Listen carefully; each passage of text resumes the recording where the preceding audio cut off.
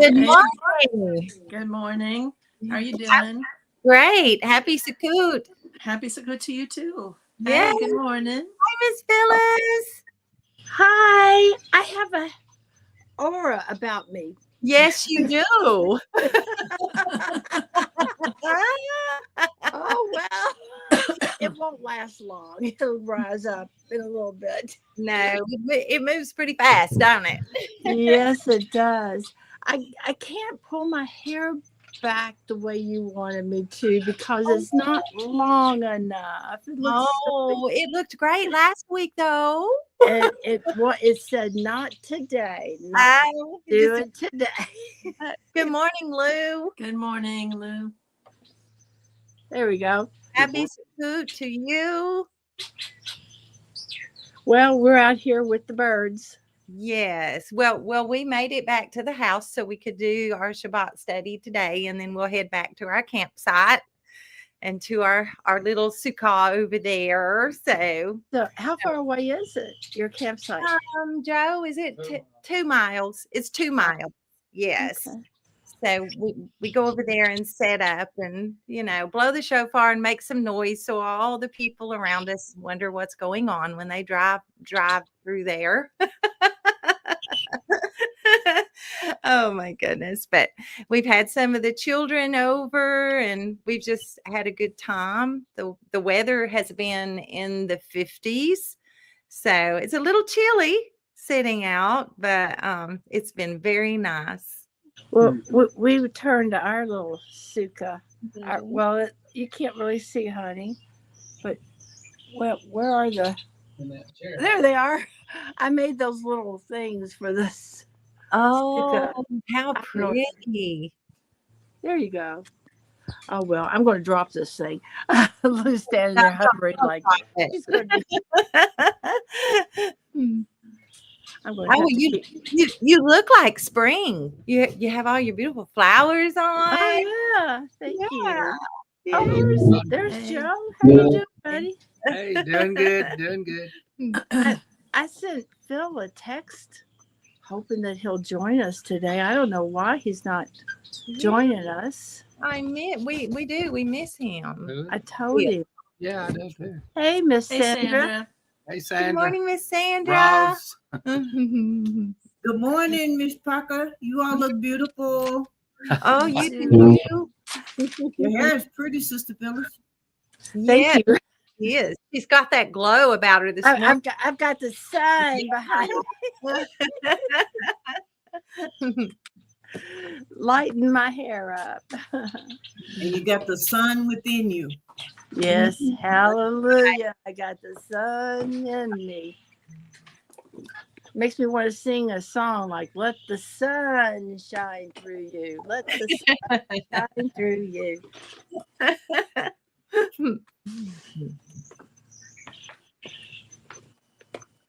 Did you just have the one day of rain? Mm-hmm. Yeah, we did too. Yep. Of course, it rained like continuously for 24 hours, but it was just one day. Yes, it did here too. And then which was great because I was praying for that. I said, I really want it to just move on through so we can just enjoy our time in Yahuwah and yay. So, but it was a pleasant rain. It was just a nice, pleasant, just, nothing No crazy. thunder and lightning. Yeah, and no all that thunder, stuff. no lightning, just nice. No, that's the way it was here. Yeah. Yeah, just nice. Maybe if I just sit up straight.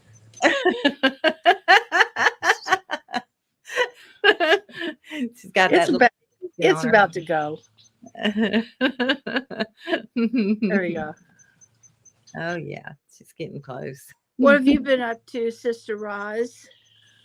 Oh, I started something yesterday to restart my body. I have the heart thing and all. And then last night I was awakened at 2. I was fluttering in my heart. And so, but it's, I think it was, I took some garlic and I drank some water and then it calmed down. but it's just a reset for my body because of being sickly, but and not knowing about the heart issue. But I have some praise things today. The man that I speak of that's autistic, the other day he went to they call it the barn meeting, and it's over there in Pensacola. And he said, I had to sit down, he said, because they said, come up here, whoever wants to be filled with the Holy Spirit. He knows that that's not the right one. And he doesn't remember a lot of things, but he's starting to really remember. But I haven't talked to him. I don't think it was all day like yesterday or this morning. He didn't. I'm wondering if they stopped him from being able to call. But anyway, he didn't go up there, and he said, and he told me about it. And then 2 days prior to that, he had gone, over there you had to go morning, noon, and evening. And he said, I had to walk out on this. He said, it was a guy named, his nickname is the General. And he said, he was making fun of. And he said, I didn't like that. So, and then he came immediately and called me, and we fellowshipped for about an hour. I read some things for him. You know, we're on the book of Joshua. And he really enjoys it. And he's starting to, I can hear the clarity in his mind just by the way he's speaking. And the Father's working on him mightily. It's a beautiful thing. That's wonderful. Mm-hmm.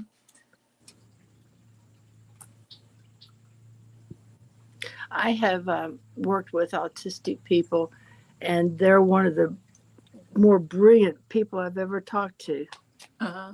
It's a shame that they just have oversensory, and I guess their brain is. That's why they're so smart. Maybe their brain's oversensory too. Well, there's different forms of it. They don't call it that now anymore, and they don't use those different terminologies. Yeah. Did you know? Yeah. No. I mean, he's got. This is what I was told. Some are able to be verbal, and some are not. Mm-hmm. He's able to be verbal, but he reads as a 5-year-old. Mm-hmm. And so, but he's very, very intelligent in other ways. He was on the streets for 6 years, and he was able to keep himself out of drugs, out of anything else, that was not good. So, which is good, Coffee. Sorry. Yes, ma'am. It's okay. I'm being good now. Sorry. That's okay. Thank you, baby.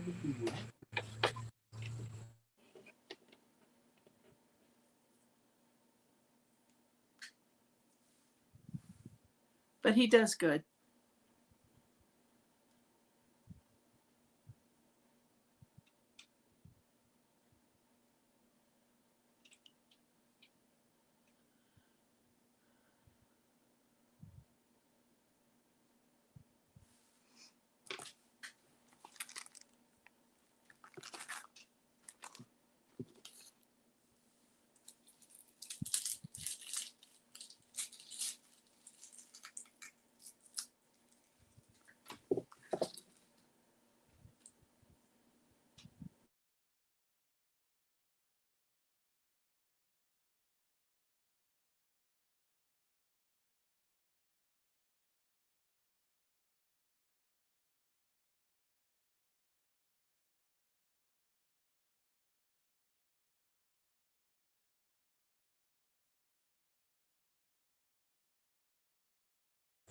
Problem solved.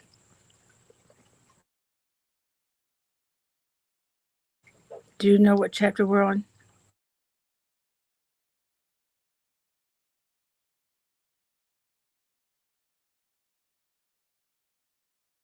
We talked about 15. Joe said he's thinking it's 15 through 18. We had to move in for a moment. The neighbor is they're they started up a big blower to blow leaves off of their yard, and we could not hear anything.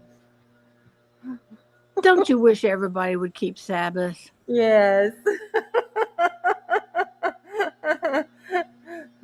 It's really loud. It's even loud in here. So Yeah, I'm it just is. like, wow.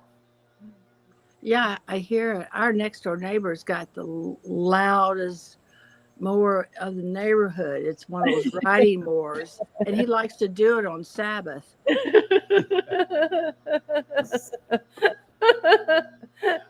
But they do not understand. They really don't. It's just a lawless generation.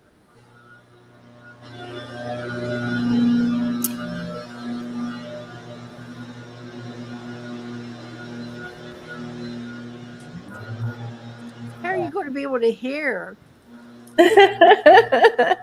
I've got one window open. I may have to close that, but hopefully they usually get finished pretty fast. So I'm thinking, Yeah, they're already on the other I'm side. hoping they'll be done. They've got 2 or 3 people that just kind of get out there and do it all. So they're moving pretty fast. I Well, had a bunch of bees. I had a Christian tell me that I was being lawless by following and doing the feast. Oh, it's legalism. Yeah. Legalism, and what is the other term they like to? Judy or Judas or something. Don't Yeah. know. Yeah, They, Judaism. Yeah. Oh my goodness. And I said, no, the opposite. I said, the ones that you're thinking are the feasts that are the Father, and I had scriptures with it. So the ones that you think are the feast of Yahuwah that are being done, that he's aggravated at, are not. I said, that's that. I said, and I'll just point it out bluntly, holidays. So it's that 12:25 and that 10:31 and that 7:4 and that, all of the other ones, that Ishtar. And I said, those are all not of the Father. And that's what he doesn't want, is celebration of that.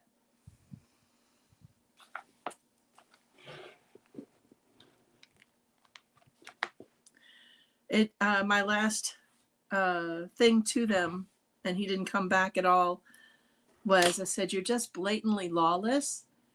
And I said, what are you going to do on the day of Yahuwah when he asks you, why didn't you listen to the truth? Why didn't you start doing the feast and stop doing the other stuff? I said, what are you going to say for that? And he never answered anymore. Best thing to do, Sister Roz, is hit them with scripture. When you put things in your own words, you just sound argumentative. But if you just use scripture only, I use scripture. But if, I had used the same scripture several times, he still didn't listen to it. He also believes that it's then you are casting your pearls before someone who's not interested. Well, yeah. He's interested in some things, but not in a lot of it. He just thought everything. It was a spirit of pride too, I felt. How you doing, Brother Chance? Nice to see you all. I'm doing well. Hey. Shabbat Shalom. Delighted to spend this rest with you all. I look forward to this day all the time. So nice to see you all. Love you. You too. Love you too.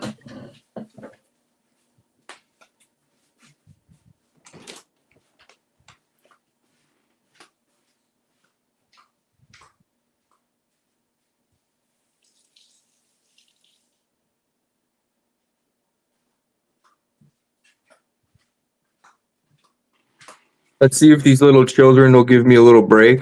Boy, what little hair I have, they've taken it. It's gone. Forget it. Forget it. I ain't never going to grow no hair again. I need a Snicker bar.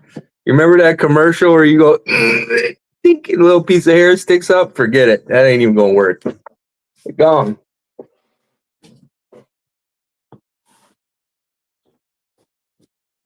Well, I've been missing mine just like terrible this week because the Feast of Sukkot was the biggest time for our family when the children were little.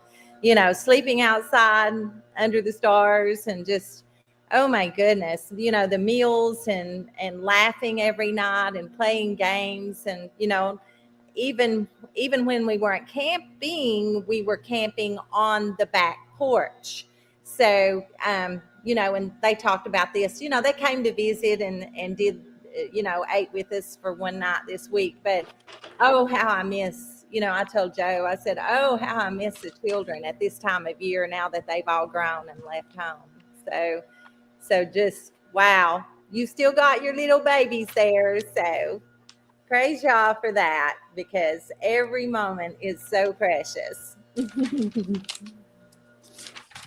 You know, one thing I always relive is I hear a lot of mothers and fathers saying, you know, you're gonna miss the moments when they come and give you a hug and look up into your eyes and tell you, "I love you, mom and dad." When once that stops, then it's like, oh, they're off running the world, doing their own thing, learning, going through their things. And you remember when they were tugging at your pant leg, looking up at you, just looking for 10 seconds of your attention, just for a hug and a kiss. And I've heard this a lot, so I take that into heart and I just soak it all the way up. But sometimes they know how to push it. They know how to just get it in there. They know how to really, really put it in. Good morning, Oz. Shabbat shalom from Good morning, Michelle. Hey, beautiful Michelle. I love you. I always have to ask, where are you now? I'm in Canada and we're gonna stay here. That's the plan, Yahuwah willing. So yes, at least for the next year. How are you guys? How's everybody? How's Sukkot week for everyone? It's wonderful. Oh, it's been wonderful. We're still camping out. We came back here for our Shabbat study because, of course, no internet over in the field. But yeah. Oh, nice. June and Joe really got it going. Well, we set up a little booth. We just go and have meals outside. It got cold here. It goes to like, well, right. We wake up at 60. It goes to like 50 something in the nights. Okay, we're having 50, 52, 54 here too. So yeah, it's quite cool. Yeah. It got cold. Yes. Nice and crisp. Yeah. Nice. But we're seeing all kinds of wildlife, you know, like we saw 12 deer this morning and I saw a beautiful fox this morning. It was beautiful. Nice. Wow. I mean, dude, you see deer there just like without even wanting to see the deer. I know. Well, you have moose, don't you? I haven't seen a single deer here. I see the deer beds, but I haven't seen a single deer here. No moose? No, we have moose here. There's moose, but we never see them. But I think they're more north because we're in an island.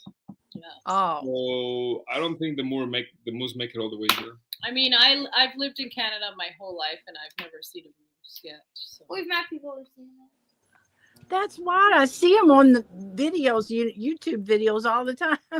If you're more northern, I guess you have more of a chance, you know.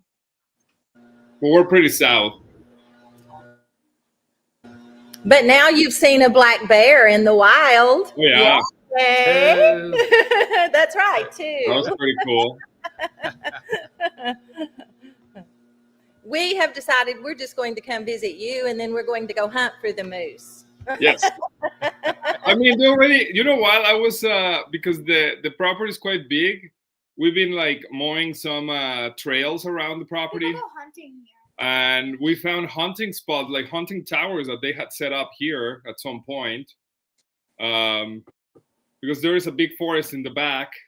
So usually in December is open season here. So you already hear the shots everywhere. Everyone's hunting around. So Joe and June, get here. Let's go hunting. Yep, we get there and Yeah. go to the woods. We saw 3 bucks yesterday. Yeah. Oh, nice. Yeah. Yeah, I know it's getting pretty bare here. Like all the trees is beautiful. Probably it's beautiful in Tennessee right now too. It's like all the leaves are falling off and all the colors. Such a nice season. Down here, we never see the changing of the seasons because everything pretty much stays green till it really gets a hard freeze and then all the leaves drop. But for the most part, it stays green all year. Where is here again, Roz? Louisiana.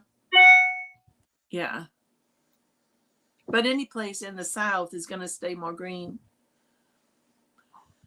Yeah, no, not here. It gets pretty bare. Right now it's beautiful. It's all colors. I know.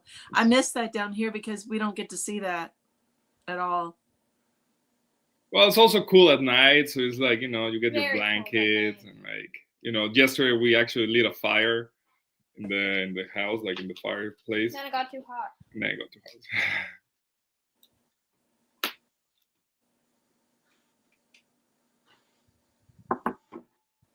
When I was in Rochester, didn't really see the leaves, at least where I was. I didn't get to see the leaves changing there either. Some. When I was in Pennsylvania, what I liked was when the leaves would fall and it was like a rain, it was like leaf fall, like rainfall, the way that it happened. But when I was in Rochester, I loved being able to just look out and see when it was snowing and you could see the 4 corners because of the way that you'd have stuff come from here and from, all 4 directions, the 4 winds.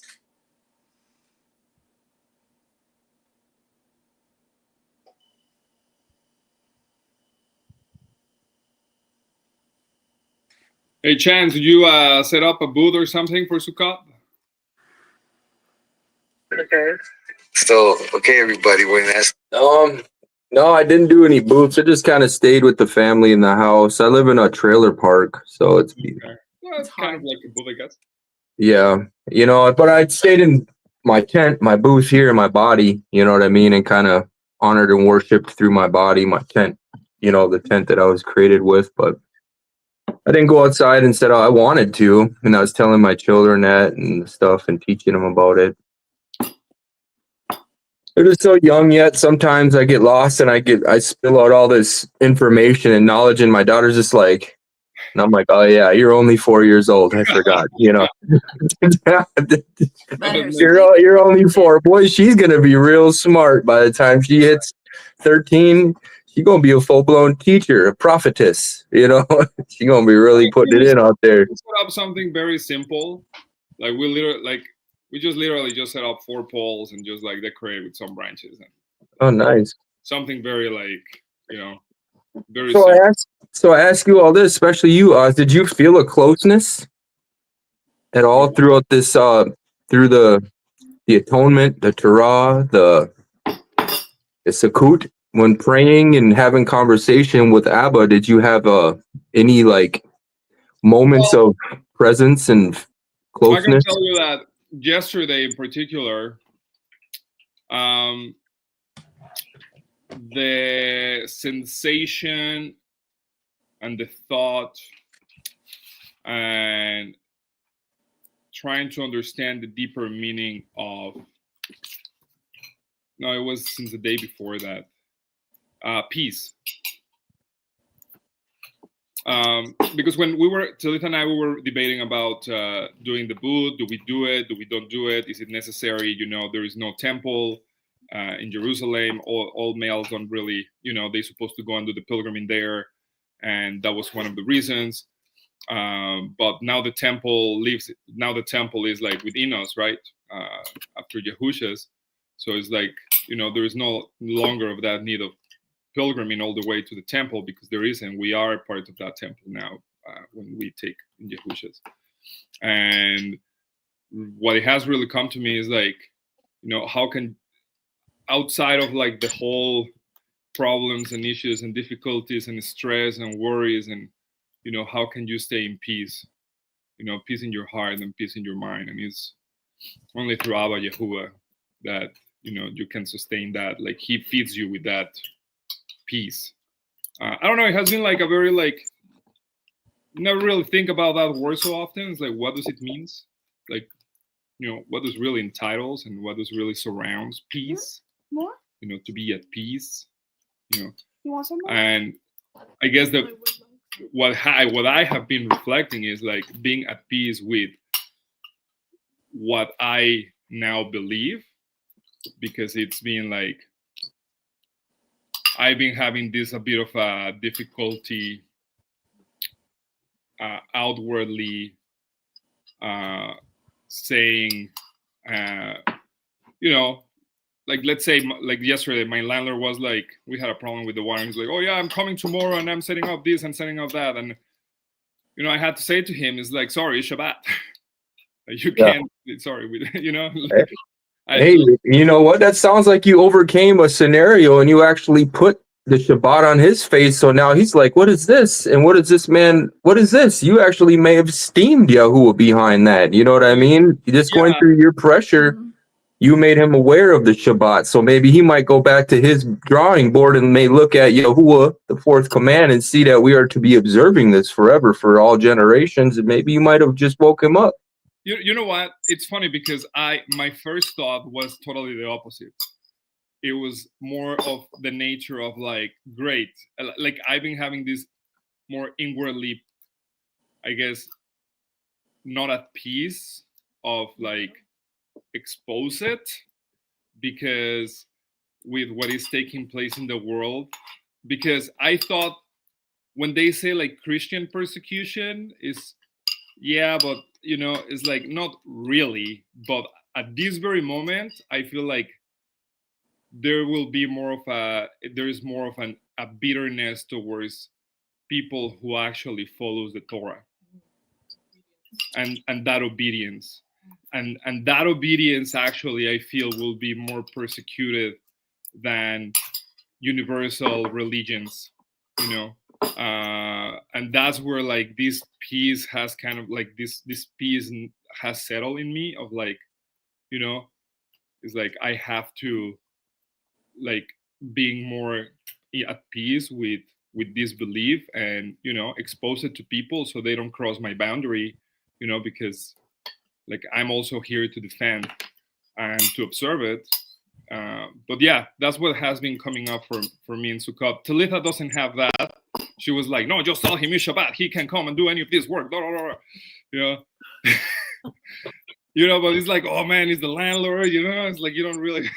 But no, it's like I have to set up and just set the stone that it's this is what we do, this is what we observe. But I did have this thought of like what is happening in the world against the Zionist Israelis, it's backlighting on the people who believe in the Torah, and therefore will be judged and bitterly persecuted by it, big time. As I feel that pressure too. On my day, I was going to work and my supervisor started making a tiff about the time that I needed off. And he started pressurizing me, telling me I can't use my paid time and everything. And I still took all the days off, but that kind of bothered me. You know what I mean? Yeah. It's persecution because they don't want you to do it. They don't want you to follow it. They want you to be that the little peg standing in a line doing all these other holidays and not do the feast of the Father. Yeah.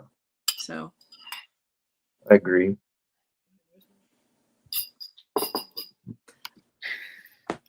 Hey, Mark. Shabbat Mark. shalom, Mark. Shabbat shalom, everybody. All righty, let's get started. We're in Genesis chapter 15. We're still about 10 chapters into Abraham here. Who wants to start us off? Hi, Ted Boyd. Glad you're here, man. Who wants to read? Phil's good. Barashith, Genesis, chapter 16, 15. No, I mean, chapter 15. I'm sorry. After these events, the word of Yahuwah came to Abram in a vision, saying, "Do not be afraid, Abram. I am your shield. Your reward is exceedingly great." And Abram said, "Master Yahuwah, what would you give me, seeing I go childless, and the heir of my house is Eliezer of Damascus?" And Abram said, "See, you have given me no seed, and see, one born in my house is my heir." And see, the word of Yahuwah came to him, saying, "This one is not your heir, but he who comes from your own body is your heir." And he brought him outside and said, "Look now toward the Shamayim and count the stars, if you are able to count them." And he said to him, "So are your seed." And he believed in Yahuwah, and he reckoned it to him for righteousness. That's a verse we see often a lot. Yeah, let's talk about that verse. Okay. So it says, and he brought him outside and said, "Look up now toward the Shemayim and count the stars if you're able to count them." And he said to him, "So are your seed." And he believed in Yahuwah, and he reckoned it to him for righteousness. Okay, so what does that mean?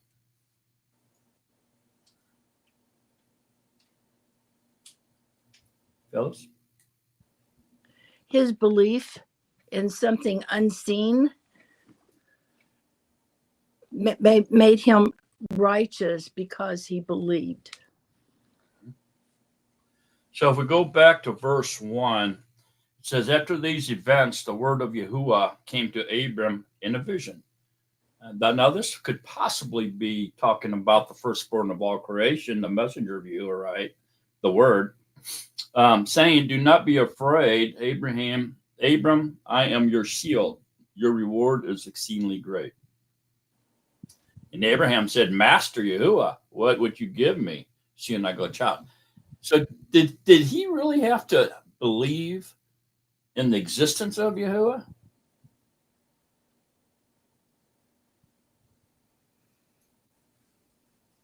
Did he not already believe in him? Yeah, he already believed in him, yes. Yeah, he's talking to him. Okay, so, blessed are you because you see, but how does that go? But blessed are those who don't see. How does that go? Before their reward is the kingdom of Mayahim. Yeah, that would be in, let me see, where is that? Let me see.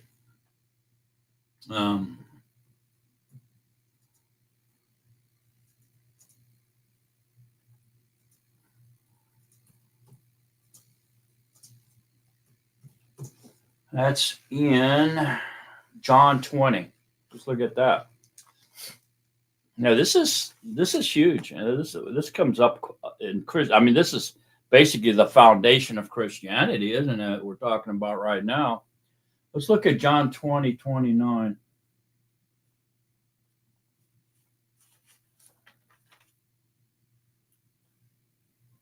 Yahuwah said to him, Thomas, because you have seen me, you have believed. Blessed are those who have not seen and have believed.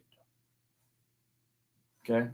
And so going back over here now, it says, and he said to him, "So are your seed." And he believed in Yahuwah, and he reckoned it to him for righteousness. Now, he has already seen Yahuwah.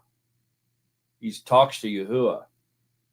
And so he's believing because he has already seen, kind of like Thomas, right? Correct? Okay. And so what does this mean then? He believed in Yahuwah and he reckoned it to him for righteousness.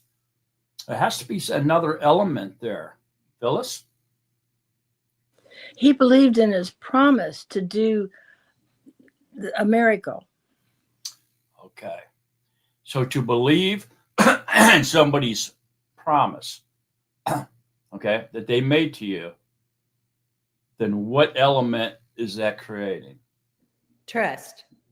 Right. Trust. Yeah. Okay. So this belief here that he reckoned to him for is a righteousness has a huge foundation of trust built in it. So without that trust, there would be no belief. Are we seeing that? That is one of the things about Christianity what they don't understand, because they're so concrete in their thinking that they think that it was reckoned to Abraham for righteousness because he believed in Yahuwah. There's just no way. He wasn't tested in his belief of Yahuwah because he never saw him. He saw him and talked to him. You see? So the element of what happens here now, it goes way beyond the physical appearance or the knowledge that someone exists. So if you saw me, okay, and you see me, right? You're seeing me now. So you believe in my existence, don't you? You say, well, Mark August is real because I can see him. I mean, I hear him talking. I'm talking to him, right? But if I say, I promise you, I'm going to come over to your house and give you $1 million, okay? Now, all of a sudden, my belief, your belief in me, knowing that I exist, there's a trust element that comes in. Oh, will he really do what he said? Will he show up and give me $1 million? Have we ever known anyone that likes to tell you that they'll do something? Yeah, I'll be there 10:30 sharp on Monday, okay, to help you out or whatever. Oh, let's go bowling. I'll be over to pick you up at 7 p.m. And so you're all excited and you're pumped up and you're ready to go, maybe for a couple days even. And the day comes, 7:30 rolls around, they don't show up. Have you lost belief in that person? Have you? Yeah, you have lost belief in that person because their word don't amount to a hill of beans. All right. So let's ask again. What does it mean when it says, and he believed in Yahuwah and he reckoned it to him for righteousness? What does that mean?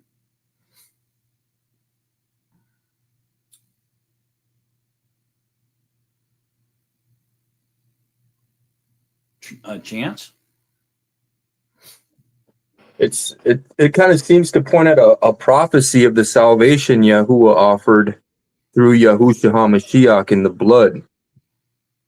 The righteousness of Yahuwah is the belief in Yahusha, for the blood atonement is for you through belief. Yeah, if you back up to verse 4, it says, and see, the word of Yahuwah came to him, saying, this one is not your heir, but he who comes from your own body is your heir. Ooh. Did Yahusha come from Abraham's body? Well, Mary was a direct descendant of Daod, which goes back to Abraham's seed, right? Yeah, it does. And so therefore, when Yahuwah borrowed from the DNA of Mary, this prophecy here would have came true. Go ahead, Ross. Also, that the righteousness, nobody is righteous except with Yahuwah. Right. Yahuwah is the righteous, not us. Exactly. And so he reckoned it to him for righteousness because Yahuwah, righteousness was Abraham's righteousness. Are we all picking up what Ross is laying down on that? I mean, that's huge. That's very in-depth. Chance? In Hebrews 11, something that sticks out to me is belief is the substance of what is expected and the proof of what is not seen. Also, it's impossible to please Yahuwah without belief. It's a gift from the Ruach. It even in Corinthians, it speaks of this. Belief is a huge, huge deal here. Yeah. Okay, so that brings up a really good point, actually. So belief, okay, if we don't see him, okay, so Abraham's seen him here, isn't he? He's talking to him, right? But what if, let's just say we don't. So we've never seen Yahuwah. We've never heard him speak. But we believe in the invisible. We believe in something that we've never known personally. Okay? So what is that? What does that become? Is there a trust element in that type of belief as well? Are we trusting that he exists? And all his prophecies will come true? Yeah, it's the same thing. It's just, but we're more blessed because we're believing in something we have not seen. Are we not more blessed? Are we not more righteous than Abraham? Because we believe in something we haven't seen? If you ask Yahuwah, I want to see you. Show me your esteem. I want to see you. I want to hear you speak to help my belief. By hearing him and seeing him, does that really increase your belief? Who has more belief, Abraham or you? Or you believe in him that you haven't seen? Who has the most belief? You do. So seeing him doesn't increase your belief. Not seeing him increases your belief. And your trust in him is 100 times what Abraham's was. Are we all seeing that? That's why Yahusha said what he said. Thomas, you believe because you have seen, but blessed are those who believe who have not seen. Get it? Go ahead, Ross. It's also about coming to the Father as a child. We have to be little children and accept and understand and just know and not be like the world is and doesn't want to, Yeah. Okay, so that brings up another really good point. And that is to have the belief like a child is an amazing amount of belief. Why? Because little children are born with a perfect gift of belief from Yahuwah. And so they are just full of belief. Full, man, to the top. If you don't believe me, go talk to your little grandson or your son or somebody and tell them that the sky is pink and polka dots. Okay? And they'll believe you. They'll believe whatever you say until you prove them wrong, until you show them that you're a liar, and then you crush that perfect belief. You start chipping away at it by telling them that there's a Santa Claus coming down the chimney and bringing them presents. And they believe you for a long time until you tell them that this is not true or somebody else reveals to them that's not true. And then you crush and break that belief, that perfect belief that was installed in them by Yahuwah when they were born. Can you imagine what kind of world we would live in if we didn't lie to our children and that belief matured and grew and expanded? Wow, what kind of a world will we be in right now? It would be an amazing world. Go ahead, Phyllis. This might be a tangent, but I've always wondered about Gileon. And he believed, yet he said he kept throwing out a fleece and say, well, if you really mean what you say, let me throw out another fleece here. And I always thought that was kind of insulting. I don't know. How does that fit in with belief and trust? He wasn't trusting, was he? He was a coward. That's how it fits in. And yet he still honored him. Yeah, he did. Why? Anybody know? Because he chose him. That's why. So what does that tell us? What does that tell us, Phyllis? who he chooses is who can do what he wants them to do, I guess. Yeah, it doesn't matter what they do. The only thing that really matters is what Yahuwah does or how he sees them. And he sees them as his children, as his child. That's what really matters, isn't it? If you don't believe me, look at your own child. I'll bet you if your child fails to listen to you, okay, and doesn't do what you say, I bet you still love that child because he's your child. And so you still honor him and love him and keep him, right? So it's like that. So it doesn't really matter what we do. What matters is that how Yahuwah sees us. If he sees us as his children, what else is there, man? There's nothing you can do to improve on that. Nothing. Zero. Anybody else? Chance, go ahead. I like this belief. My daughter, she doesn't like to eat any of her vegetables or anything. So each vegetable has an important characteristic for her body. If she eats her carrots, she can see fireflies. She eats her blueberries, her brain gets bigger. It's more smarter. If she eats her leaves, she gets faster. And man, does she run away with that. She eat her carrots and go look out the window and she could see the fireflies all of a sudden. If she eats her leaves, I can't. Every time I see her, she's like this, running. I'm talking, just dipping around the house. I call her Flash. You know what I mean? So children really are pure in belief, you know. She can get mad at me later on in life, like, Dad, carrots don't really see the firefly. What'd you do that for? But you know what? You're healthy, aren't you? You know? So, yeah. I don't go along with the holidays and stuff, but I'll do if I can get her to eat her leaves and carrots, let's get in there, you know. Roz? Is trust also maybe a gift, just like belief is? What's that? Is trust also maybe a gift, a separate gift besides belief? Belief is a gift. I it doesn't specifically say that in 1 Corinthians 12, but trust and belief are like this. It's a perfect fit. See how my fingers are a perfect fit? Mm-hmm. That's how trust and belief are. They go hand in hand. They're a perfect fit. So yeah, I mean, we can say I would say yes to that, even though it's not recorded in 1 Corinthians 12 with all the spiritual gifts. Trust, I don't see trust in there, but yeah, as far as belief goes, trust and belief is, to me, is the same thing.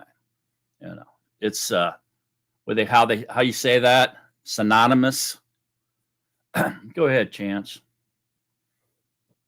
That brings up a good point for me, thinking on the fruits of the Ruach. At the end, it's self-control and trustworthiness. You know what I mean? Yeah. So, when we have that trustworthiness, yeah, that's one of the fruits, right? Yeah. And so what, I'm glad you brought that up. You just remind me of something. Hang on just a second. Sorry to interrupt you. But see, remember this? So discernment creates trustworthiness. And so when you have the gift of discernment, your fruit will be trustworthiness. And so in that aspect, Ross, we can see it that way too. Okay. So trust is huge, ain't it? I mean, it's all through there. Okay, go ahead, Chance. Sorry by interrupting. Yeah, I I always see that in there where Yahuwah is consistently telling his creation, don't be afraid. I am with you. You know what I mean? And Yahuwah is trustworthy. Everything hangs on that. I believe in my heart and trust in Yahuwah. He is trustworthy. And that comes along with the gift of the Ruach, the manifestation of the Ruach within us. We have that gift of belief, the expectation of what is unseen. Mm-hmm. Yeah, without belief, it's impossible to please Yahuwah. And so you have to believe in his existence. And that goes for us because as far as I know, none of us have ever seen Yahuwah or talked to him directly face to face, have we? Like Abraham and Moses did. Have any of you? I haven't, but I still believe, and I know he exists because he allows me to feel his presence. And like last night, for instance, after we were done studying together last night, I was so lit up on the inside. It was like somebody gave me a shot of adrenaline. I couldn't go to sleep, man. I was up to like 4 o'clock in the morning because of the Ruach. I didn't even realize that the Ruach was talking through me last night until I was done. And then I was just like glowing. It's like, you ever see a fire when it goes down and the ambers are laying there glowing? That's what I felt like I was doing, man. Like I was full of glowing ambers and I couldn't quench them. Go ahead, Sandra. So I was going to add, I think it's in Mashal, which is Proverbs. It says, in fear of Yahuwah, there is strong trust. I'm not sure which verse and chapter, but in Yashayahu chapter 26, it says, starting at verse 3, it said, the one steadfast of mind you guard in perfect peace, for he trusts in you. Trust in Yahuwah forever, for in Yah, Yahuwah is a rock of ages. That's very important. They're one and the same, belief and trust. By the way, Chris and Amber, it's nice seeing y'all. I almost forgot what you looked like. So I'm glad you came on. Thanks for coming on. All right, anybody else? Thoughts, comments, or questions? No? Okay, Phyllis, let's continue on then. Okay, this I think you were on 7. I'm sorry. I think you were on 7. 7, yes. I think. And he said to him, I am Yahuwah, who brought you out of Ur of the Chaldeans to give you this land to inherit it. Okay, stop. Okay, who are the Chaldeans? I get asked that quite a bit. Who are the Chaldeans? Sandra? They're of the Babylonians. Yeah. More specifically.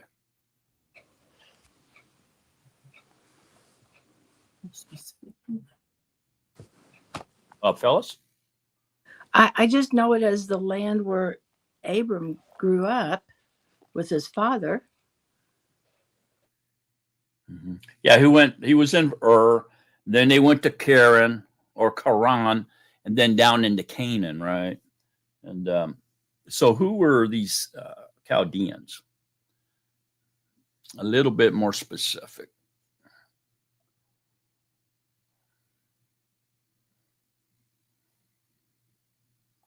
So they were a tribal, warlike country, people, right? So they were a tribe within the Babylonian Empire, but they were very warlike people. So pagan, warlike, pagan, tribal people. Okay, and so probably the maybe epitome of evil, I guess, or wickedness, the Chaldeans. Go ahead, Phyllis. Isn't that when you were showing us screen sharing the land that Dan didn't want to take? He went on up higher and took that because he was afraid of the Chaldeans. No, he was afraid of the Philistines. But the Philistines were war. Those weren't the Chaldeans. I'm sorry. No, they were over in Babylon. Sandra's right, but they were in southern Iran in today's world is where they were at, down by the Persian Gulf, kind of like where they think Eden, the Garden of Eden, was, right? But they were just very tribal, But the way Scripture talks about them, it's almost like that was evil. I mean, the Chaldeans were evil, wicked, kind of symbolic of wickedness, evil, murderers. They were pagans. Some people describe them as the worst of the Babylonians. So they were like the strongest, meanest, toughest, warlike, people of Babylon, if you will. Are they connected to Assyria? No, they were below that. Let me see if I got a map here. I don't know if I do. Anybody else got any questions? I would like to see a screen share. Yeah, I don't know if I. Go ahead, Ross. Are they related to Ishmael? No. No? Okay. No, Ishmael was Abraham's son. His mom was an Egyptian. So he was half Egyptian, half, Abraham. Go ahead, Oz. Chance, at that time, like Babylon did cover Assyria. And like Babylon was like part Assyria, part Iraq, part of northern Iran. So it was all kind of like a mix. But yeah, it was part of like they were covered through that empire, Assyria. Yeah, the empire made it spread down that way. Maybe I don't know if the Syrian Empire went that far. I know I have a map on that. I'd have to find it, but hang on a minute. Yeah. Okay, here's one. Maybe this will help us. Let me see if I can download it. Sometimes it won't allow me,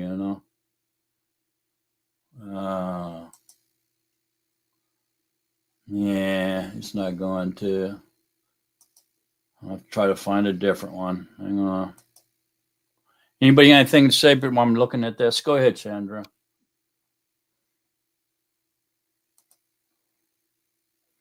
I'm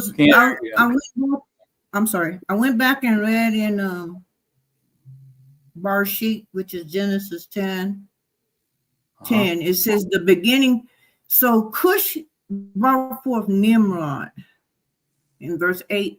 And then in verse 10, it says the beginning of his reign, talking about Nimrod's reign, was Babel, Erech, Akkad, and Calneh in the land of Shinar. And Shinar is the land of Babel, too. Just another way of saying Babel. So Calneh, that is the Babylonians. I mean, the Chaldeans come from Calneh, which was of Nimrod's reign. And it says that Calneh was a great city in verse 11.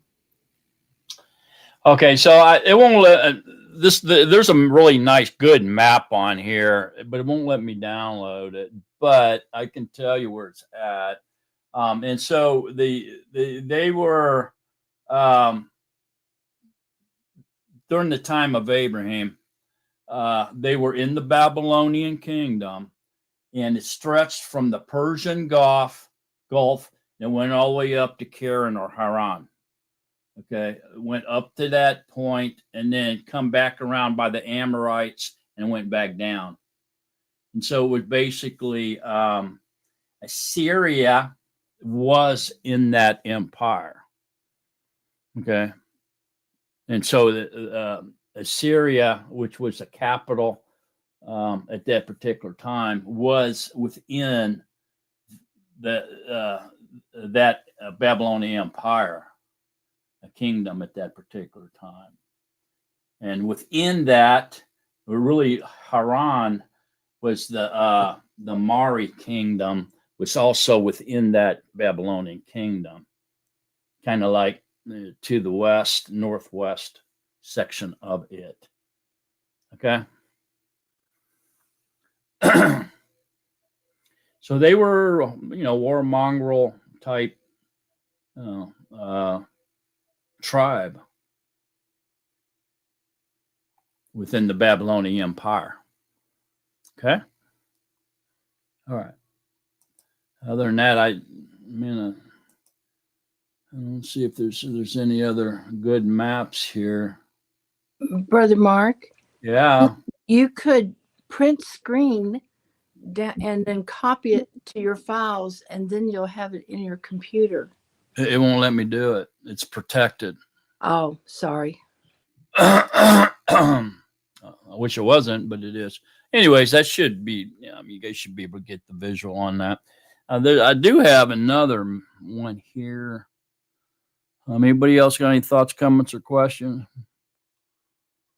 Let me see what this one shows. Hey Roz, I never did get your number in the chat. And Oz, if you'd like, I know you do a bunch of languages. I'd like to fellowship with you and show you a few things. If anybody would like to leave their number, I'd like to fellowship and talk once in a while. But if you'd like to, I got some cool stuff to show you. Yeah, man. Interested. Yeah. Will you share the number in the private?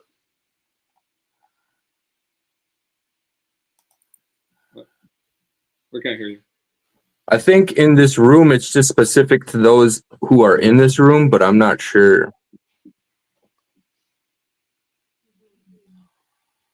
I could also leave my number too. Yeah, private.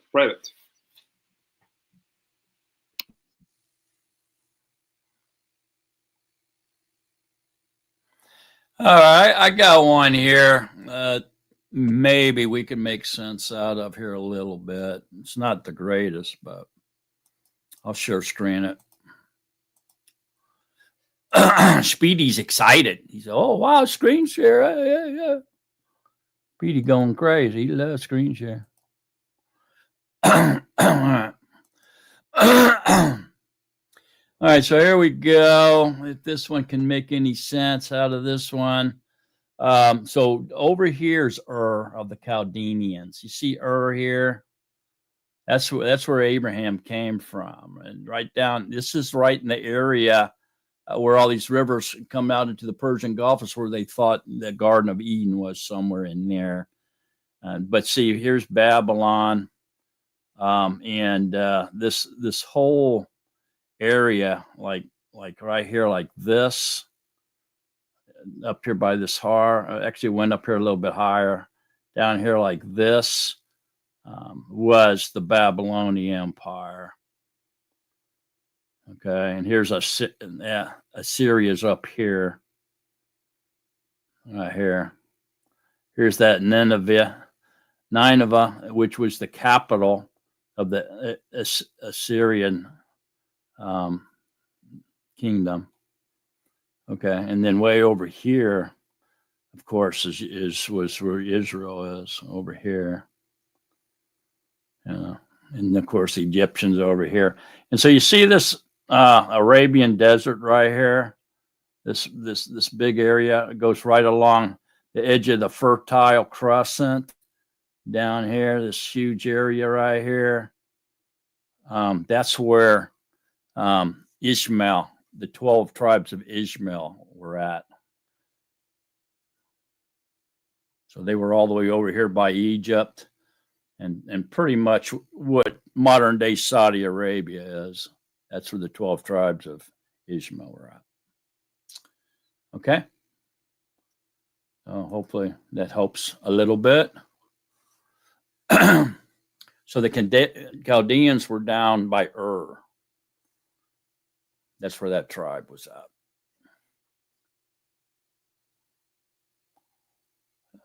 They were like those Greek warriors. What did they call them?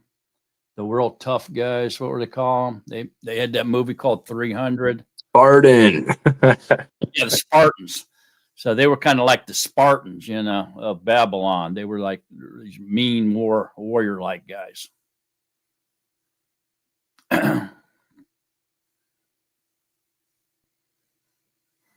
Yeah, that's true, Rick. And Go to Habakkuk.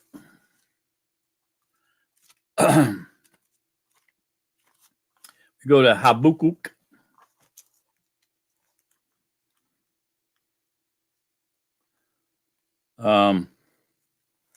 1:6.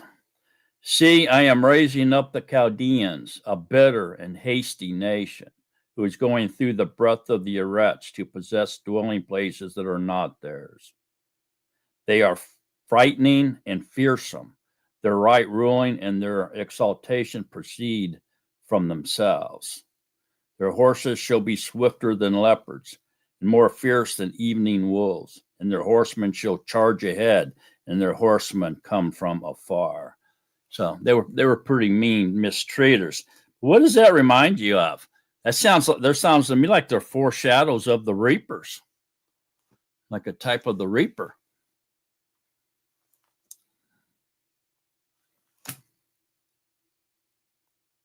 Yeah, powerful army, man. Anybody else? Thoughts, comments, questions on that? All right, Phyllis, let's go ahead and move on then. I think we all got a good understanding who the Chaldeans are. Okay. Verse 8. And he said, Master Yahuwah, whereby do I know that I possess it? And he said to him, Bring me a 3-year-old heifer and a 3-year-old female goat and a 3-year-old ram and a turtle dove and a young pigeon. And he took all these to him and cut them in the middle and placed each half opposite the other, but he did not cut the birds. Okay, hang on, man. Okay, now does this seem to be a little bit strange that Abraham's asking? First, it says that you reckon it to him for righteousness because he believed and trusted in you, and all of a sudden Abraham's wanting proof. Does this mean that he's lacking trust, Phyllis? Now, when it comes to land deals, there's always a contract, and this is just what he expected Yahuwah to give him a contract. He was asking for a covenant, wasn't he? Not that he didn't trust Yahuwah, but he wanted to make sure that, he was going to feel secure in his promise. So he asked for a covenant. Go ahead, Ross. But it's also that he didn't believe his word. It does appear that way, doesn't it? Yeah. But really, he trusted him. He believed in him, but he was asking for a covenant, just to make sure that it was legal and binding. Okay, so was Abraham fully in the Ruach here? He wasn't, was he? He was still in the mind of the flesh. I was going to say flesh. And, huh? I was going to say that too. Yeah, so he was in the flesh. Yeah, and so Phyllis is right. In ancient times, back here in this time period, the parties would cut up these animals, several of these animals in two, and walk between them. Both parties would walk between these severed pieces of animals to vow a self-curse upon themselves. Okay, being that if they broke the deal, the covenant, then they would be cut up into pieces and killed. And that's what they would do back in. This is what this blood covenant was all about. And so if you made a blood covenant with somebody and you broke it, they'd cut you up in pieces and kill your entire family. That's how serious this covenant here that Abraham's Yahuwah's getting ready to make with Abraham is a very serious covenant. It was called a blood covenant. And if you broke it, they'd cut you up in pieces and kill your entire family. Sounds pretty serious to me. Go ahead, Phyllis. There has to be two sides. I would like you to explain what Abraham's side was. Yahuwah's side was to give him the land. What was Abraham's side exactly? Yeah, we're gonna find that out here as we continue to read. I don't want to jump ahead that far, but we'll find it. We'll come back to that for sure. Go ahead, Oz.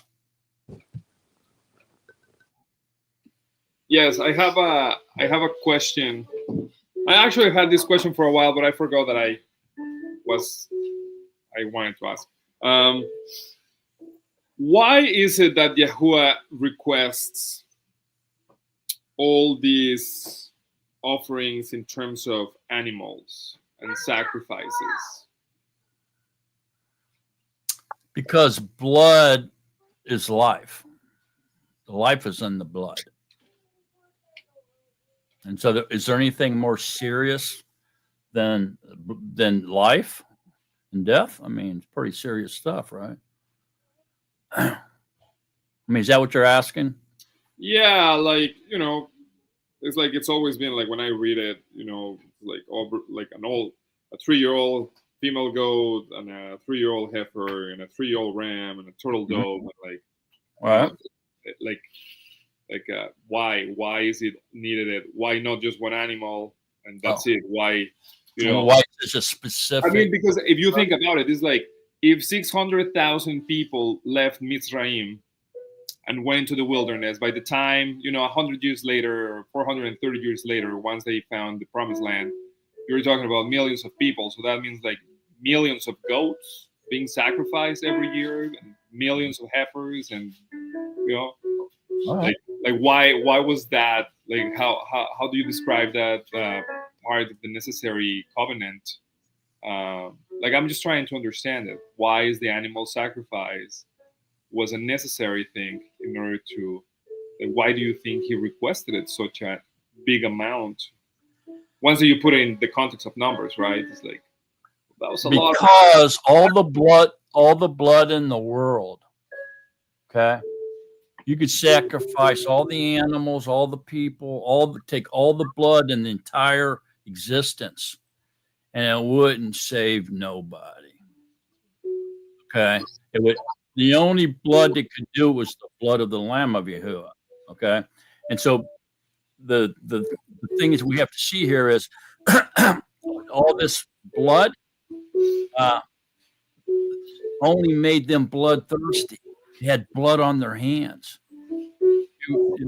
They didn't do nothing and make them murderers, bloodthirsty, crazy people. If you can see what I'm coming from. Go ahead, Roz. Is it also because he was just coming out of paganism? Because he was 50 years old when he knew the Father, when he found the Father. And it was all before that he was going through all the different things to figure out who the real one was.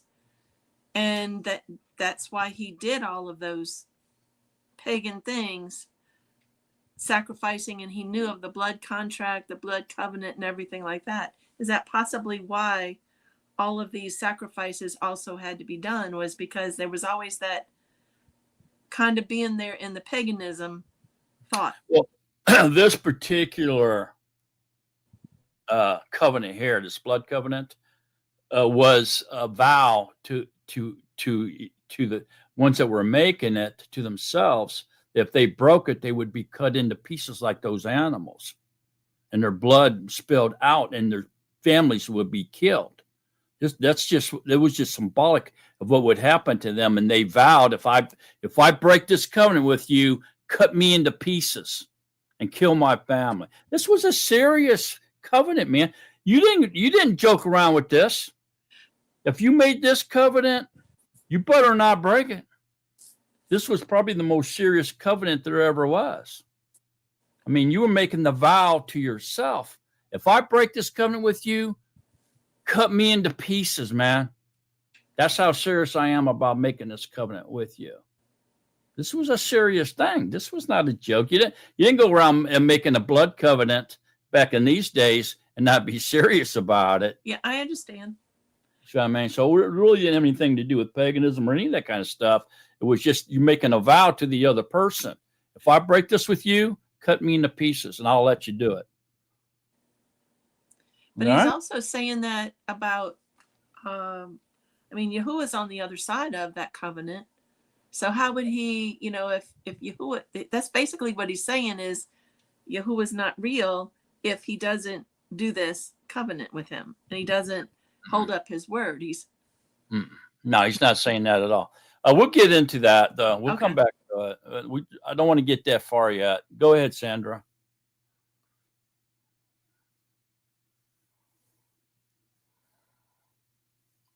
Oh, we can't hear you. I was wondering, is this covenant, the process of this covenant, is it also like a type or foreshadow of the one blood covenant of Yahushua? Because without the shedding of blood, there's no remission of sin. So this was like a little type to Yahushua's shedding blood to fulfill our reconciliation back to him. And this is Yahuwah's way of swearing by none greater than himself. Yeah. Blood, for some reason, it has the power to cleanse. Okay. And that's why they had to sprinkle the blood 7 times in the tabernacle and this type of stuff. And it has some type of power to cleanse. Okay. I really don't know why Yahuwah made blood to cleanse or be used in cleaning rituals. You know, I don't have the mind of Yahuwah, but he does do that. And so we know that there's life. The life is in the blood. And there's no greater sacrifice than life.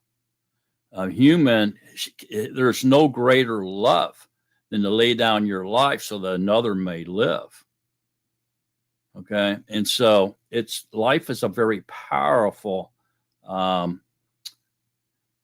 thing that is, we find used throughout scriptures, not with just animals either. I mean, virgin women, maidens, children, all kinds of crazy stuff, because they know that within blood, within lies some type of power of cleansing. And they were hoping that the blood of maidens, the blood of children would remove their sins and give them everlasting life, and through their paganism, which turned out to be false. But that was what they were hoping would happen. Okay, but through this type of foreshadowing of all these animals being slaughtered over the years, shows us that no amount of blood, all the animals in the whole world and all the people in the whole world, all their blood cannot remove your sins. Why? Why could animal blood, baby's blood, maiden's blood, or any other kind of blood, why couldn't it remove our sins? Sandra? Because it's less than him, and we need a perfect, pure blood, which Yahushua through the Ruach Kadesh provided. Right. Through the universal laws of love, the blood sacrifice had to be higher than man's blood, and it had to be perfect. And there was no such thing. So man was in deep, deep, deep trouble. Okay. So the only blood in the universe that existed that could do that was the blood of the Ruach HaKodesh. The only problem with that is the Ruach HaKodesh is a spirit, and spirits do not have blood.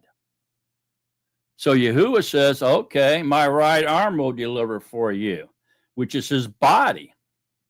His right arm is his body, okay, and his esteem. And so what did he do? He transformed his body of light into a body of flesh and became the Lamb of Yahuwah, which contained the high, precious, clean, perfect blood of the Ruach HaKodesh running through the veins of the Lamb. And it was spilt. Why wasn't the blood? Let me ask you a question. Here's a serious question. Why wasn't the blood of the Lamb contaminated by the original sin housed in the DNA of Mary, which the Ruach HaKodesh borrowed from in the womb, in her womb? Phyllis?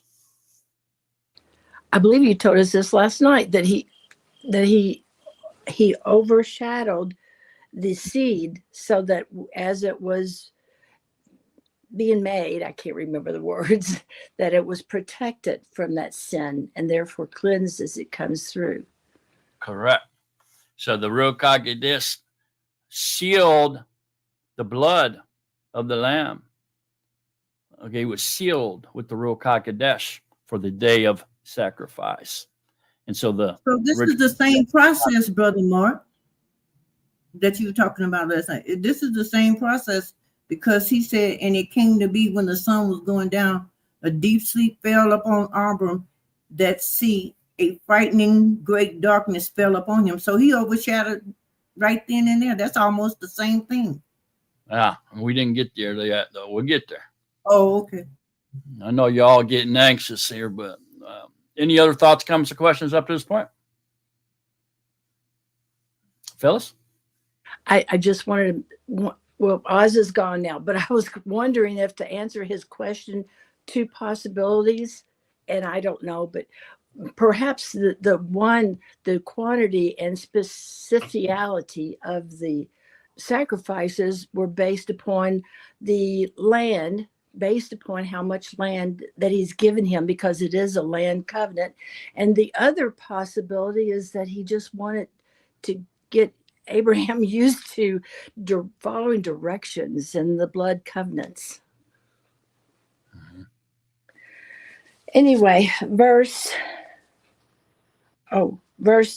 8. Oh, we already said that, but let me repeat it. And he said, Master Yahuwah, whereby do I know that I possess it? And he said to him, bring me 3-year-old. Okay, let me skip down. And he took all these to him, cut them in the middle, and placed each half opposite the other.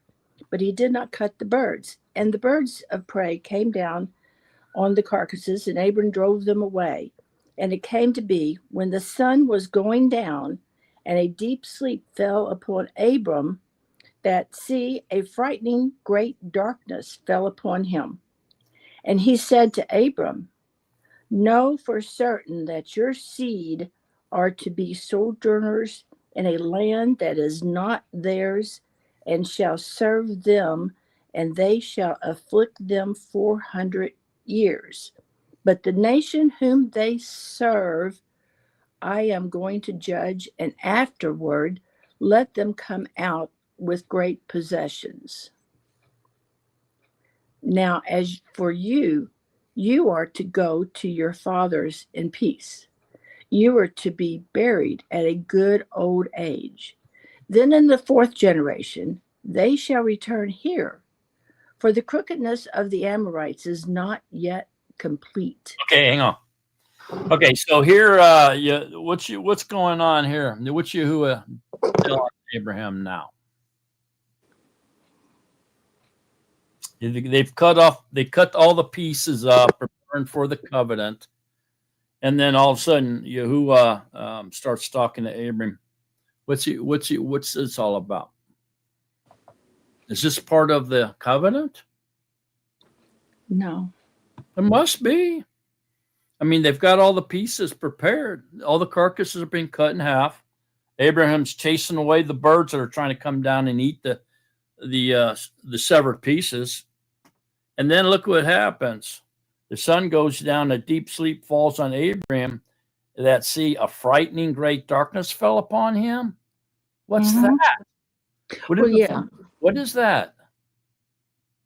A frightening deep darkness, great darkness. What is that? What's going on here, man? Ross? Are the birds representing like attacks on him, like Satan's attacks on him? Yeah, it could be showing the future. The demons are going to be attacking the covenant. Yeah, trying to destroy the covenant, the land covenant. And have we not seen that? Absolutely, man. Look how many times Israel's been conquered, destroyed, and scattered. So yeah, this is definitely prophecy here, metaphoric of that. Yes. Well, what's going on here? Go ahead, Sandra. So is he separating them, setting them apart, promising to set them apart, creating a nation within the nation? In other words, he's setting him apart and promising him. No, if anything, this prophesying that the Israel would be split in two, in which they were, with the northern kingdom and the southern kingdom. But I don't really think that it is that, because, like I said, in the ancient days, during ancient covenants, this is what they did. They severed animals in two, and then vowed a self curse on each other if they broke the pledge, that they would be cut into pieces like these animals. And so, if we really want to try to force a spiritual meaning out of that, then I would say this is describing the division of Israel into the northern and southern kingdom. But I think we have to force that personally. Not everything has a spiritual meaning behind it. I know I've had that conversation in the past, and people pissed them off and they took off and never come back. But it's true. I mean, not everything is spiritual. Some things are, but not everything. You know what I mean?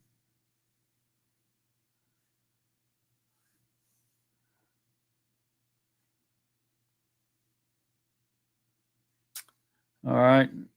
So what's going on here, man? What's going on? So that Abraham's in this frightening great darkness fell upon him. Let's start off with that. What is that? What would you say that is? Why did Yahuwah cause that to happen? What's that mean? Phyllis? Was he trying to block him from the light? Was that the protection that someone earlier mentioned, the blocking of the light, so that he would be protected from the purity of Yahuwah? Well, yeah, I don't know. I've never really thought about that, but maybe. Anybody else? June? Could it be that he's showing him just how powerful he is and his omnipotence? I mean, that he's all powerful. And then so when he brings that darkness down too, it might be even a foreshadow coming up of the darkness, which was the last plague and the separation of him, separating the people there in Egypt when they came out of the captivity. Mm-hmm. Yeah, I think you kind of hit on it there. I think it's the frightening great darkness would be what happens to us when we die without Yahuwah. So we go into the lake of fire and we're thrown into the outer darkness, which means non-existence, because there really isn't any darkness, really, except for the outer darkness, and that means outside of Yahuwah's perimeter of existence. Utter destruction, right? That's dark. That's darkness really is. So a frightening great darkness would be out of the presence of Yahuwah, out of the perimeter of existence. See what I'm saying? So I think he's showing him, without this covenant, you and all the people are doomed to go into the outer darkness. That's just what I think. Yeah, my opinion. Anybody else? Chance? Something was coming up to me when Yahuwah descended on the mountain to give us the Torah through the fire. He descended in thick black darkness, and all Yashrael trembled before him. So, it kind of just came to me thinking about that is, when Yahuwah came down, it was a thick black darkness. And you remember in Egypt, when it was so dark people couldn't even move? There's some power here going on with Yahuwah. you know, and Yashrael had light in their houses, but Egyptians didn't have none. They couldn't even move. So something's going on with this darkness. This is the blackness of darkness. You know what I mean? Right. It's the absence of the presence of Yahuwah in creation, which is the outer. It's the only real darkness there is. There's no other darkness. Nighttime's no darkness, man. Nighttime is just lesser light. Even when the moon is at its darkest point, when it's a black disk hanging in the sky, there's not a sliver of light or nothing on the face of that moon. We still get light from the stars. There's no total darkness. The only total darkness is when you're out of the presence of Yahuwah, which means you're outside of Yahuwah's perimeter of existence. And there's nothing there. Nothing like that even exists. The demons call it the outer darkness. The Hebrews called it the outer darkness, but really there's nothing there. It's non-existence. Because everything that Yahuwah created, and I mean everything other than himself, was created within him. And so if you think about it, Yahuwah, who created a body for himself, is walking inside of himself. So he's in his body walking within himself. And so when he enters us and we become his body, we also are walking within Yahuwah. And so this is what Yahushua was saying. All right. He says, you, me and them and you. This is what he was describing, what was going on. Most people can't see that. Go ahead, Phyllis. Chance, do you have that reference to where he came off out of the mountain in the darkness? Just a second, Phyllis. I know it's in Exodus and in the Barashith. I just read it with my my wife here today. Let me see if I can switch to it quick. Yeah, it's in Exodus.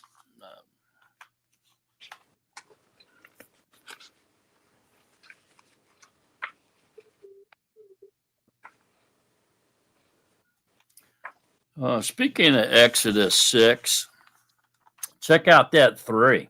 And I appeared to Abraham, to Yitzchak, and to Yaakov as Al Shaddai. And by my name, Yahuwah, was I not known to them? So right there tells us that all 3 of those saw him. So they believed because they seen him, those 3. So who has the greater belief? Those who believe that have not seen, or those who believe because they've seen? Who has the greater belief?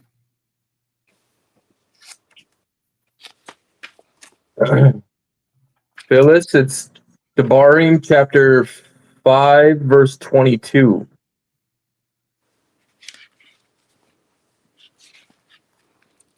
Five, verse 22.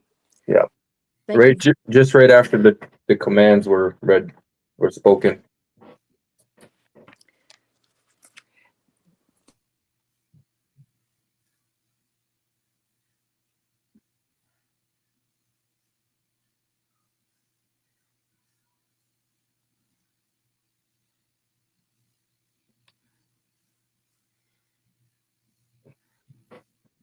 No.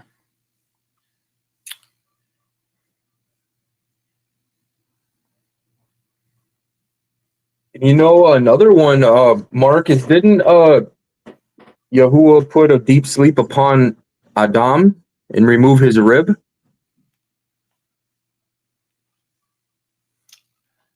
Yeah. He made him go to sleep. Yeah. It sounds like he just did that to Aram too, or Abraham. Made a deep sleep fall upon him, you know? Mm-hmm. But in his deep sleep, he's talking to him. So he must have entered into that subconsciousness with Abraham. Of course, he's everywhere all the time. So that's where he was. Okay, so listen to this. The Ruach HaKodesh can communicate with our inner man. With your inner spirit man, he can communicate with your inner spirit man. Okay? without informing your conscious mind. We have to get that. He doesn't have to inform your flesh that he's speaking to your inner spirit, man. You've been set apart and you're sealed for the day of redemption.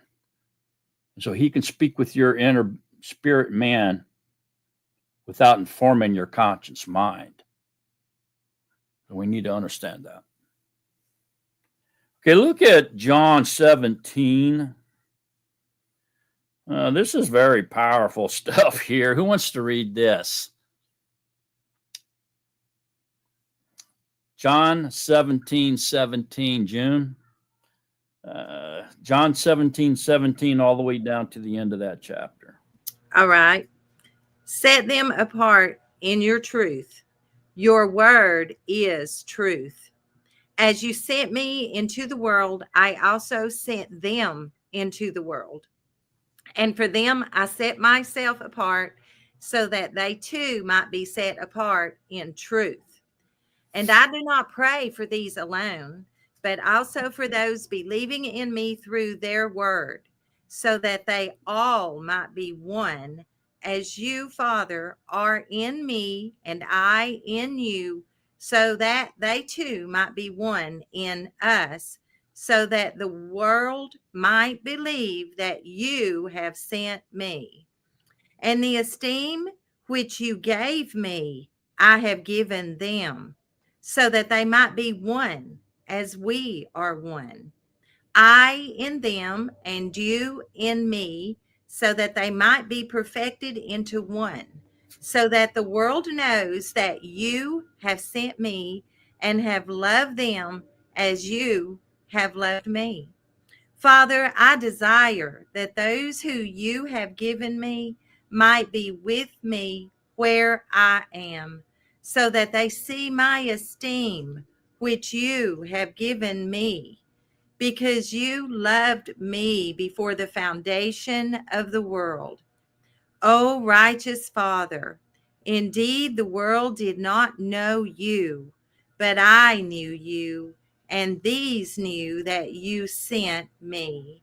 And I have made your name known to them, and shall make it known, so that the love with which you loved me might be in them, and I in them. Okay, so there you go. That says pretty much everything we've just been talking about. But look at 22. And the esteem which you gave me, I have given them, so that they might be one as we are one. In other words, he was Yahuwah's body, his esteem. And so are we now. We can be the esteem of Yahuwah as well. You see that? So then here we are walking around in Yahuwah, but Yahuwah is in us, walking around in himself, so that Yahuwah is one. He's all in all. You see that?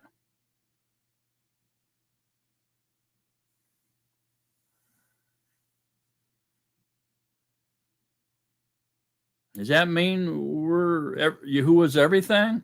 Pretty much does. All right. Let's get back over there to Genesis.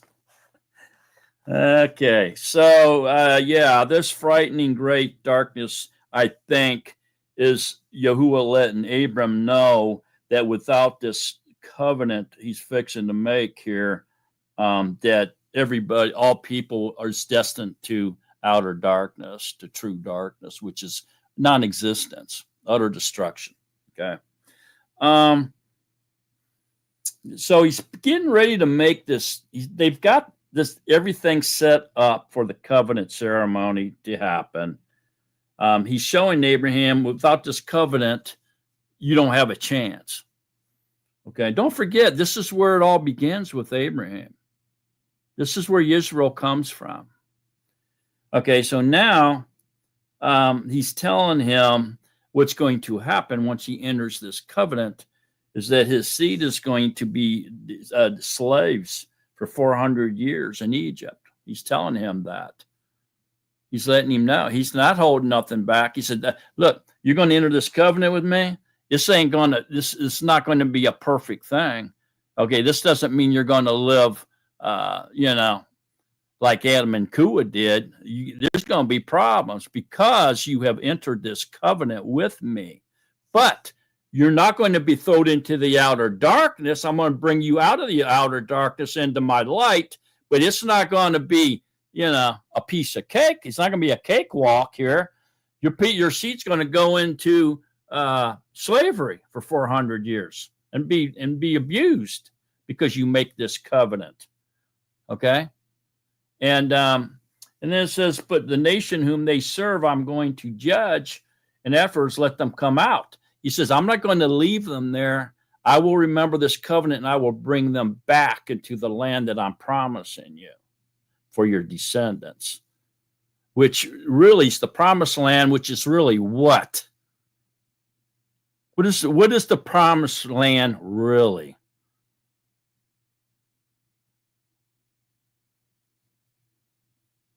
Phyllis?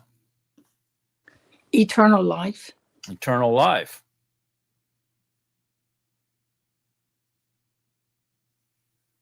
Okay.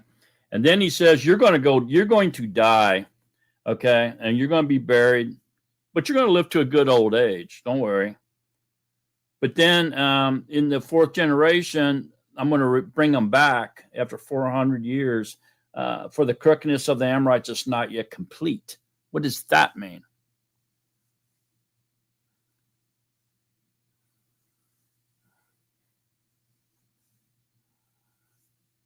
Sandra? Is that the same thing as the fullness of the nations? Yes. Absolutely is. Okay. Everybody with me now on this? And so he's basically saying, okay, we're going to do this covenant. We're ready to go. But just so you know, this ain't going to be a piece of cake. This ain't going to be a cakewalk for you. Okay. So you enter in this covenant with me, that you're making the demons and the devil, children of darkness, they're all going to attack you.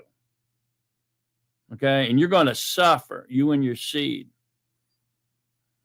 until the end of the age.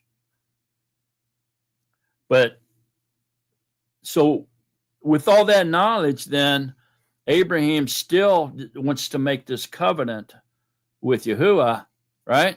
Because he's realizing the promise of eternal life that goes along with this covenant in the end, although he has to go through all this suffering, right? And so what do you all think? I'm going back to Phyllis's question now. What's Abraham's part in this covenant?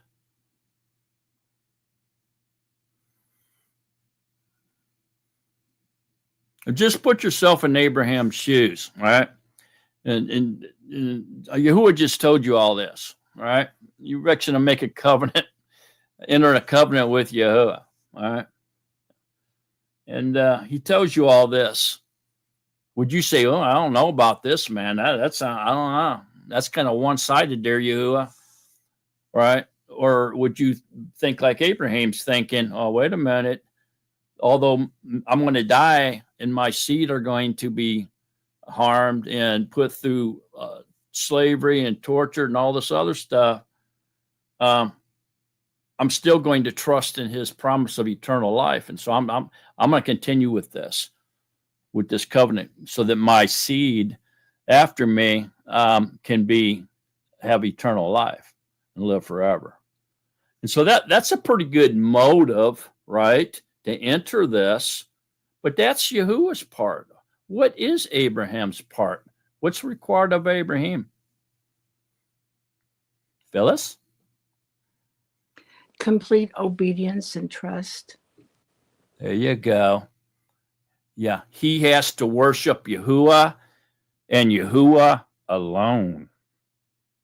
That's the deal. I will be your Elohim, and you will be my people. That's the deal, Abraham. You worship me and me alone. Have no other gods before my face. That's the deal. Thoughts, comments, questions? Roz? Is it also, because this is what I'm feeling like, that it's for him to share Yahuwah with his progeny, you know, to be the verbal, because there's no written down commandments, there's no written down scriptures at this time, right?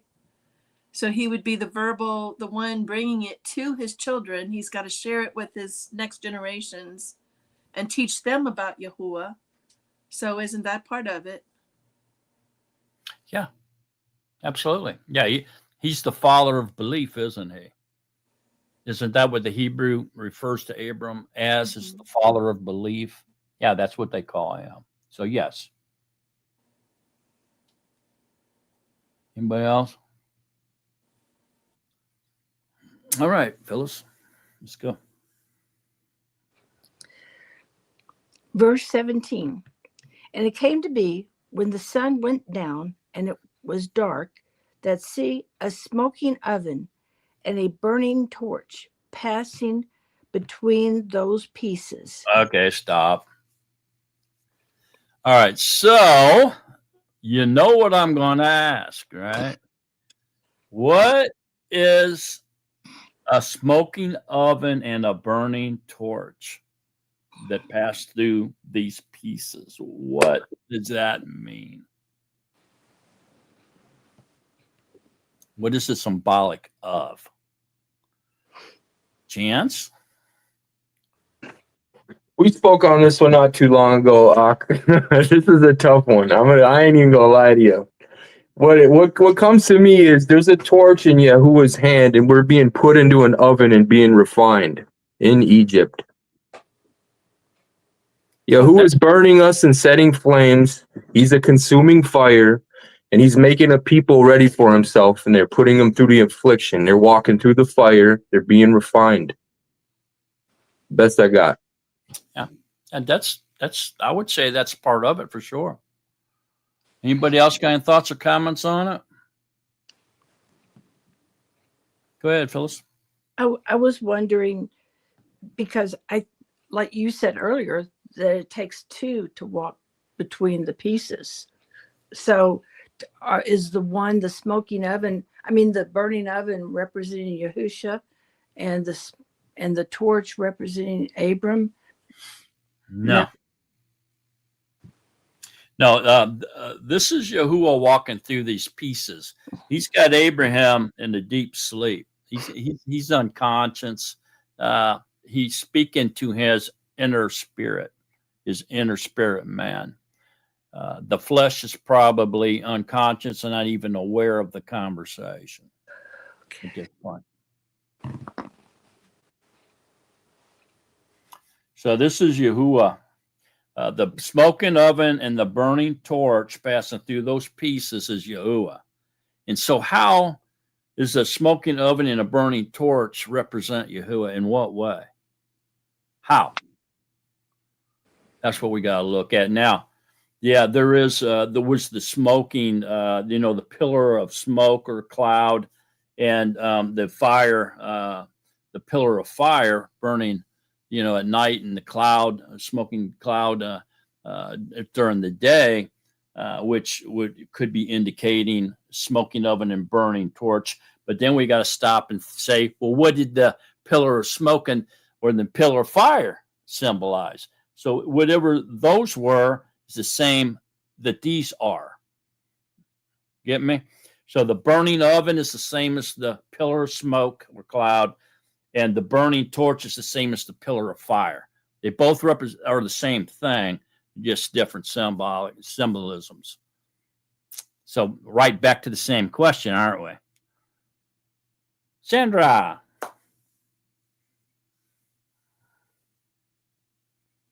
I'm not sure, but I think you're talking about his presence because he's a consuming fire. You almost got it. The smoking oven represents his presence. You're right. Okay, so what would be the burning torch then? So the smoking oven or the pillar of smoke or clouds is the presence of Yahuwah, the Shekinah Kadab, Shekinah Kabad, the presence of Yahuwah. Okay, that's what that is. So now, what is the burning torch? Keep in mind that the smoking oven is the presence of Yahuwah. What could the burning torch be then? Talita? His esteem? Yeah, yes. But somebody give me more clarification. Chance? Could be his body of light, right? That's it. It's the light of Elohim, the light of the world. There you go. So the presence of Yahuwah and the light of Elohim. Very good. Anybody else? Roz? Wouldn't the smoke also be a representation of his covering? Because he stopped them from being able to be seen by the Egyptians. You know, I think his tent is more of that. His tabernacle, is more of that. Kind of like we talked about last night. I know you were on there last night. Yeah. So that's actually His Majesty. Yeah, we could say that. We could definitely say that. Like what he did for Eliyahu in Kings 18, when he said, the one that's real, show by the fire, and he lapped up everything on that altar. Wow. Yeah, Chris, did you have something, man? No, I was going to say exactly what Chance said, that the Yahuwah is the light of the world. Okay. Yeah, once we figured out what the smoking oven was, then the burning torch became pretty clear, huh? All right. Anybody else? Thoughts, comments, questions? Chance? Let me think here. 420. Isn't it interesting how in Deuteronomy or Devarim chapter 4 verse 20, but Yahuwah has taken you out and brought you out of the iron furnace, like the oven, you know what I mean? So it's like, and then he said, I show you my great fire. Remember when he spoke on the mountain? So this is kind of coming up here in Devarim. Oh yeah. He's talking about his great fire in this iron furnace or oven. Yeah. Yeah, that's not the only place we see this, is it? I mean, the burning bush, in Exodus, we can see that, the fire of the burning bush with the man in it, right? The pillar of fire, like you're saying there in Deuteronomy, he's a consuming fire. We have the fire of Elijah's altar that Sandra was mentioning there. We have his righteousness shines like a blazing torch in Isaiah. And we have hearts burning. And we have I am the light of the world. And so we see this duplicated, throughout scriptures. For sure. Okay.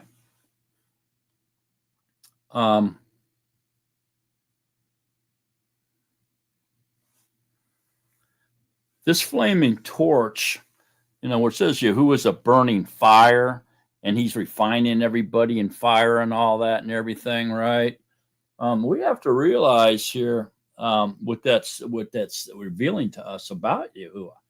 And so this flaming torch embodies Yahuwah's purifying light and his guiding presence. That's what it really is, isn't it? It's his light he's got a purifying light. and guiding presence. That's what this is, the smoking oven and the burning torch. Think about it. This embodies Yahuwah's purifying light and guiding presence.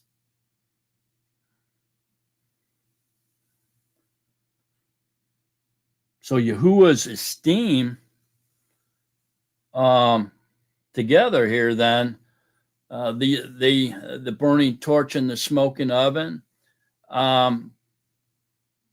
picture Yahuwah's esteem as both being veiled in the smoke and revealed by the fire.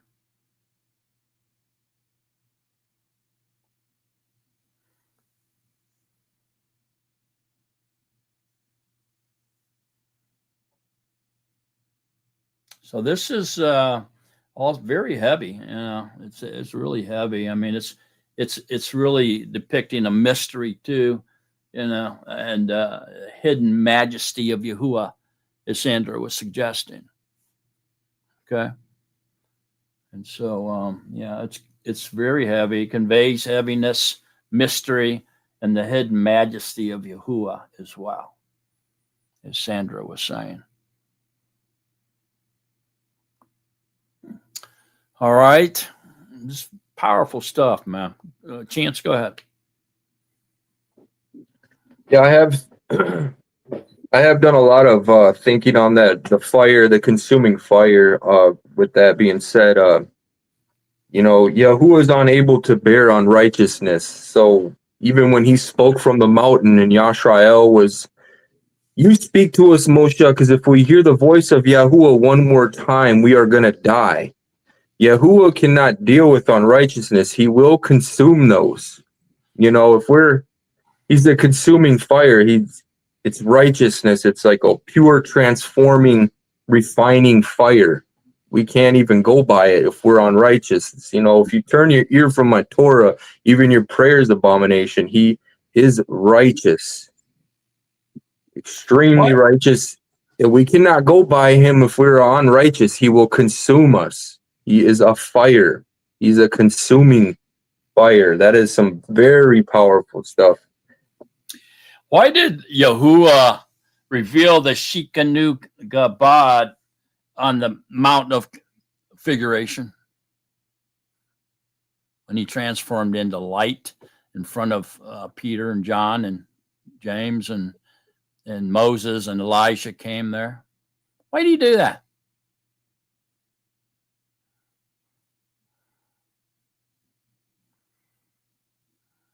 Sandra? Didn't he have just prophesied to Peter that some would not die before they saw the ring? And that's why he did it, to prove that he was showing them his reign and his esteem, that he was Yahuwah Almighty. Was he not revealing to them that he was the purifying light that would purify the sins of the world, remove them, clean everything up, purify it? Yeah, he was. He's a refiner's fire and a fuller's soap, somewhere it's written. Right. And so he was revealing that he was the purifying fire, purifying light. Wow. Okay, so any other thoughts, comments, or questions? Okay, Phyllis. Verse 18.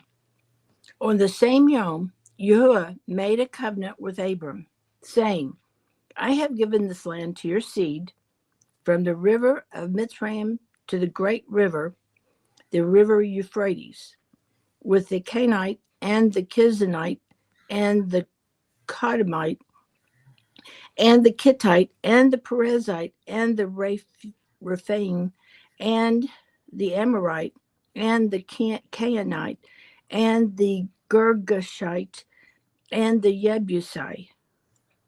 All right, thanks, Phyllis. Okay, now, when Israel was taken from Mitzrayim, right? When did they enter the promised land? When did they enter the promised land? When they left Egypt? Phyllis? As soon as they crossed over.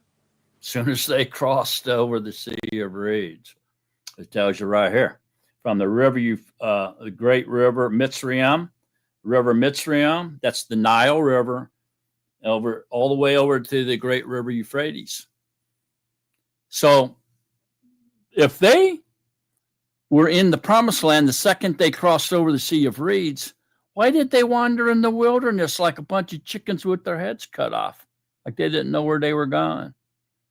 Why were they doing that? Sandra? He was proving them to see if they would trust him or not.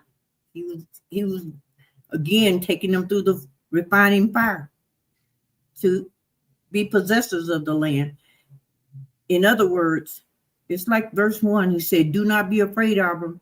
I'm your shield. Your reward is exceedingly great. Nothing greater than everlasting life." Hallelujah.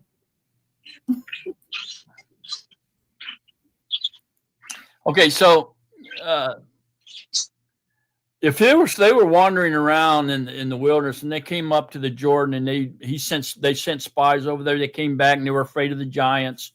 So we're just grasshoppers compared to them. People are big and strong and mean looking, right?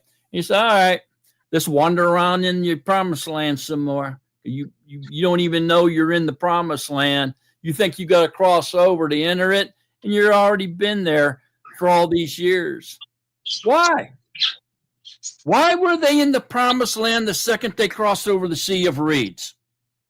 Why?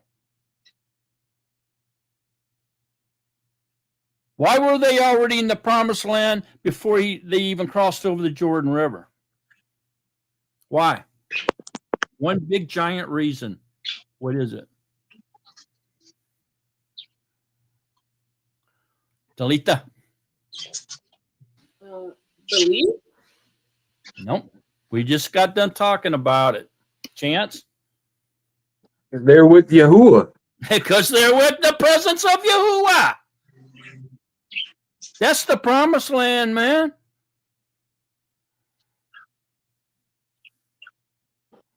Mark, I like what you pointed out to me. Not even their shoes wore out. Their garments neither wore out. They neither ate nor drank and were sustained by the power of Yahuwah. They were they were everlasting. If they would have continued there, they would have never, they were already there. Right. Exactly. Everybody picking up a chance of laying down on that one? That was real good. Go ahead, Sandra.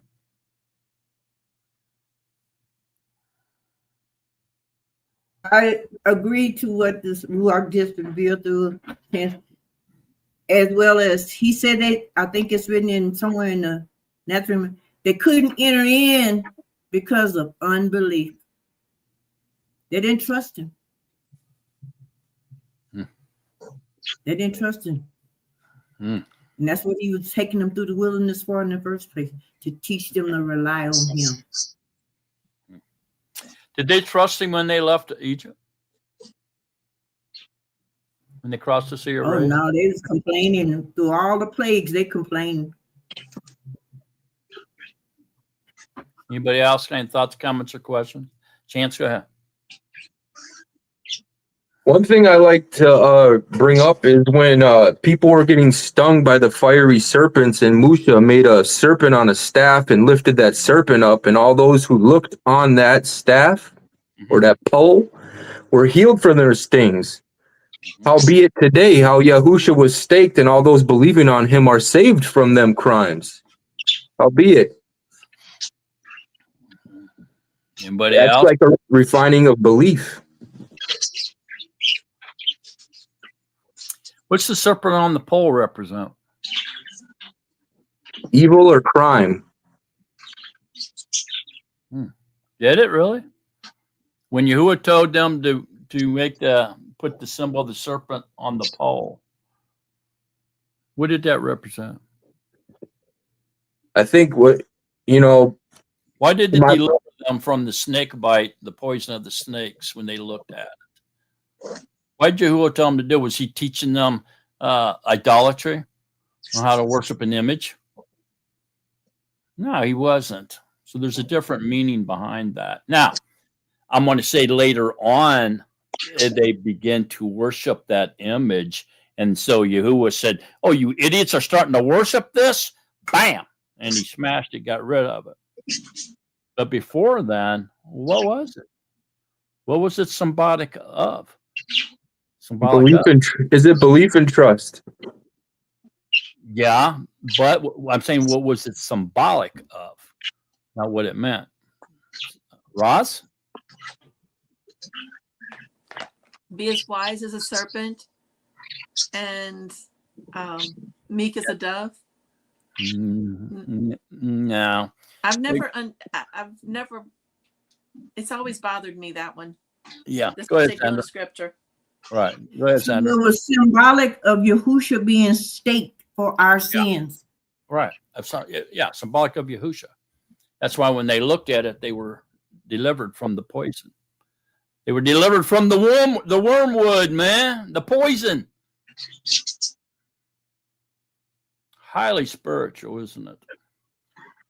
All right. Any other thoughts, comments, or questions? If not, I want to point something out here that's usually a huge divider for the body, but I think it's merited to point out. I think we need to see it. And it's right here in 17, where it says, and it came to be when the sun went down and it was dark, that see a smoking oven and a burning torch passing between those pieces. On the same Yom, Yahuwah made a covenant with Abram. Notice the sun went down, and then the same Yom, he made the covenant. So that means the day started when it got dark. Doesn't it? It absolutely does. Okay, so look at that. With that in mind, look over. That is powerful, Brother Mark. Very powerful. Yeah, look at Acts 27. Thank you. Go to Acts 27 now. So you might want to mark that to correlate with Acts 27, 27 through 33. Who wants to read that? Very slowly. Go ahead, Joe. Joe have his arm up there? I can read it. Yeah, he's got it. Acts 27, 27 to 33. And when the 14th Lila came, as we were driven up and down in the Adriatic Sea, about midnight, the sailors suspected that they were drawing near some land. So, taking soundings, they found it to be 20 fathoms. And a little farther on, they took soundings again and found it to be 15 fathoms. And fearing lest we should run aground on the rocks, they dropped 4 anchors from the stern and were praying for daylight to come. But when the sailors were seeking to escape from the ship, when they had let down the boat into the sea, under pretense of going to cast out anchors from the prow, Paul said to the captain and the soldiers, if these do not remain in the ship, it is impossible for you to be delivered. Then the soldiers did cut the ropes of the boat and let it fall off. And when Yom was about to come, Paul urged them all to take food, saying, the 14th Yom is today, and you have continued without food and eaten none at all. Okay, good. So there you go. So this proves that the 14th day in 27, this is a fantastic passage because it actually gives you the date. The 14th night came, and then it keeps going. It goes past midnight, and it keeps going, and it's still dark. And then all of a sudden he says, and when day was about to come, so this would be what? Dawn. This is at dawn. Paul urged them all to take food, saying the 14th day is today. So So the 14th night started the Yom, and the 14th Yom is today, and you will continue without food and eat none at all. And so it tells us that it's as it turns in, the 14th started at night. As it turned into daylight, it was still the 14th Yom. That also proves that the day starts in the evening. Everybody seeing that one? That's probably one of the best ones because it actually gives you the date attached to it. And there's quite a few more, but I don't want to get hung up on that tangent, really. Any thoughts, comments, or questions? Chance? Yeah, I I like that you cleared that up because I've seen some division lately, and I think it comes in Genesis in the beginning when he says created the day Yom and the night Lila. So people automatically go to the day being light and the Lila the night. I mean the day being Yom and the night being Lila. You know. I've seen some Natsarim going off saying the Shabbat starts in the morning when the light comes. You know what I mean? So that's part of. It's really good that you're clearing this up right now because I've seen some divisions coming out lately in the body, and they are feeling like they only need to observe the Shabbat for 12 hours of daylight instead of doing the full 24 hours of rest. But when you go to bed at night, is it not dark out? So enter your rest at night tonight. You know, you lay your head on your pillow at night. So that's when you enter your rest. I don't know. But this is good that you're clearing this up because I have seen quite a few Yashralim being led astray at this right here. So.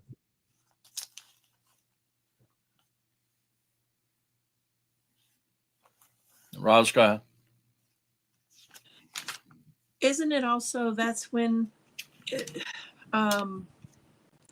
like if you touch something during the day and it's unclean, you have to clean everything, and then you're not clean until after the day starts in the evening time. And then overnight is also when he cleans us and he gets us ready for the next day so that we're clean going into it. The next hours of light, he wants us to be clean for that part, and he's cleansing us all overnight in the darkness, taking it out of there with his light.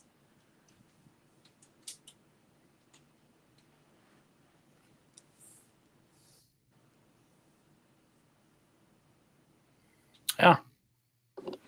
Anybody else? Okay, look at Leviticus real quick in 23.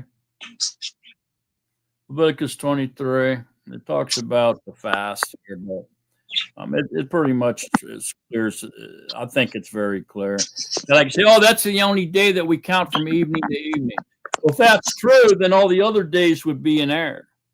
You throw the whole calendar off whack. If just one day was different, you can't change just one day on the calendar. That's silliness. But if you look at Leviticus 23, 32, it says, it is a Shabbat of rest to you, and you shall afflict your beings on the 9th Yom of the month at evening. From evening to evening, you observe your Shabbat. And so, therefore, then, every day has to be that way.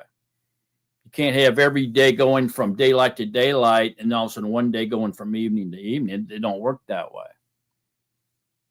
That'll throw the whole calendar off.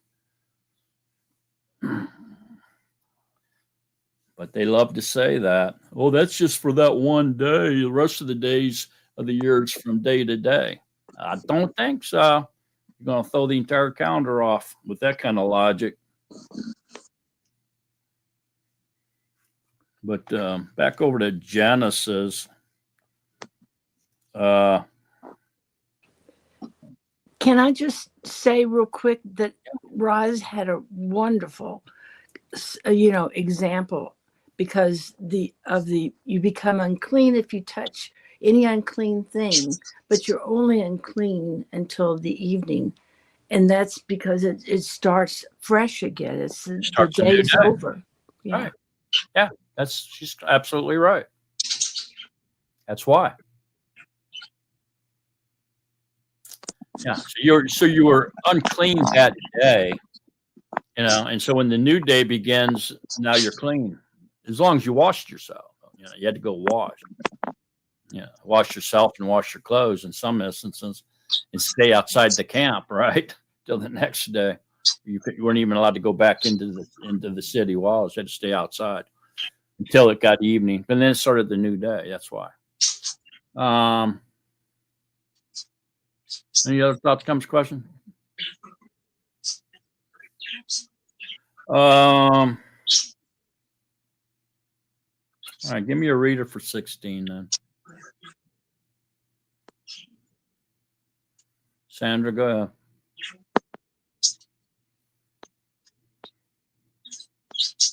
And Sarai, Abram's Asher, had borne him no child, and she had a mystery female servant, whose name was Hagar. And Sarai said to Abram, see, Yahuwah has kept me from bearing children. Please go into my female servant. It might be that I am built up by her. And Abram listened to the voice of Sarai. And Abram's Ashi took Hagar, her female servant, the Mitzri, and gave her to her husband Abram to be his Asha. After Abram had dwelt 10 years in the land of Canaan, and he went in to Hagar, and she conceived. And when she saw that she had conceived, her mistress was despised in her eyes. And Sarai said to Abram, my wrong be upon you. I gave my female servant into your bosom, and when she saw that she had conceived, I was despised in her eyes.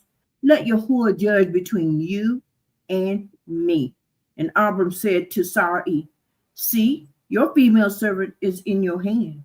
Do to her what is good in your eyes. And Sarai treated her harshly, and she fled from her presence. And the messenger of Yahuwah found her by a spring of water in the wilderness, by the spring on the way to Shur. And he said, Hagar, Sarai's female servant, where have you come from? And where are you going? And she said, I'm fleeing from the presence of Sarai, my mistress. And the messenger of Yahuwah said to her, return to your mistress and humble yourself under her hand. Okay, and the messenger. Okay, so Sarah told Abram to go in there and take Hagar as his wife and have sex with her, and so that he could have an heir. And so he did. And then when she became pregnant, Sarah got mad and basically jealous and everything, and despised her, meaning hatred and jealousy type thing, and sent her off. He said she was so mad that Abraham said, see, your female servant is in your hand, due to what is good in your eyes, which means she could have killed her if she wanted to. And she was treating her harshly, so she took off. But then the messenger of Yahuwah, which is Yahusha, the word, found her and told her to go back and humble herself and serve her female master. Okay, so what's here? The messenger of Yahuwah tells her to return to your mistress and humble yourself at her hand. And later on, she flees and allows her to do so. So what do you think? Why do you think this is going on here?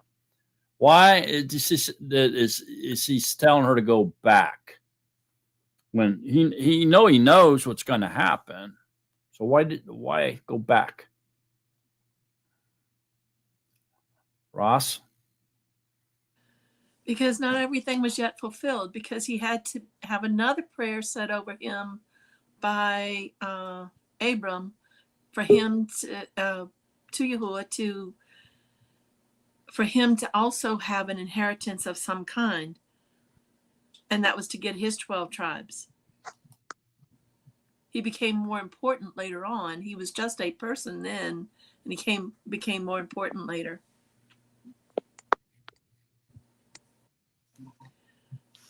And also, Hagar starts worshiping the Father too. So it brings them into worshiping Yahuwah too, because she says that. She states that when she's out there. So.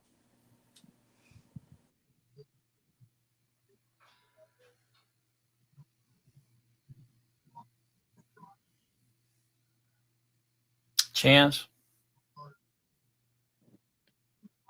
Just to reveal the Abari tongue of Hagar, what I'm getting right now is, behold, lift up the beginning.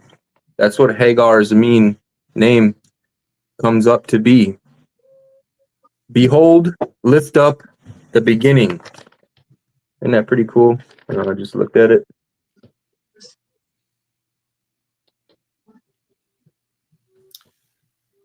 Sandra? If I'm not mistaken, isn't this the separation between the seed of the flesh and the seed of the promise? Is what's happening here? The separation between the chosen and elect versus Hagar's seed was, I think it's in chapter 3 of Galatians.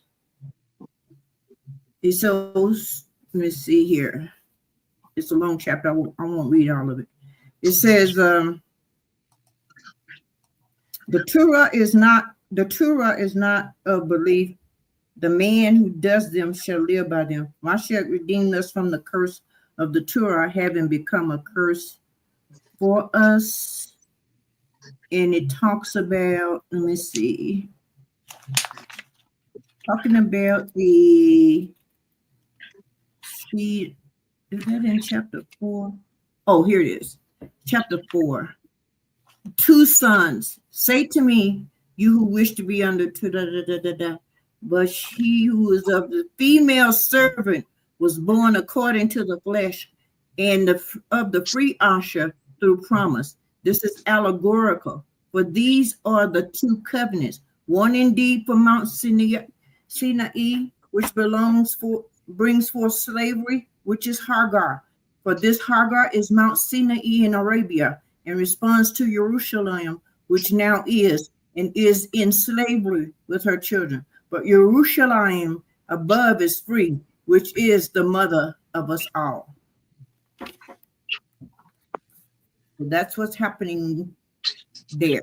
This is the type that, I guess, fulfilled after Yahushua's marvelous light came forth. Okay, so by bringing Hagar back, okay, and since Hagar represents Mount Sinai in Arabia, not in the Sinai Peninsula, but in Arabia, okay, not in the Egyptian Peninsula, but in Arabia. Okay. And so Hagar, it represents Mount Sinai here. So does that mean by bringing her back that what he's saying is that the Torah will be relevant throughout the man's history? Since she represents Sinai, we all know that that's the giving of the law. Does that mean the law will exist? If he sent her away and she stayed away, would that mean the law was thrown out, like the Christians claim it was? With her coming back, being told to come back, that means the Torah remains. Could that be symbolic of that? Go ahead, Chance. Maybe the Torah that came back is in our heart.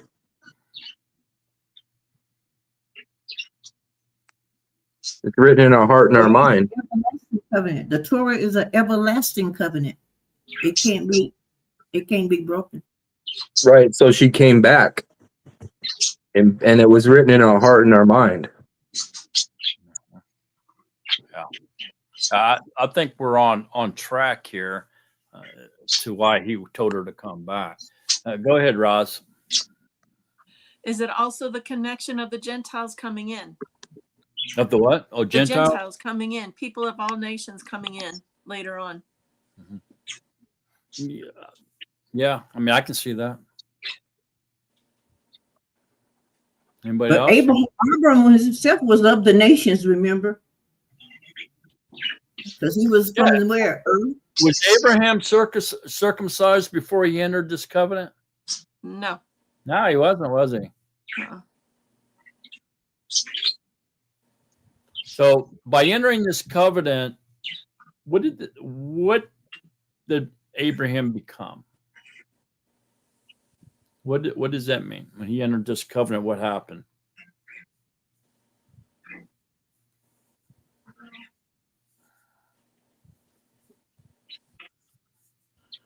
Chance? A father of many nations, a seed of promise. Yeah. It became Yisrael, didn't it? It was the beginning of Yisrael.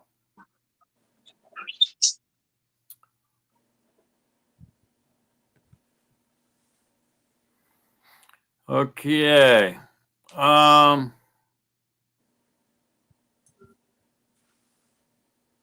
Any other thoughts, comments, or questions on this?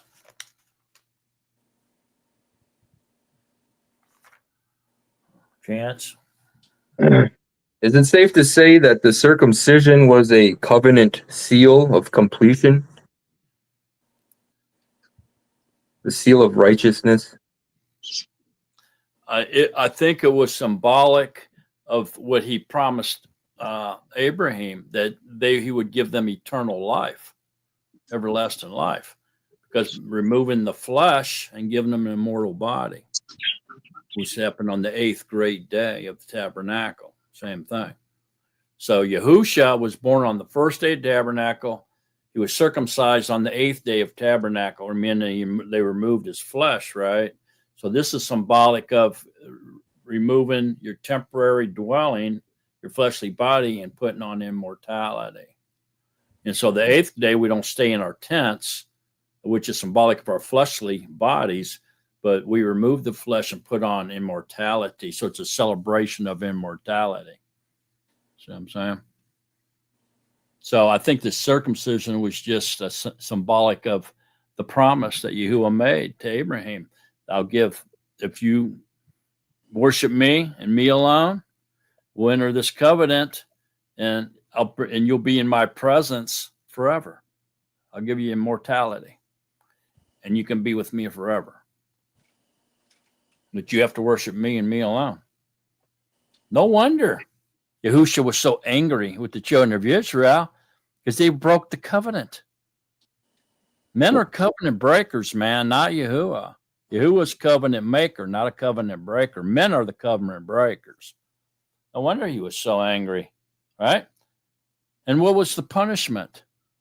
Be cut up into pieces, right? So when Yahuwah walked through those pieces, those severed pieces of animals, he walked through it alone, didn't he? And he had to, right? Why? So what did Yahuwah do by walking through it alone and making Abraham fall into a deep sleep? He made the covenant was between Yahuwah and Yahuwah. Could he do that? Absolutely he could, because his body of light is what walked through there. So his body of light walks within him. So his body of light, which is Yahuwah, made a covenant with Yahuwah, the perimeter of existence. And therefore, it's an everlasting covenant. It cannot be broken between Yahuwah and Yahuwah, because neither party will die. So the only way to break the covenant, blood covenant, was if one of the parties died. And then it would break the covenant. Covenant would be over, right? Or would it? Would it extend to their family? And their family would be held to have to honor that covenant as well. I mean, that wasn't only them that was cut into pieces, but their family would all be killed too if they broke the covenant. What's your thoughts on this? Go ahead, Ross. Well, it's a forever covenant. It went, it was not just, it was for him and his seed. It wasn't just for Abraham. The covenant was for him and his seed. And he say he made the covenant with Yitzhak? Yeah, he does. Yeah, So and what's up? Ishmael too. At that time, because he was also circumcised. Everybody in his household was circumcised.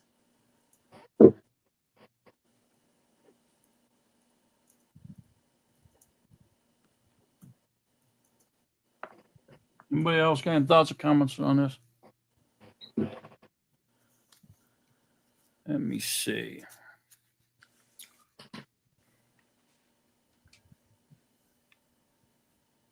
Okay, so look, I'm going to cheat. All right. Go over to 17:21. Genesis 17:21.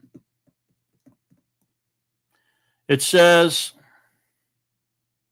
"But my covenant I shall establish with Yitzhak, whom Sarah is to bear to you at this time next year." So he's making it with Yitzhak. Why? Well, back up to 20. "And as for Ishmael, I have heard you. See, I shall bless him and shall make him bear fruit and greatly increase him. He is to bring forth 12 princesses, and I shall make him a great nation. But my covenant I shall establish with Yitzhak, whom Sarah is to bear to you at this time next year."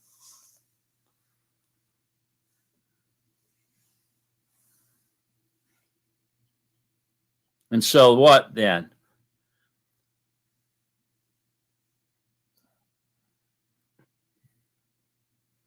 The covenant continues with his lineage. Abraham can't get out of this one because it goes over to his lineage. Even his death can't get him out of this one because it goes to his seed and his seed after him. It's why Yahuwah made the covenant with Yahuwah, because then it became an everlasting covenant, because Yahuwah cannot die. And other people say, "Well, the covenant was broken when Yahusha died on the stake." No, he didn't. Yahuwah did not die.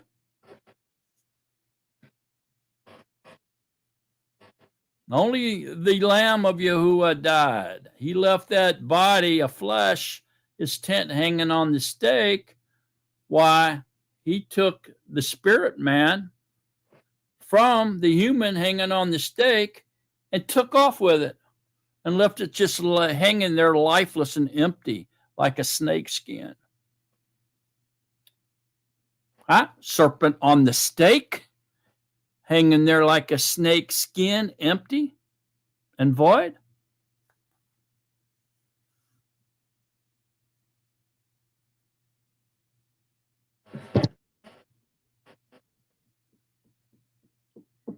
All right. Let's go ahead and continue on.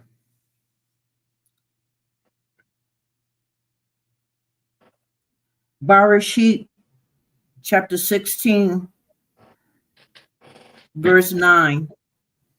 And the messenger of Yahuwah said to her, "Return to your mistress and humble yourself under her hand."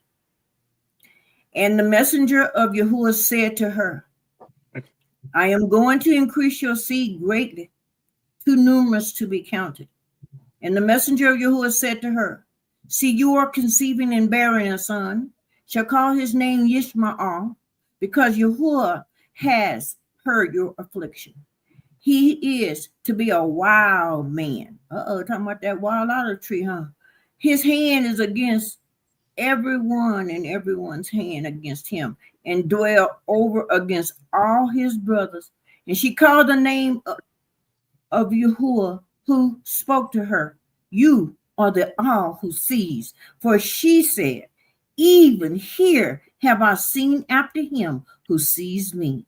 That is why the well was called Be'er Lakai Ra'i, See, it is between Kadesh and Bered.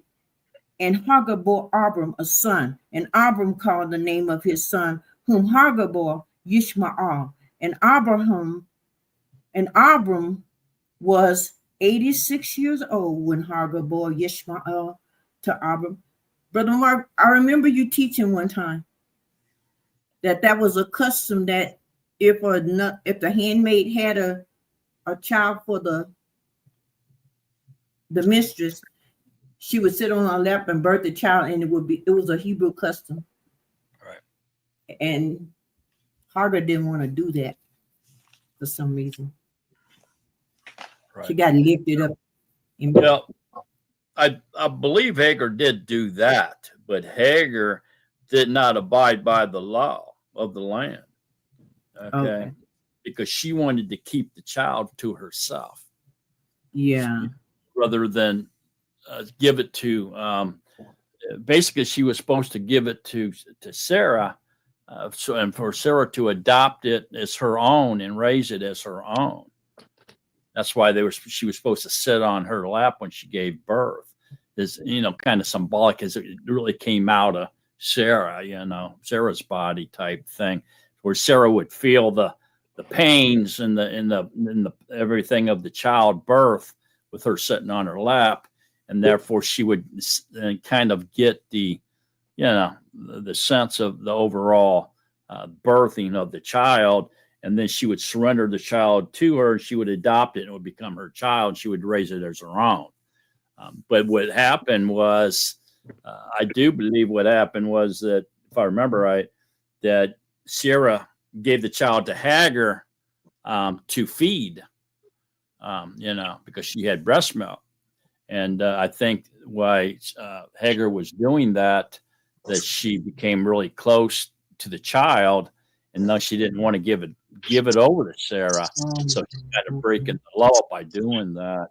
And I think that caused a lot of animosity between the two. And as once she had her own, that even grew even more so, until she actually, wanted him out. Just totally get rid of the kid. She had no feelings for him. I mean, she had feelings for him. She wouldn't have told Abraham to throw her and the kid out. She would just say, get rid of her and leave my kid here. By law, that's my kid. And I claim the right to that child, but get rid of her. But ain't what she did she? She said, throw her and her child out. So she had no feelings for that child, especially after she had her own. So, any thoughts, comments, or questions at this point? Sandra? Okay, I looked up Be'er Lakai Roi. Be'er means well. Lakai, I'm not sure what it means, but it could mean because it's got L-A. And the Ka-E usually is life. And Roi is shepherd. Yeah, Roi shepherd for sure. So the well, so it's well, life. I think it's something like almost like kind of water, isn't it? Spring water or something. I'm not sure. It's a Turkish word. I found out the etymology of the word came from Turkey. Let me see if I can. But it could mean swamp, or it had various meaning depending on context. But it is a well. And it has something to do with water, life, or a shepherd. Yeah, it's definitely something to do with water. Yeah. Like Be'er Sheba is well of 7. The well of the living is what it means in Hebrew. Well of the living. Okay. The well of the living is what it means. Thanks you. I was kind of why the well was called Bir Lakai Roi. See, it is between Kadash and Bera, and this is the well of the living, is what that means. Okay, thanks. Anybody else? Thoughts, comments, questions? All right. Give me your reader for 17. Who wants to read chapter 17? Go ahead, Talitha. Okay, chapter 17. And it came to be when Abram was 99 years old that Yahuwah appeared to Abram and said to him, I am El Shaddai. Walk before me and be perfect. And I give my covenant between me and you and greatly increase you. And Abram fell on his face, and Elohim spoke with him, saying, As for me, look, my covenant is with you, and you shall become a father of many nations. And no longer is your name called Abram, but your name shall be Abraham, because I shall make you a father of many nations. And I shall make you bear fruit exceedingly, and make nations of you, and sovereigns shall come from you. And I shall establish my covenant between me and you and your seed after you in their generations for an everlasting covenant, to be Elohim to you and your seed after you. And I shall give you to you and your seed after you the land of your sojournings, all the land of Canaan, and as an everlasting possession. And I shall be their Elohim. Okay, stop. Okay, so here Yahuwah is pretty much laying it out, isn't he? Exactly what this covenant was and is. Okay. And notice that he says, I give my covenant between me and you. He's telling Abraham that he'll, as far as his part of that covenant goes, he'll be the father of many nations. And then he goes up here in 7 and says, and I shall establish my covenant between me and you and your seed after you, for an everlasting covenant, to be Elohim to you and your seed after you. So there's Abraham's part. He has to worship Yahuwah. Yahuwah has to be his Elohim and his seeds after him. Okay. And so there you go, Ross. That's what you were talking about. And there it is. Not only it was so he had to teach it to his seed as well, pass it on.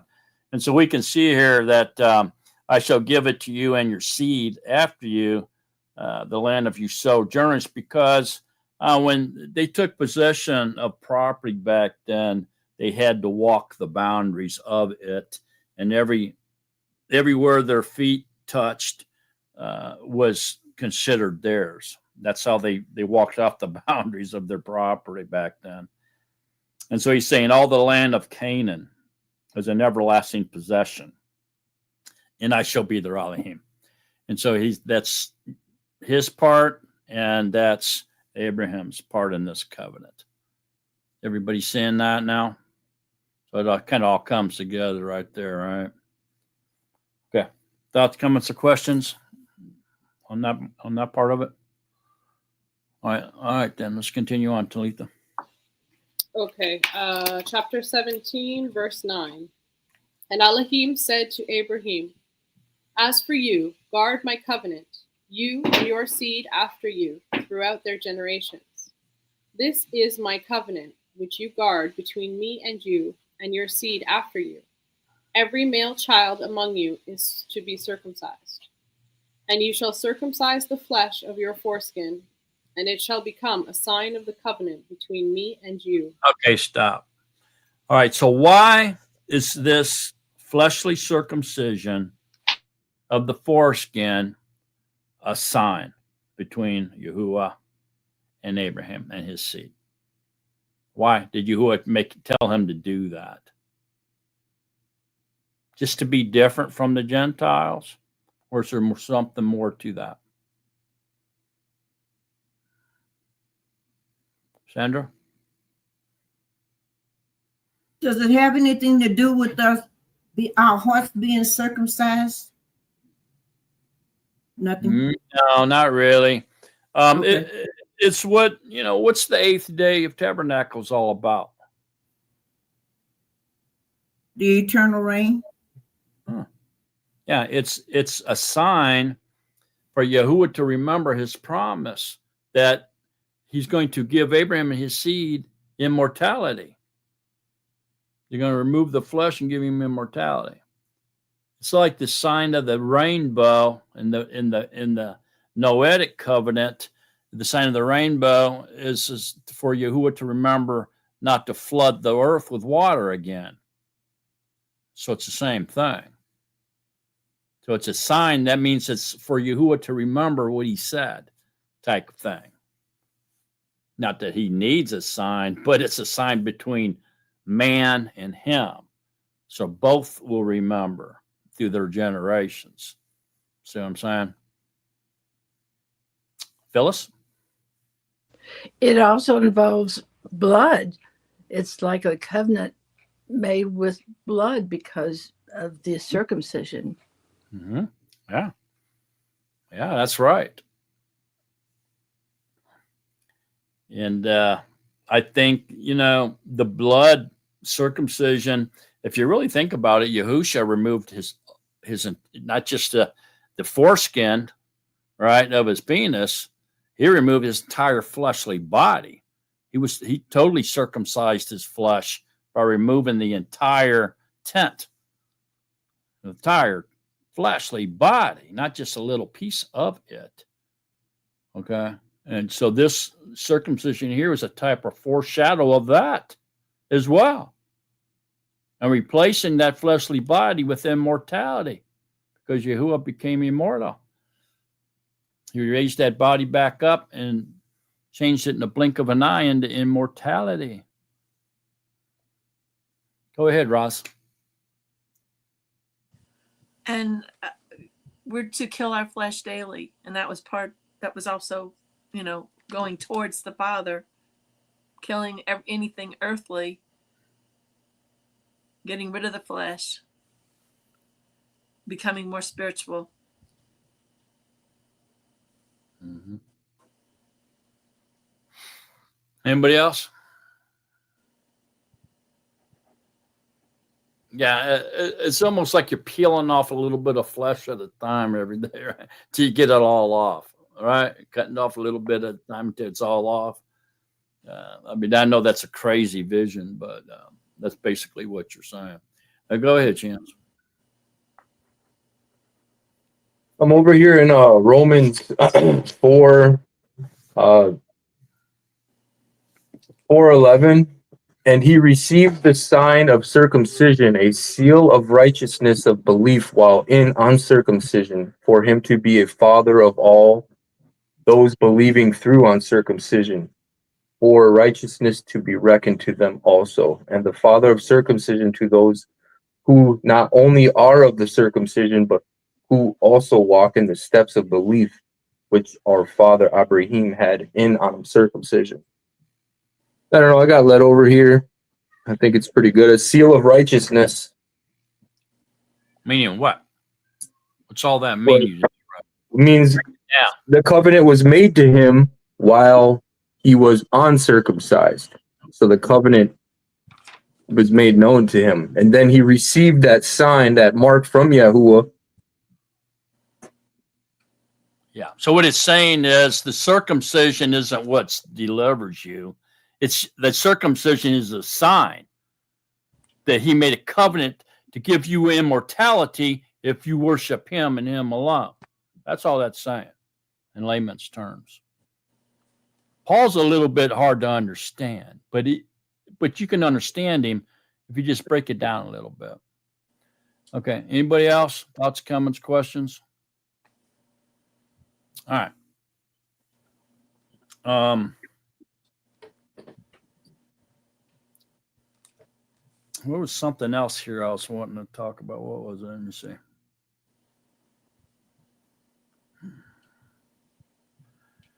I don't know. I don't remember what it was. So let's just go ahead and continue then, Talitha. Okay. 17:12. And a son of 8 Yomim is circumcised by you, every male child in your generations. He who is born in your house or bought with silver from any foreigner who is not of your seed. He who is born in your house and he who is bought with your silver has to be circumcised. So shall my covenant be in your flesh for an everlasting covenant. Okay, stop. So, so shall my covenant be in your flesh. See that? So it's cut into your flesh as a reminder, as a sign of what the covenant is. Not that the covenant itself, the circumcision itself delivers you, but it's a sign of what the covenant means or what it states. So here's where a lot of the Yehudim go wrong, isn't it? Because they think circumcision is what brings you into, gives you everlasting life. So they're confused. But they're kind of confused in what that circumcision means, right? That's where their error is. They don't know. They don't get what it means. They think it means that if you get circumcision, you become Israel and you get everlasting life through that circumcision. And that's what Paul was freaking out so much about. If you read, especially Galatians, Paul's having a hissy fit over this because he just can't stand it because the Yehudim think that when they get circumcision, they get eternal life because of the circumcision, and they don't. That circumcision is just a sign of the covenant, but they're on their end, they have to worship Yahuwah, so through the blood of the circumcision, as Phyllis pointed out, is a type or foreshadow of the blood of the Mashiach when he got rid of his flesh, but he didn't just get rid of the foreskin, he got rid of the entire body of flesh through blood. His blood spilled, did it not? Just like when you circumcise, same thing. So it was just a small type, a foreshadow of what was going to happen. That's the sign. It's just a sign. That's why he says right here, and this is my covenant which you shall guard between me and your seed after you. Where is that? We just read it. Man, I lost where it was at now. Okay. So shall my covenant be in your flesh? See, that's why he's saying. So the covenant is written in the flesh by removing it, reminding both parties what the deal is. You worship me, and I'll give you everlasting life. So the covenant's written in the flesh of the removing of that flesh. Everybody follow along with that? What I'm saying? So we don't get a handwritten copy, of the covenant, but the covenant is written in the circumcision of that flesh. That's how it's written. So by removing the flesh, giving up the blood, Yahusha redeems us. And therefore, we will, through the covenant, the blood covenant, we get everlasting life. And he's going to remove our fleshly bodies and give us immortality. All right? Everybody following along with that one? Okay. Let's continue then. Okay, chapter 17, verse 14. And an uncircumcised male child who is not circumcised in the flesh of his foreskin, his life shall be cut off from his people. He has broken my covenant. And Elohim said to Abraham, as for Sarai, your Asha, do not call her name Sarai, for Sarah is her name. And I shall bless her, and also give you a son by her. And I shall bless her, and she shall become nations. Sovereigns of peoples are to be from her. And Abraham fell on his face and laughed, and said in his heart, is a child born to a man who is 100 years old? Or is Sarah, who is 90 years old, to bear a child?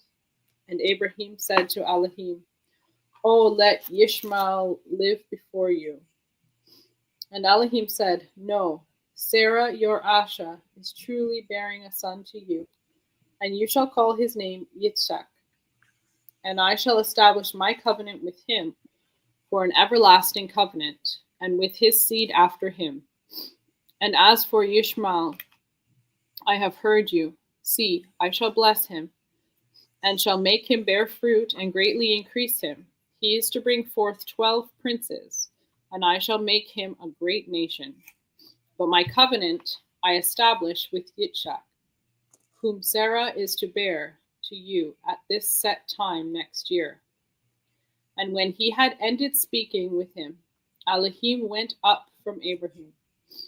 And Abraham took Ishmael his son, and all those born in his house, and all those bought with his silver, every male among the men of Abraham's house, and circumcised the flesh of their foreskins that same yom, as Elohim told him. Okay, stop. Okay, so and Abraham fell on his face and laughed and said in his heart, is a child to be born 100 years old, or Sarah who was 90 to bear. So he didn't say it out loud. He said it within himself. He was thinking that. And then Abraham answered him. Abraham said, then he verbally said to him, let Ishmael live forever. And then Elohim said no. Okay, so was this a display of distrust, not trusting Yahuwah than Abraham?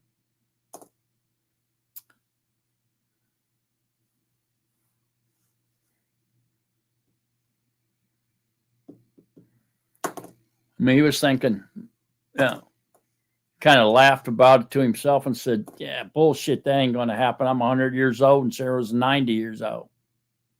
Is that disrespecting or distrusting Yahuwah? Go ahead, Talitha. I don't know. The way that I read it is not so much that he was disrespecting or distrusting. It's like he wasn't trusting his ears, and then that's why he said, oh, let Ishmael live before you, because he was like, oh, he must be talking about Ishmael, right? Like, I don't know, that's how I see it more. It's not, but anyway, that's how I read it. Well, if we back up there to 15, it says, and Elohim said to Abraham, as for Sarah your Asha, do not call her name Sarah, for Sarah is her name. And I shall bless her and also give you a son by her. And I shall bless her, and she shall become nations. Sovereigns of people are to come from her. So I don't know how he could have thought that. I mean, he just told her. He's going to bless her. She's going to have nations of children. So obviously, he was kind of mocking Yahuwah within his heart. Like, almost like he wasn't believing that could happen. And so remember, he was still in the mind of the flesh. He had not even circumcised himself yet. And so in his mind, in his fleshly mind, his conscious mind, he was saying, this can't be, in my fleshly reality, in this carbon copied world I live in, my heir must be coming from Hagar.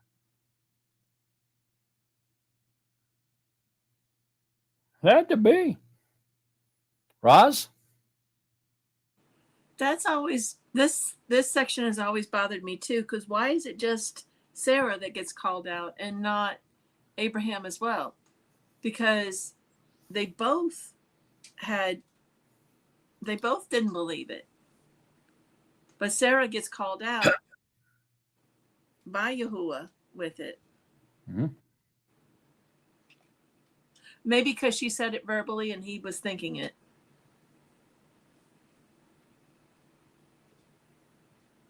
Sandra?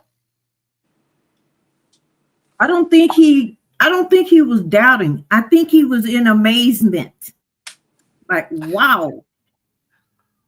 What? Wow.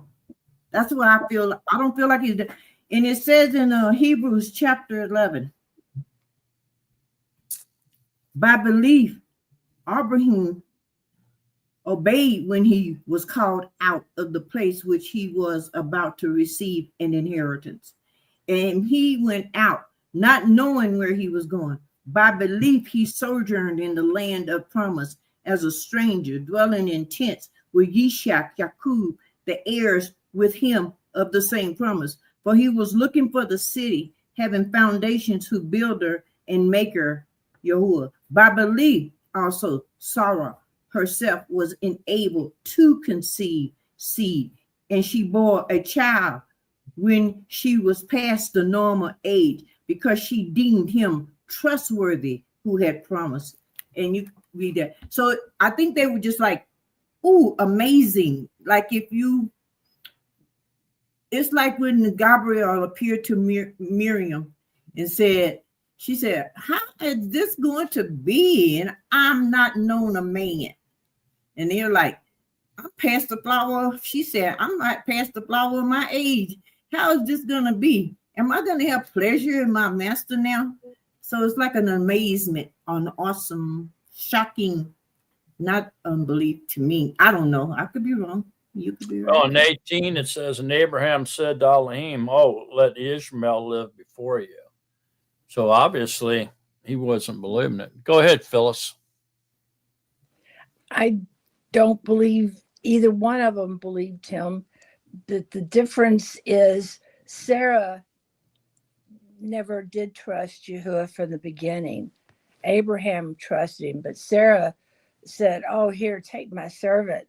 She never did believe him. Whereas Abraham, was a man of belief.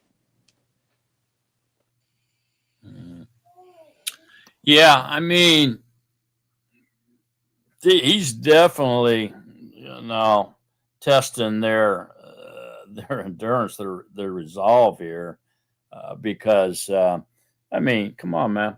If you're 100 years old and your wife's 90, it'd be a little bit difficult to believe that they were going to have a child, and we don't know what was going on at this particular time in their relationship, but perhaps they weren't even able to have sex at this point. Who knows?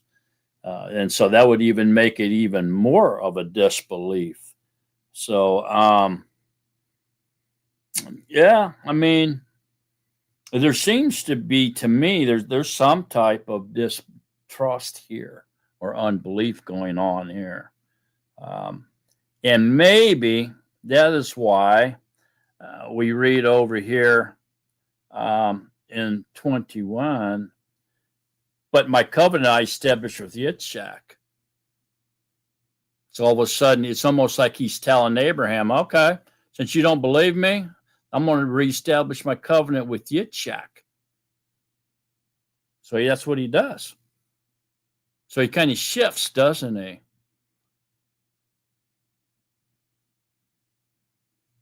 All of a sudden, now the covenant's with Yitzhak and not with Abraham.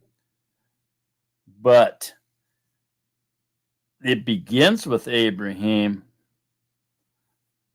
but it's apparently shifts to Yitzhak.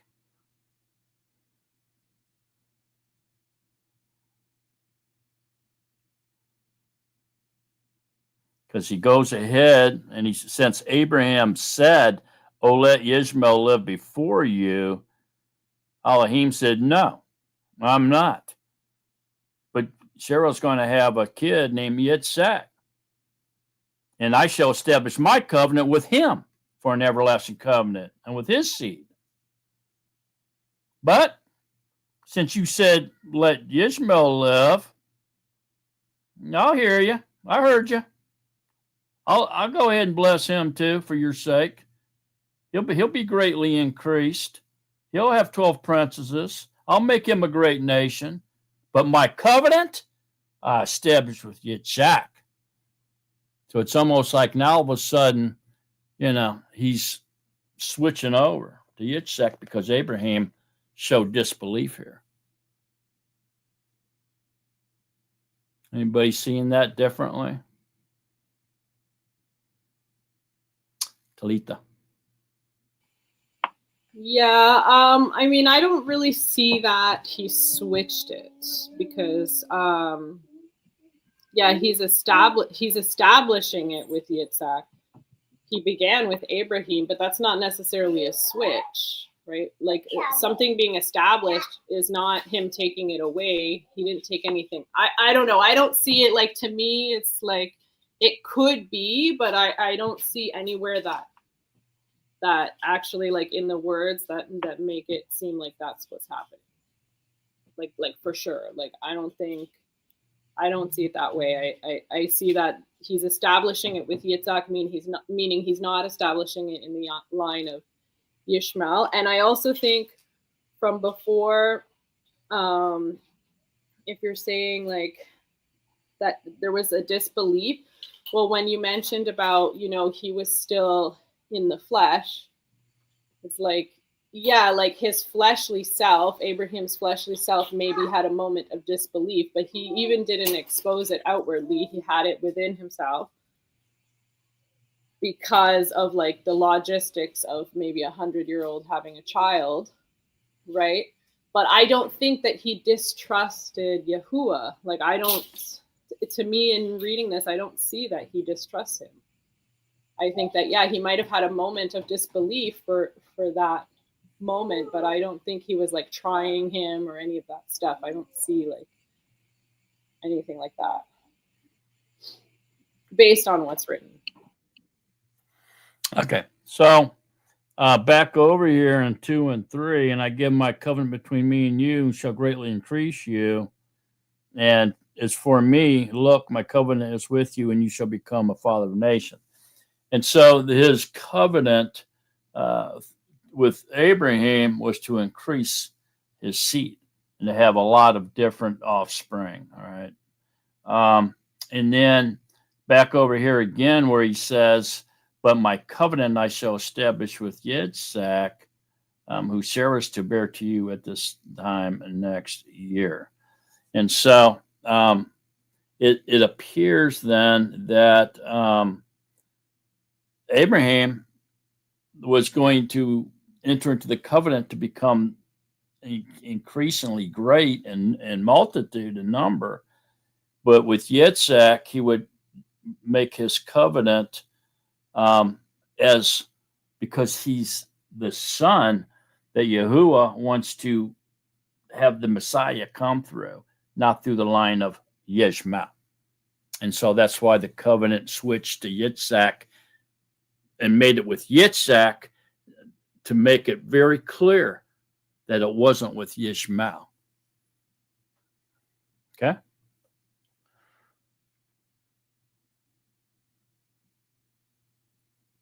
Is everybody agreeing with that? Okay. All right. Any other thoughts, comments, or questions? Go ahead, Talita. Yes and no. So I agree with what you're saying, but the part that's like trips me off is when you're saying switch. Like I don't think he switched anything. He just more specifically wanted Abraham to know that the covenant he was already promising of him increasing greatly is not dealing through his son Yishmael. It's dealing through Yitzhak.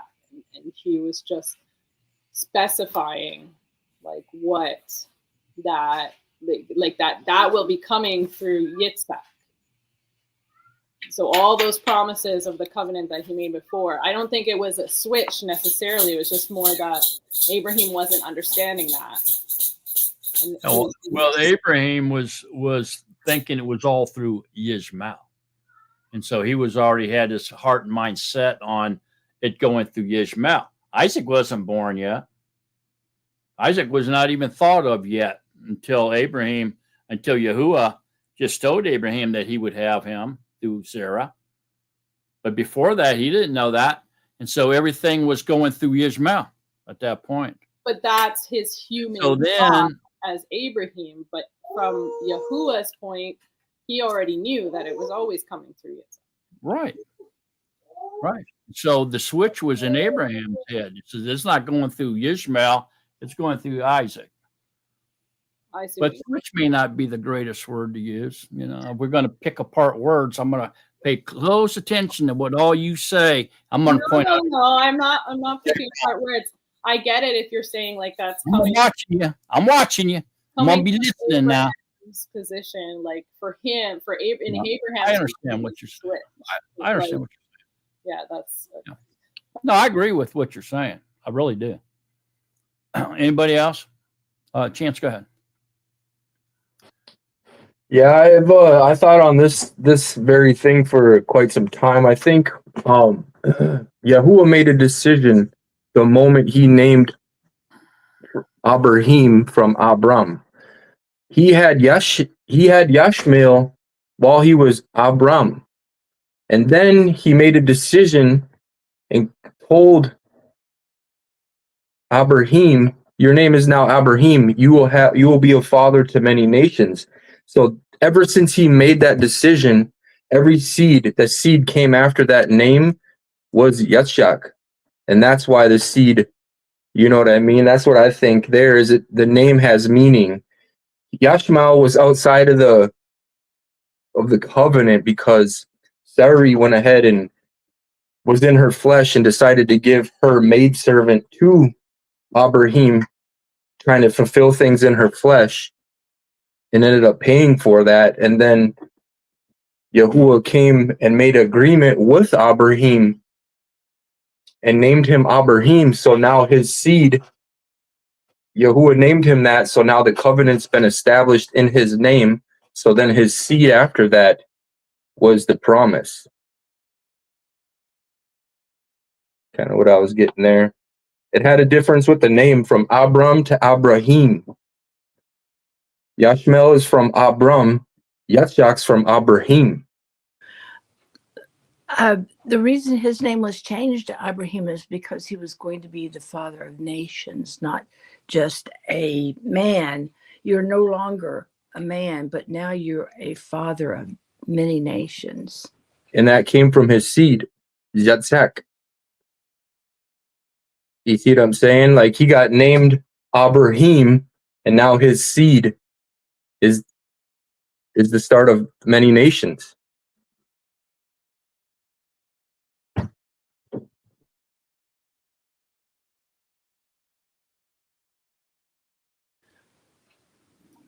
Go ahead, Ross. Is it, well, when you change, you become new, right? When we get immersed, we become new with a new everything. We become the fathers. Is that possibly like what this is too? Because he became new. It's a new way of looking at everything, a new way, a new beginning. Yeah, but y'all know where I'm going with this, right? Yeah. Y'all know where I'm going, right? Why is Ishmael given 12 tribes and a daughter duplicating the same thing as Yaakov? Why is it why? Remember we were talking about that last week and y'all never answered me. What's happening here? Go ahead, Talita. Sorry, I was just going to say from what Roz was saying is like, yeah, it seems to be like, and actually from what Roz and Chance were saying, it's like this sort of, he's like born anew. He was given a new name. He's entered the covenant. Sarah's given a new name. They need to now have a child that's now, you know, that's where the seed is coming from. So there is some sort of like, I don't know if you would call it a foreshadow or something about like the rebirth, like when you're immersed with the Ruach, now you've been reborn into this, you know, promise, into the promise of everlasting life. And here's where I'm going with this. Why does Ishmael have 12 tribes and a daughter exactly duplicating Yaakov with 12 tribes and a daughter? Why? What's this mean? What's this telling us? Talita? For me, like it seems to deal with one is like the strong delusion for those who were not given the truth, and Yahuwah chooses, right? So he chooses who is to know the truth and who's not. And you're giving the two sides now. So now there's this family to follow and this seed, or there's this family to follow, and those who have been given the love of the truth will know the true family that we're following it, right? They'll know where Yahusha comes from. Like, they'll know that it's him, and those who are following the other way, they won't recognize.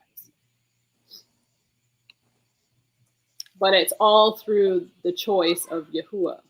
It's all through his elect, who he chooses. Chance? Just utilizing what Sandra and Talifa just said, does it just have anything to do with a wild olive tree and an olive tree? Two nations? Yeah. It does. Okay. But not deep enough. Go ahead, Phyllis. Is it possible because Ishmael was born of sin, Sarah's sin of giving the servant, and Ishak was born of the covenant to carry the covenant? Seed of the promise. Yeah. So what were you just reading, Sandra, about Hagar being Sinai? That is Galatians chapter 4. Right. So everybody heard her saying difference that, right? between the flesh and the ruach, and the difference between good and evil going on there. Right. And so that's in Galatians what? Chapter 4. Yeah. And they love to point to that, by the way. Christianity does. Okay. To prove that the law has been discontinued or Torah's been thrown out. There's where they go. That's like their main place to go when they start talking like that. Okay, but I'm going to point out Romans 8:6. Go there.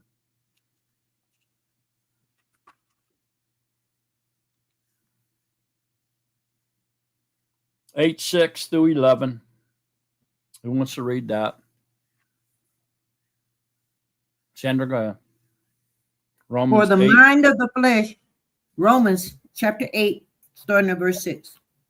For the mind of the flesh is death, but the mind of the ruach is life and peace, because the mind of the flesh is hatred towards Yahuwah, for it does not subject itself to the Torah of Yahuwah, neither indeed is it able. And those who are in the flesh are unable to please Yahuwah. But you are not in the flesh, but in the ruach, if indeed the ruach of Yahuwah dwells in you. And if anyone does not have the ruach of Mashiach, this one is not his. And if Mashiach is in you, the body is truly dead on account of sin, but the ruach is life on account of righteousness. And if the ruach of him who raised Yahushua from the dead dwells in you, he who raised Mashiach from the dead shall also give life to your mortal bodies through his ruach dwelling in you. Hallelujah. Okay, so therefore, Yahuwah has allowed Ishmael to duplicate, foreshadow Jacob, so that we would see that through man's efforts, the mind of a flesh is death. That's what Ishmael and his 12 tribes represent, is death. The mind of the flesh and death. Whereas that's why Hagar is Mount Sinai. Okay. And then Sarah represents Jerusalem, a free city, a spiritual city, right? Sitting on a hill, city of light. Okay. And that's because through Yaakov, and the 12 tribes of Israel, okay, is life, is spiritual life, everlasting life. You see it? So through our own efforts, the fleshly efforts is death. If we follow Yahuwah, it leads to life, and life more abundantly, which is a Hebrew idiom that means everlasting life. That's what life and life more abundantly means in the Hebrew tongue. Everlasting life. Doesn't mean you get more possessions. means you get everlasting life. Okay, so we finally coming into focus here on this. Why there was 12 tribes of Ishmael and 12 tribes of Yaakov. Goes along with their mothers as well, Hagar and Sarah. And they're the Hagar and Sarah in Galatians 4, where Christianity goes to all the time, is the same thing. Hagar is representing the flesh, the mind of the flesh and death, where Sarah represents the mind of the spirit and life. Same thing, same message. You're just doing it through the tribes this time and their mothers. All right. Thoughts, comments, and questions now. Talita. Just from what we just read, I just find it very interesting. If you go to 7, because the mind of the flesh is hatred towards Yahuwah, for it does not subject itself to the Torah of Yahuwah. And then this part, neither indeed is it able. So it's not like, this is just a part that reiterates that it's like, that it's not a choice. Like they're not even able. You're not able to unless he gives you that. Sounds like predestination to me. Y'all go back to Galatians 4. This is kind of hard. You got to get to understand this because this is where Christianity goes, man, to try to prove that the Torah has been abolished or irrelevant. This is where they go with this, man. Okay. And so now that we understand here that the mind of the flesh leads to death, represented by Hagar and the 12 tribes of Ishmael, and the mind of the spirit represents life and life more abundantly, this mind of the spirit, and through the 12 tribes of Jacob. Now let's go look at Galatians 4. And this is where Christianity goes to try to prove that you don't have to obey the Torah anymore. Okay. Who wants to read it? Start at 22. Go ahead, Joan. 22 to the end. All righty. For it has been written that Abraham had 2 sons, one by a female servant, the other by a free Asha. Okay, stop. So there we go. The female servants, one by the female servant is the mind of the flesh. The free Asha is the mind of the spirit. Okay, so let's continue on. But he who was of the female servant was born according to the flesh, and he of the free Asha through promise. Which is what? What does that mean through promise? What promise? The covenant. What's the promise? Everlasting life. Everlasting life. Okay, let's go. Answer. This is allegorical, for these are the 2 covenants. One indeed from Mount Sinai, which brings forth slavery, which is Hagar. For this Hagar is Mount Sinai in Arabia and corresponds to Jerusalem, which now is and is in slavery with her children. Okay, stop. Okay, so very interestingly, there's 2 covenants. So there was one with the flesh and one with the spirit, right? With Hagar and with Sarah, right? See that? One leads to death, the other one leads to life. See, so the 2 comes between the 2 women and their offspring, the 12 tribes of Ishmael and the 12 tribes of Jacob. And so they're opposites. Life and death here. We're seeing it. The flesh and the spirit. Go ahead, Phyllis. Would you say that their enslavement is to evil or Hashatan? Mm-hmm. Oh, yeah. Absolutely. Okay, so apparently then in corresponds to Jerusalem, which now is and is in slavery with her children. Why? What's going on here? This is in Galatians. This is during Paul's time. This would be the 1st century CE. So what's he talking about here? And corresponds to Jerusalem, which now is in slavery with her children. Because she was being occupied by the Romans. She wasn't free. She was conquered and in occupation of the Romans. So she was not free at this particular time he wrote this. Okay, continue on, June.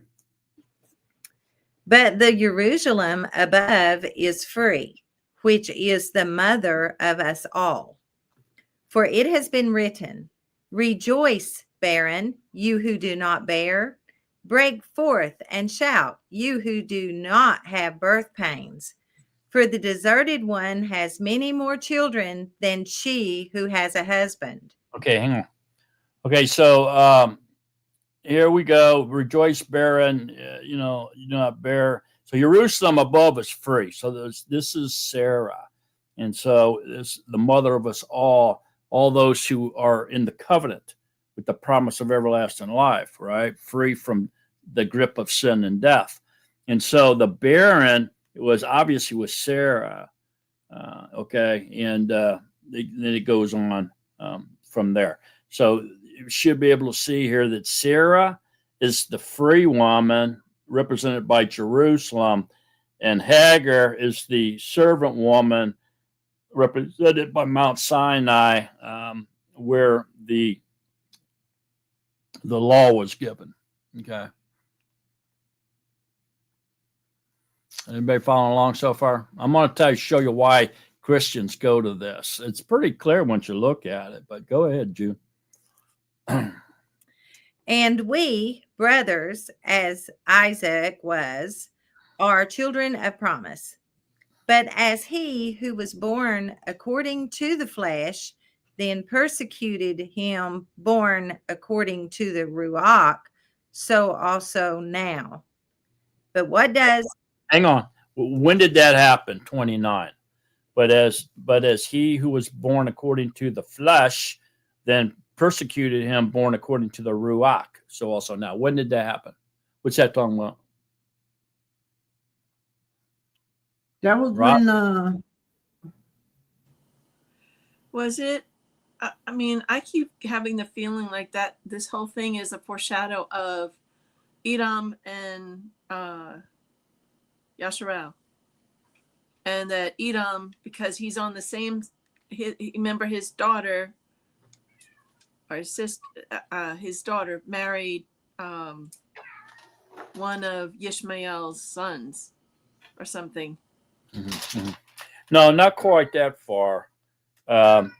Okay, so this would be, remember when during the weaning of Isaac, when Ishmael went over there and disrupted the celebration. That's what ticked Sarah off, remember? And so that's what this is. So he was who was born according to the flesh was Yitzhak, then persecuted him born according to the Ruach, which would have been Yitzhak. So Yishmael and Yitzhak here. Okay? All right. Continue on. But what does the writing say? Cast out the female servant and her son, for the son of the female servant shall by no means be heir with the son of the free Asha. Therefore, brothers, we are not children of the female servant, but of the free Asha. Okay. All right. So right there is where they point to. And so what they do, they twist the scriptures, man, and these religious sects. And they point there to 30. It says, what does the writing say? Cast out the female servant and her son. And so they're saying, okay, so obviously the female servant is Mount Sinai, and where Mount Sinai is where the Torah was given. So that means to throw out the Torah. That's what they say. Okay. Now, then it goes and says, cast out the female servant with her son, for the son of the female servant shall by no means be heir with the son of the free Asha.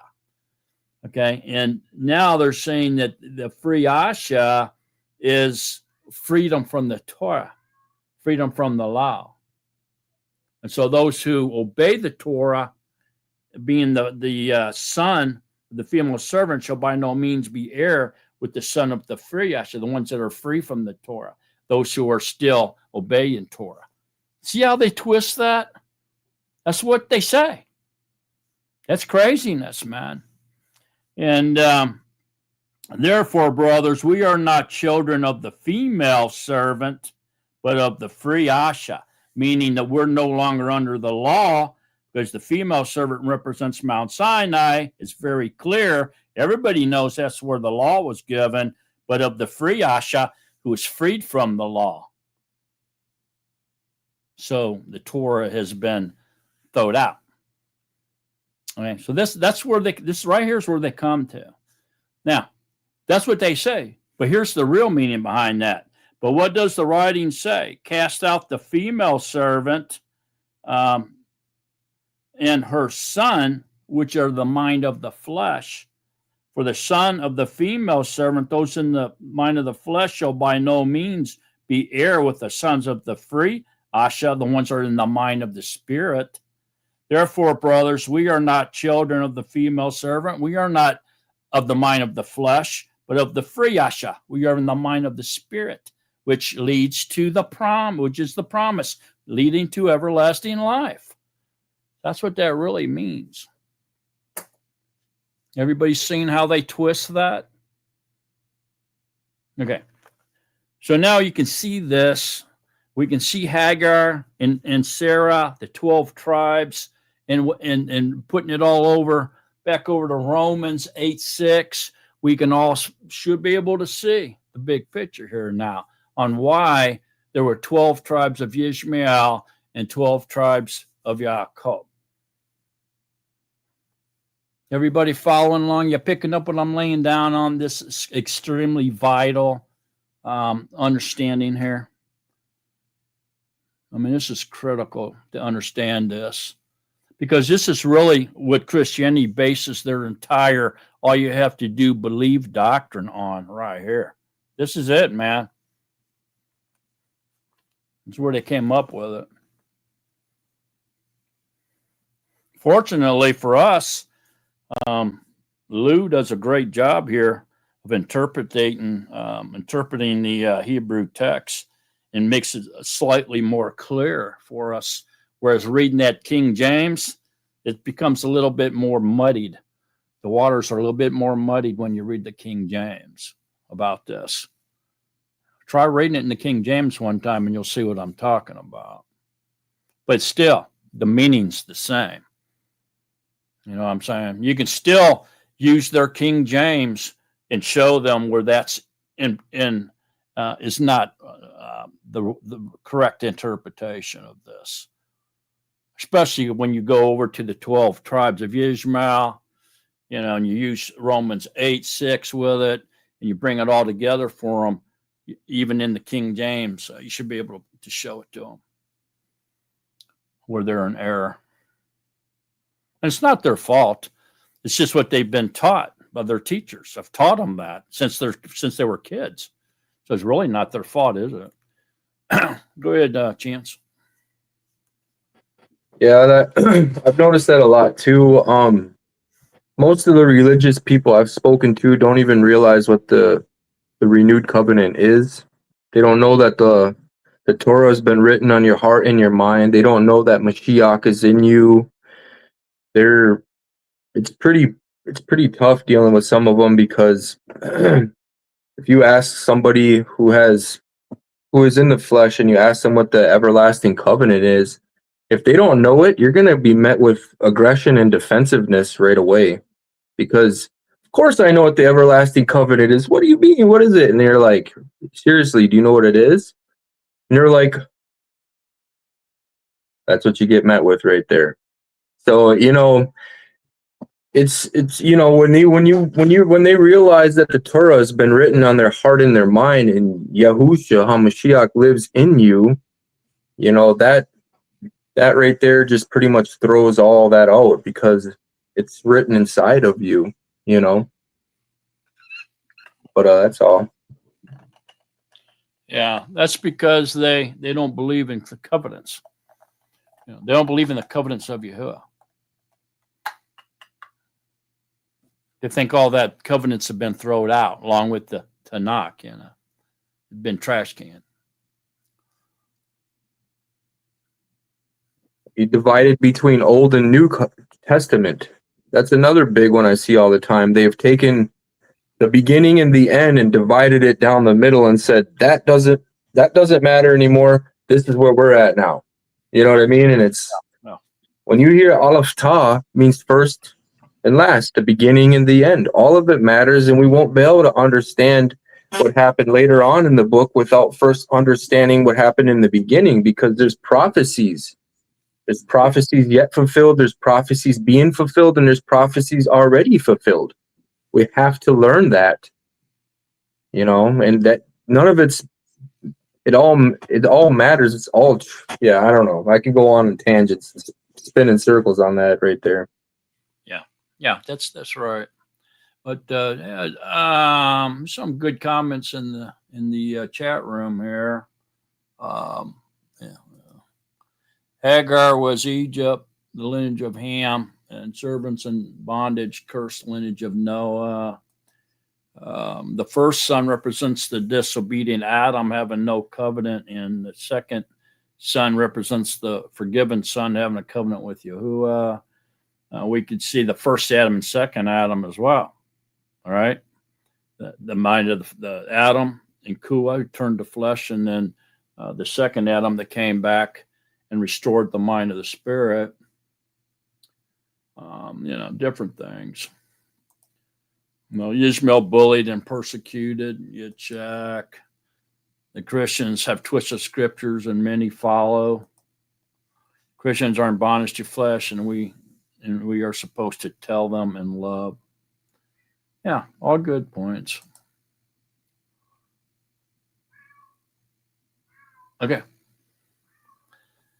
Thoughts, comments, questions? Roz, go ahead. I'm finding, though, that even with telling them and giving them scripture, they're still not understanding it. I could talk till I was blue in the face.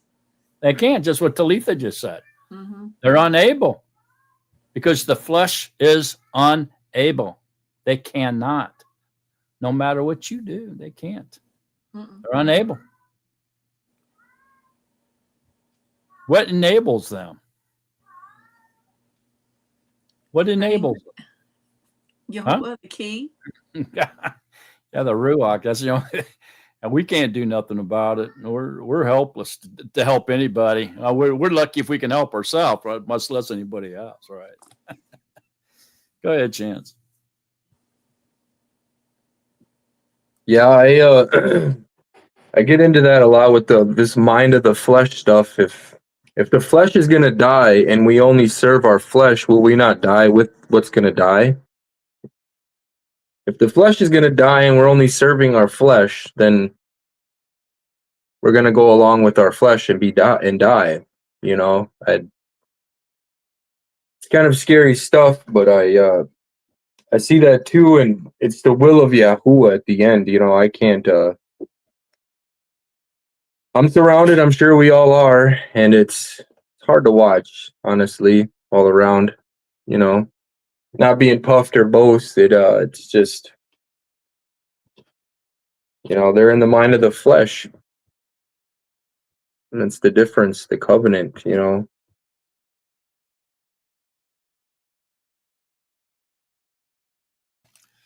Yeah, I know. It's rough. Well, it's rough to watch when it's somebody you really love or know, and you see it and you're like, man, there's nothing you can do. It's like our hands are tied behind our back. But the thing of it is, if they do belong to Yahuwah, if they're like a lost sheep, then they'll hear his voice, speaking to them, and they will wake up, But if sometimes it falls on deaf ears, then we know he's talking to somebody who's not a lost sheep. Remember last night when I was talking about the 3 different branches, the 4 different species of people?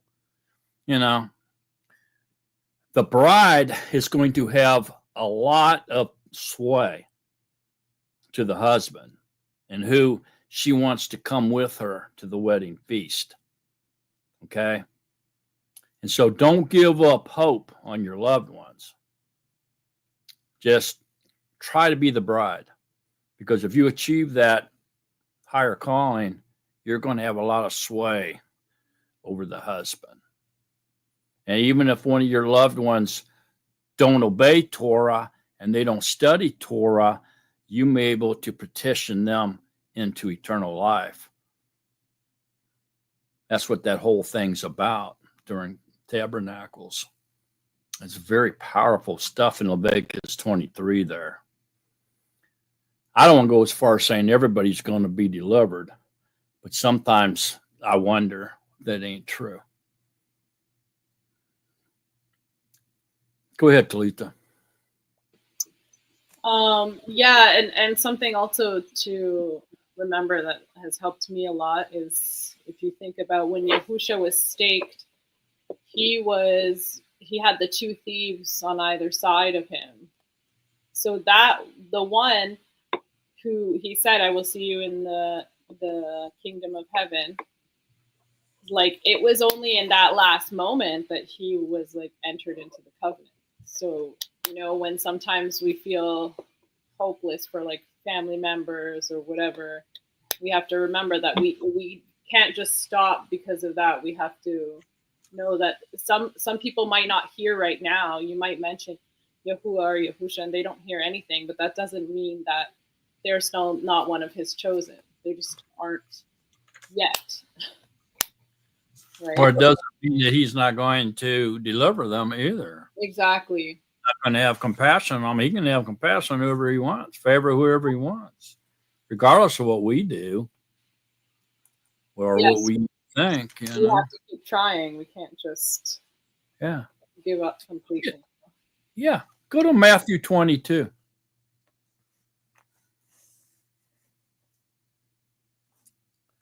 Matthew 22, verse 8 to 14. Who wants to read that?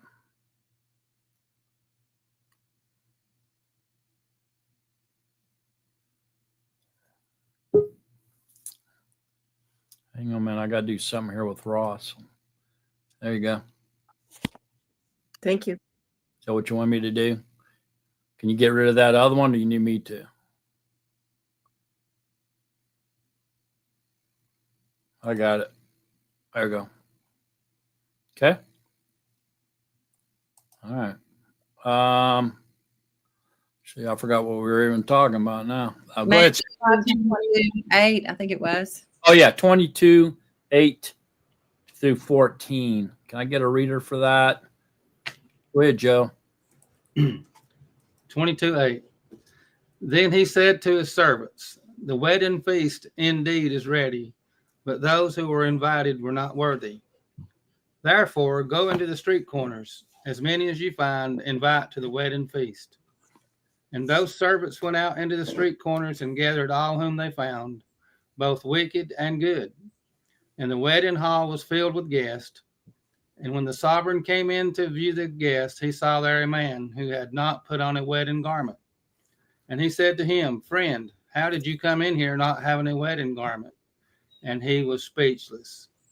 Then the sovereign said to the servants, "Bind him hand and foot, take him away, and throw him out into the outer darkness. There shall be weeping and gnashing of teeth, for many are called, but few are chosen." Okay. So several things here. 11, and when the sovereign came to view the guests, he saw there a man who had not put on a wedding garment. This man was not invited by anyone. He just showed up. He was a wedding crasher. Okay. Your wedding garment is your immortal body. Okay. How'd you get here? This guy was still in the flesh. He was a wedding crasher. So he got bound up hand and foot and thrown into the outer darkness, the lake of fire. And then back up here in 10. And those servants went out into the street corners and gathered all whom they found, both wicked and good. And the wedding hall was filled with guests. So it was packed to the gills, okay, of wicked and good. Wicked? Wicked? Who are the wicked that made it into the Shemayim, into the reign of Yahuwah? The wicked are those who were invited by the bride. They were the willow branches, the myrtle branches, and the palm branches that were invited by the citrus fruit, the estrak. How else did wicked get into the reign of Yahuwah? Isn't the wicked supposed to be destroyed? How'd they get there? Because they were invited there through the bride. Remember? Take all of us or none.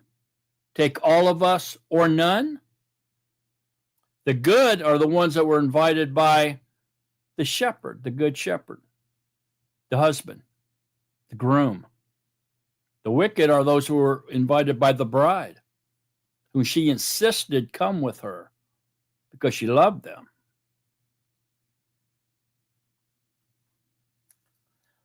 The man that was thrown out of the wedding without the wedding garment was not invited by either groom or bride. He was found to be in the mind of the flesh and therefore was bound up and thrown into the outer darkness. The wedding hall is full, packed with guests, not just a remnant, but packed like a sardine can. And there shall be weeping and gnashing of the teeth, for many are called, but few are chosen. In other words, many are invited and brought into the wedding feast, but only a few of those, the remnant, is the bride. Many are there. It's packed like a sardine can, but only a few are the bride, which is going to marry the husband. The rest are guests of the groom and the bride. Everybody picking up what I'm laying down on this parable? Go ahead, June.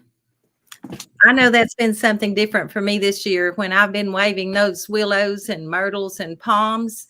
This year, I've been calling out names. I'm Ooh. like, he's got to know who we're coming with this year.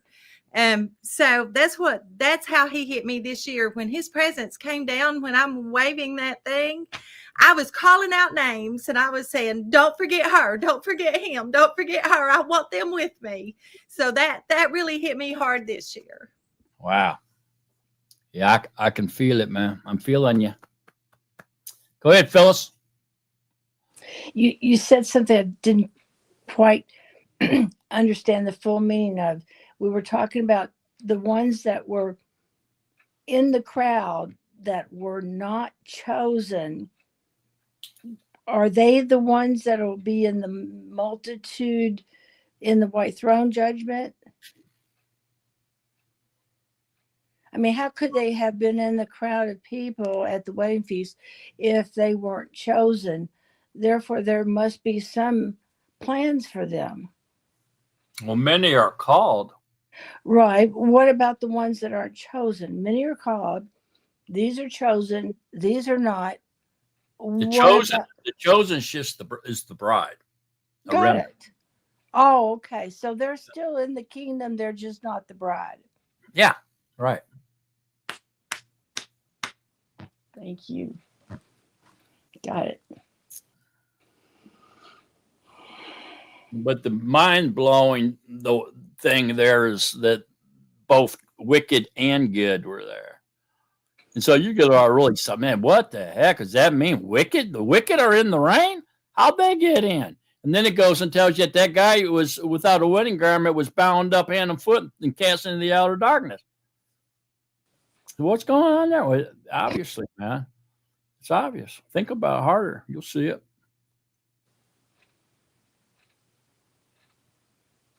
Anybody else? Thoughts, comments, questions? Mm-mm. Mind-blowing stuff, isn't it? Mm-hmm. Yeah, they're friends of the bride. Exactly. That's right, Rick. They're friends of the bride. That's who the wicked are. That's what they are, man. Got it. The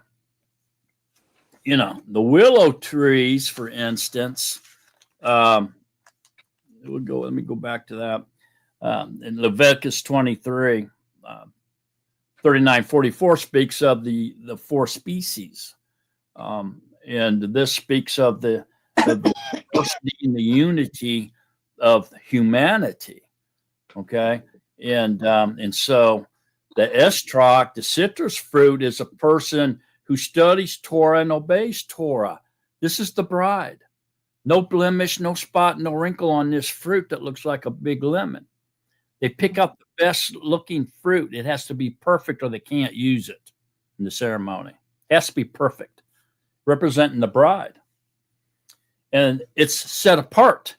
It's not bundled with the branches. It's set apart. And so the palm is a person who studies Torah but does not obey Torah.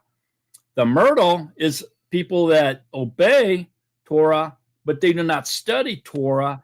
And the willow is people that do not study Torah, nor do they obey Torah. And so the bride loves these people. So they bundle these people, or these three are bundled up for the fire. They're getting ready to be burnt, man. But the bride comes along and invites them to the wedding. What is the groom to do? She says, I'm not going to marry you unless you let me bring my family and friends with me to the wedding. Take us all or none. Take us all or none. What is the bride, the groom to do? He loves his bride. He wants her badly. But she won't marry him unless her friends and family and neighbors, coworkers, loved ones are invited to the wedding. Wow. Wow. Roz, go ahead. Was Rahab kind of a foretelling of that too?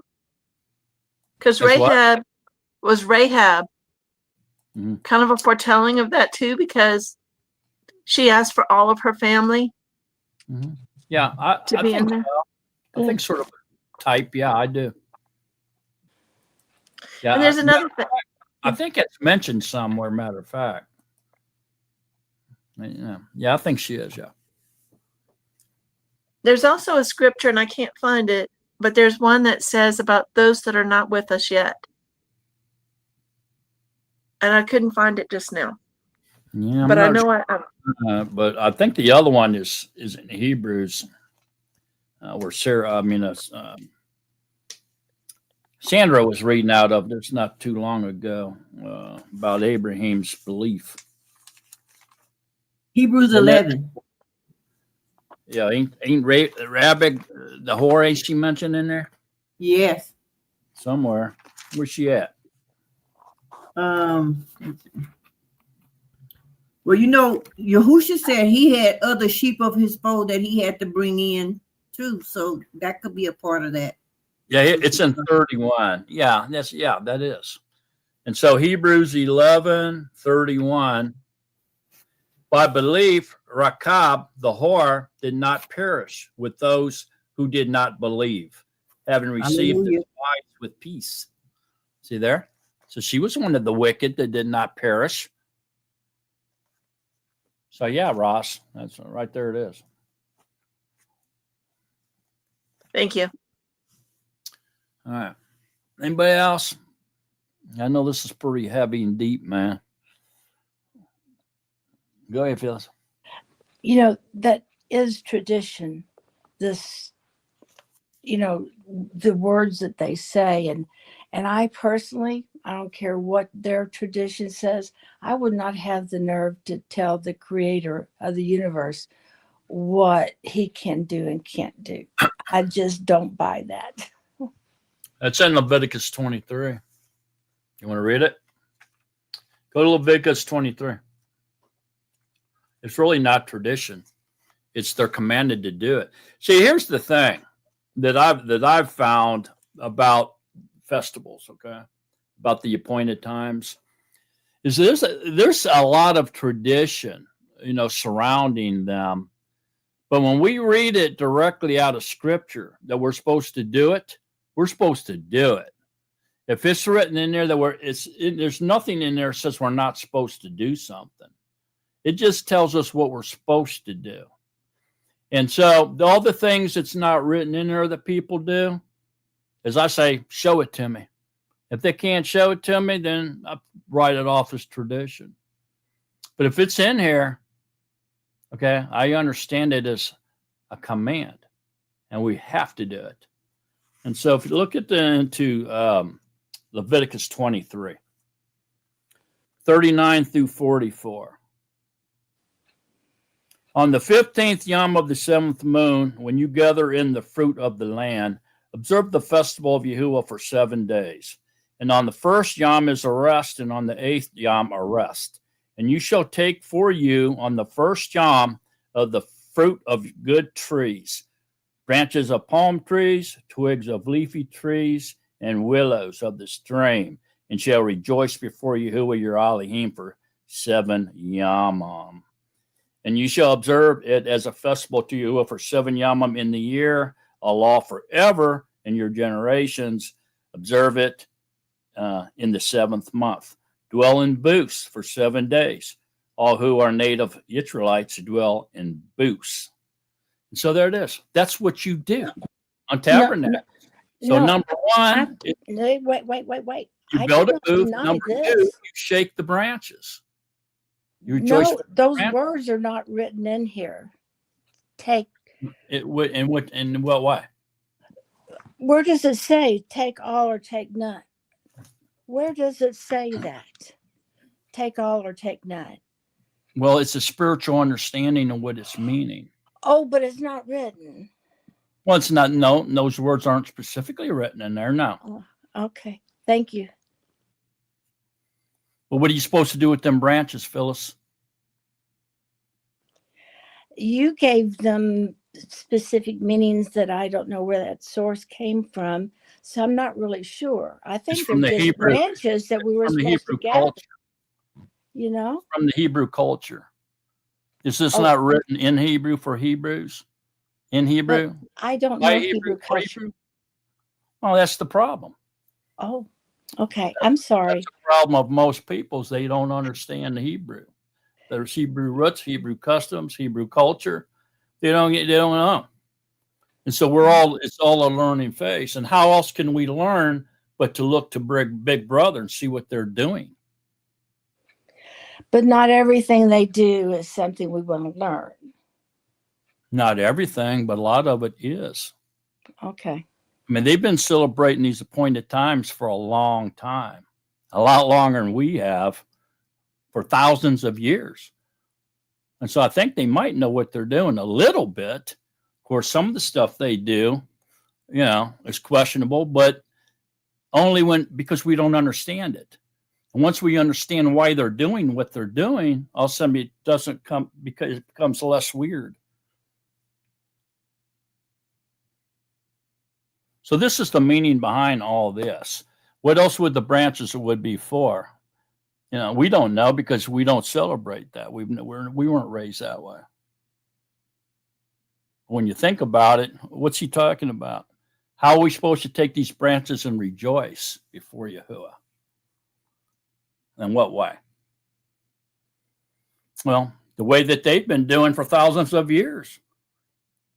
And that's what they do. And I believe it.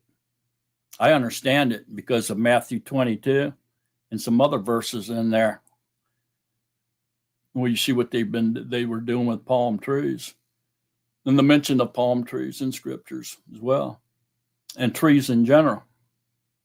And so you take all this information, you put it all together, and you come up with a better understanding of the Hebrew culture and what's going on here. You're absolutely right. Thank you. Yeah, why in Leviticus 23 would Yahuwah during Tabernacles, tell them to build a booth and dwell in it for 7 days. And then mention these branches, not for a reason.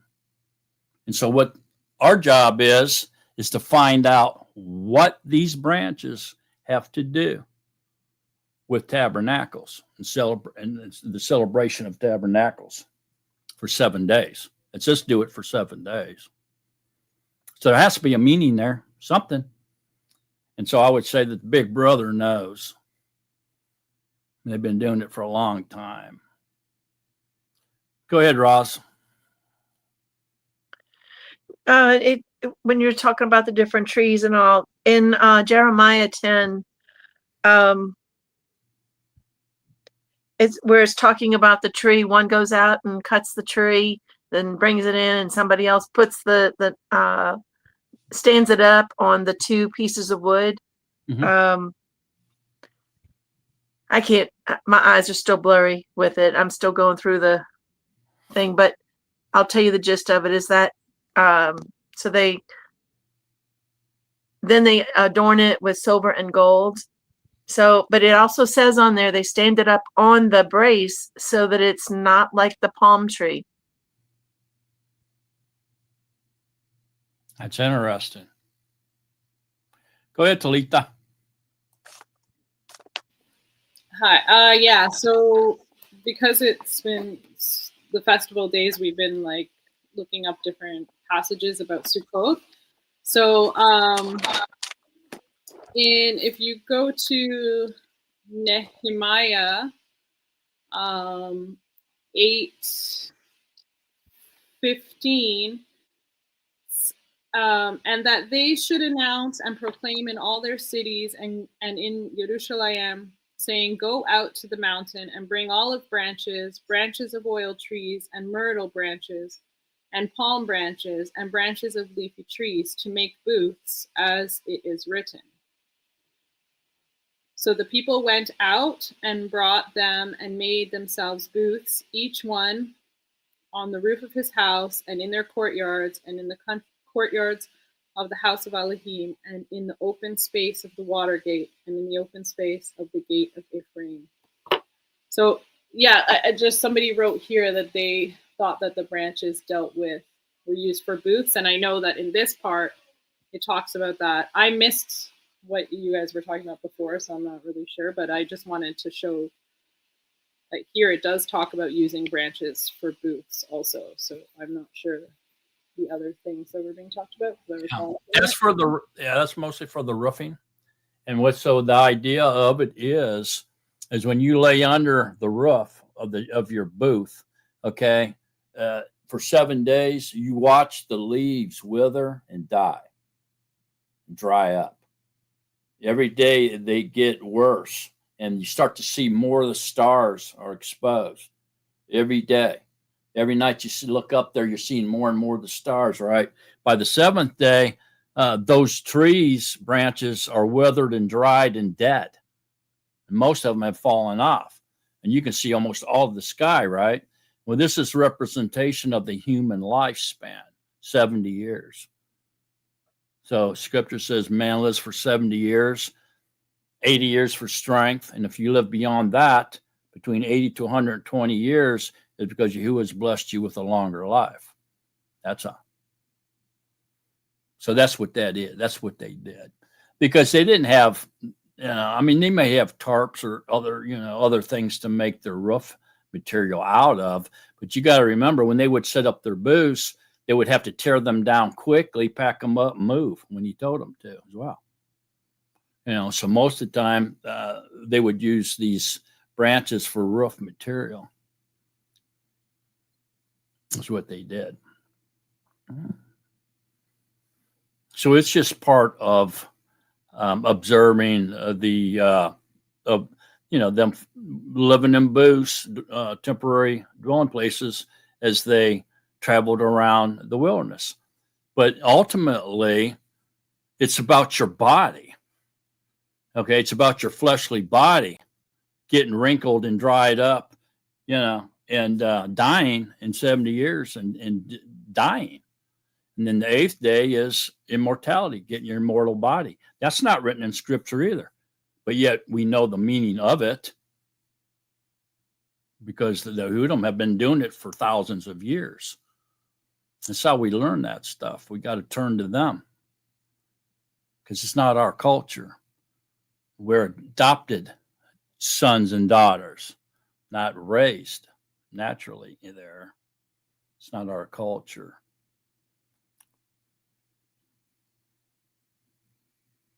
So I suppose I can point to a whole list of things that people do on the Sabbath that's not in scriptures.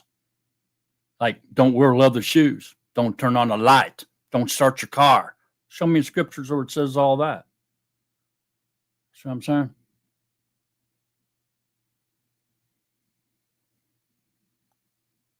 Don't go out of your house. Where's it say that?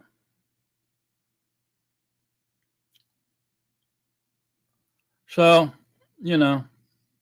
we gain knowledge through studying. We have to research things. We have to read things. We have to study.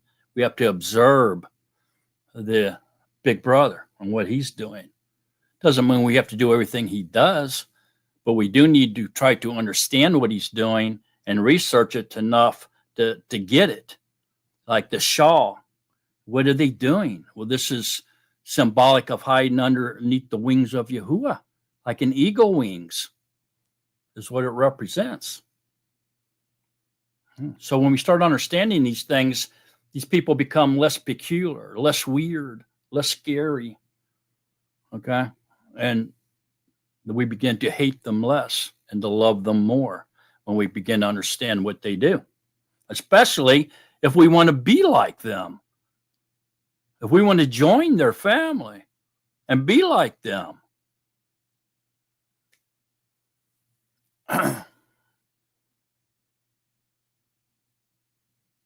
You have to engraft. Engrafting means become like them.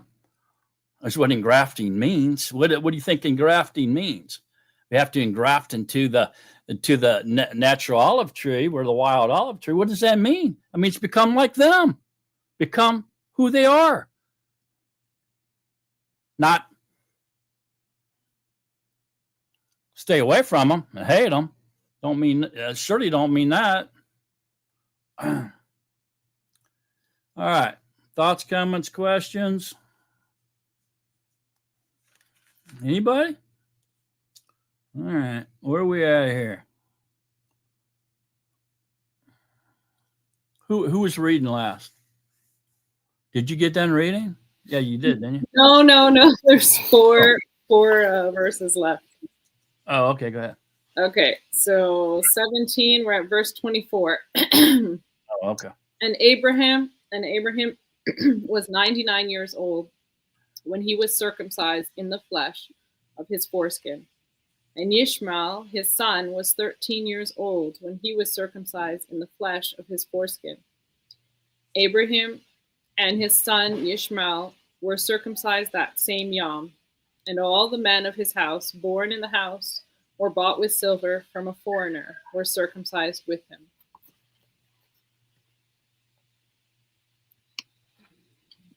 Okay. So what are those people? And all the men of his house, born in the house or bought with silver from a foreigner, this will be a slave, right, or servant, were circumcised with him. Who would they represent? Who are they? The ones that were bought with silver.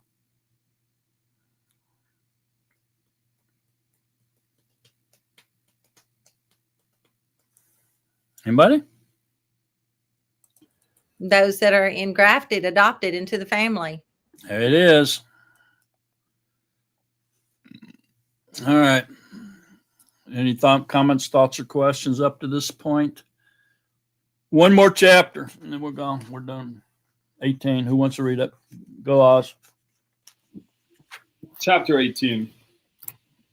And Yahuwah appeared to him by the terebinth tree of Mamre, while he was sitting in the tent door in the heat of the yom. And he lifted his eyes and looked, and saw 3 men standing opposite him. And when he saw them, he ran from the tent door to meet them, and bowed himself to the ground and said, Yahuwah, if I have found now favor in your eyes, please do not pass your servant by. Please let a little water be brought and wash your feet, and rest yourselves under the tree. And let me bring a piece of bread and refresh your hearts, and then go on, for this is why you have come to your servant. And they say, do as you have said. So Abraham ran into the tent to Sarah and said, hurry, make ready 3 measures of fine flour, knead it and make cakes.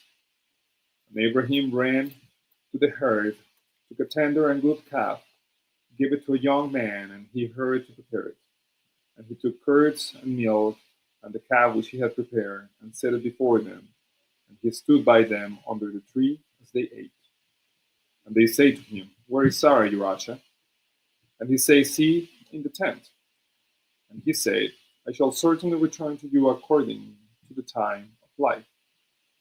And see, Sarah, your Asha, is to have a son. And Sarah was listening in the tent door, which was behind him. Now, Abraham and Sarah were old, well advanced in age. And Sarah was past the way of women. And Sarah laughed within herself, saying, after I have grown old, shall I have pleasure, my master being old too? And Yahuwah said to Abraham, why did Sarah laugh, saying, shall I truly have a child since I am old? Is any matter too hard for Yahuwah? At the appointed time, I am going to return to you, according to the time of life, and Sarah is to have a son. But Sarah denied, saying, I did not laugh, for she was afraid. And he said, no, but you did laugh. Okay, stop. All right. So, it's kind of strange here. It looks like Sarah lied to you. But these 3 men, back over to 2, standing opposite of him.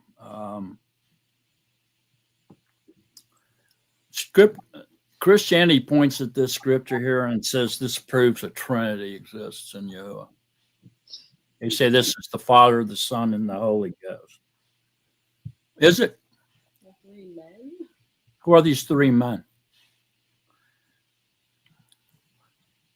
Men, does not men mean in the house in the flesh? In the flesh? Wouldn't that be what a man is? Would this be 3 fleshly men? Or is this proving the Trinity as Christianity declares it does? Phyllis? Could it be Yahusha and 2 other messengers that came with him? Why would they be in the flesh? I mean, they're obviously in the flesh, aren't they? I mean, to be recognized as people and not frightening.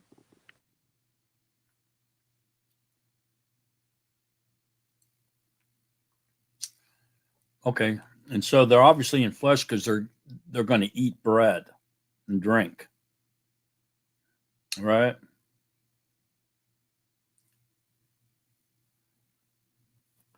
They hurried up and created a dinner and fed it to these 3 men. And he said he stood by them under the tree as they ate. So they absolutely ate. And so they had to be in the flesh. He washed their feet also. He got the water ready to wash their feet. So you got to have feet to wash feet. All right.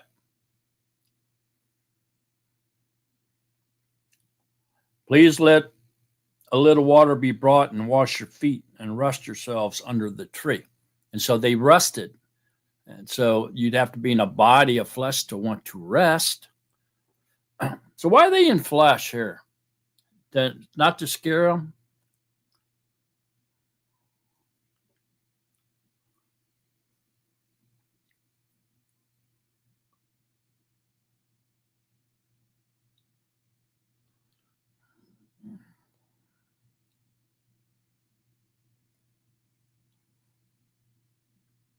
Sandra? So were they not in the flesh so that they could be realized by Abraham? In other words, they were presenting themselves in the reality that Abraham was in. And it's the scripture that says, be careful how you entertain strangers, because some have entertained Malachim unaware. And they can take on different forms. Like Gabriel did in the book of Daniel.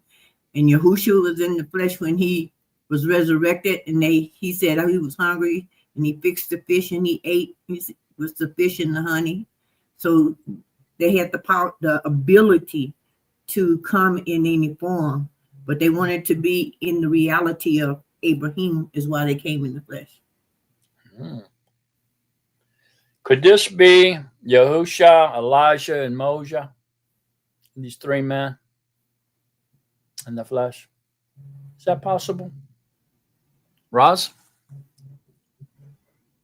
Well, I don't have an answer for that, but that sounds plausible to me, that it could be that, because they met on the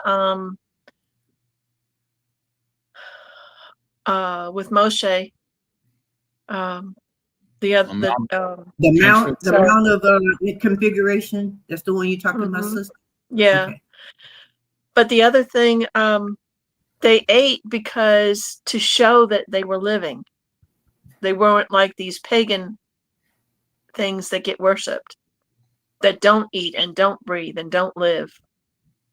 That's what I feel like it is too. Okay, so notice that he bowed down himself to the ground to them and said, Yahuwah, if I have now found favor in your eyes. How did he know that he was Yahuwah if they were in the flesh? If they were three men. Look, as soon as he sees them, he runs out there and bows down to him, calls him Yahuwah. How do you know that? Go ahead, Oz. I mean, well, so if you go, I don't know. I think he have already seen Yahuwah, and potentially he kind of recognized him, because if you go to 13, he said Yahuwah said to Abraham, so he's already speaking to him. They can recognize each other. But if you go back to 17:22, and when he had ended speaking with him, Elohim went up from Abraham, which I don't know what went up means. If it went up like out of his mind, or went up out like up the hill, did he actually walk away? But it seems that Abraham is able to recognize him in the flesh, or recognize the messenger. Could be his voice, could be something in particular that clearly he understands who they are and who he is. Yeah, absolutely does. But he in 13, Yahuwah is speaking to Abraham, unless he's speaking mentally, like telepathically, like. But it's not a vision, because they're literally inviting them inside. Yeah, there's no doubt that they appear as men, and they are men because they're eating and drinking and they're resting, and they got feet being washed and all that. But and it's obvious that Abraham recognized that it was Yahuwah. At least one of them was Yahuwah, and how is it that people see Yahuwah? Okay, first of all, Scripture says that nobody's ever seen Yahuwah. It's pretty clear. No one has ever seen Yahuwah, ever. Okay? Nor can you see him, lest you die. So nobody has ever seen Yahuwah. So how is it that he's seeing Yahuwah now? How do these people see Yahuwah? Chris? Could they actually be seeing Yahusha? Yeah. So obviously they're seeing him in his body. Yeah. Right? And so that's not his natural form, because his natural form's clear. He's invisible. He's a spirit who indwells in unapproachable light. The unapproachable light would be his body of light. So this right here, since he appears as a man, would more than likely be in the appearance of Yahusha. And so, since Abraham has spoke to Yahuwah before this, then he must recognize him in his bodily form of flesh. He must have talked to him as a man before, face to face as a man. He must have. It's the only thing that makes sense.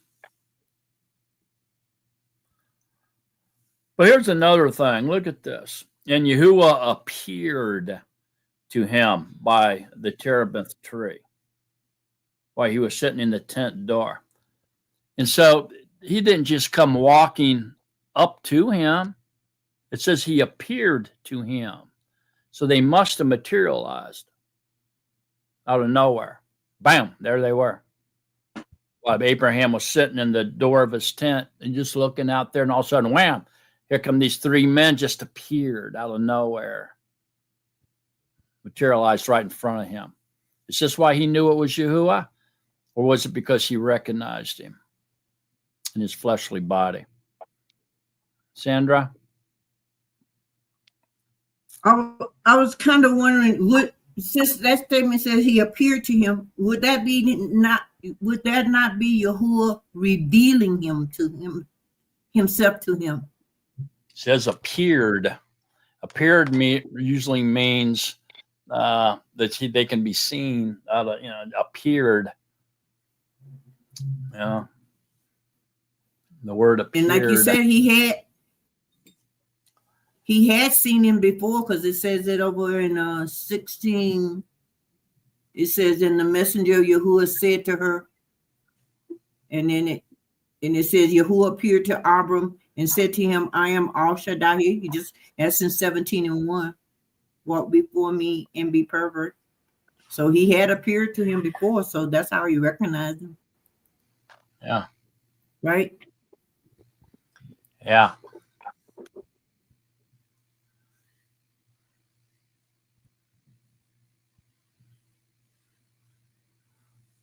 Yeah, appeared can mean past, can mean to start to be seen or to be present.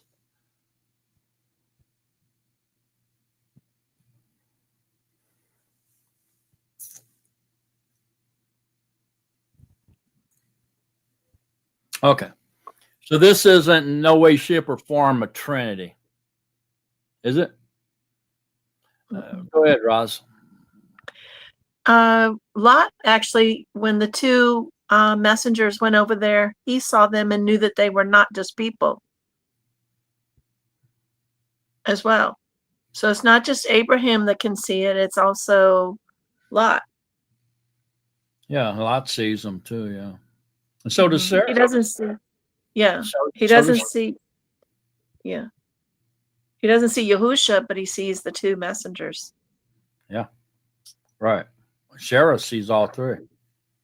Mm-hmm.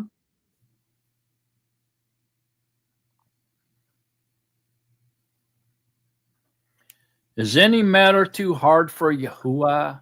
Somebody want to answer that question?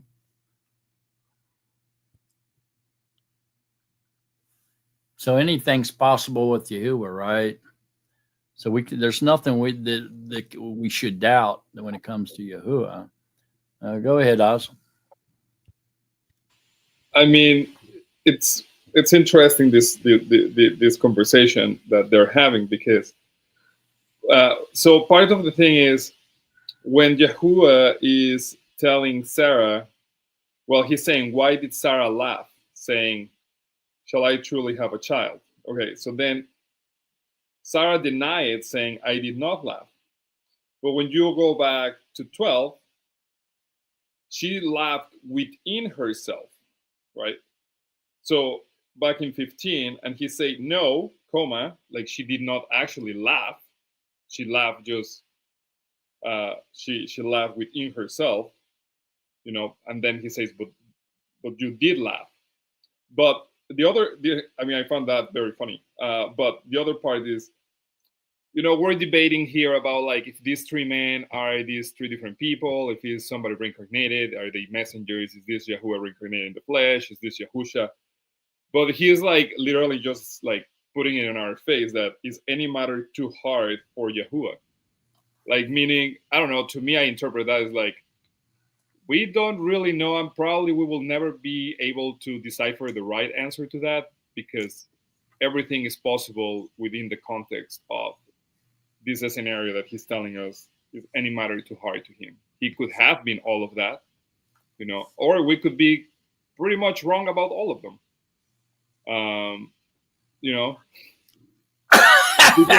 Because he said, he just told Sarah that what she thought, like she laughed within herself.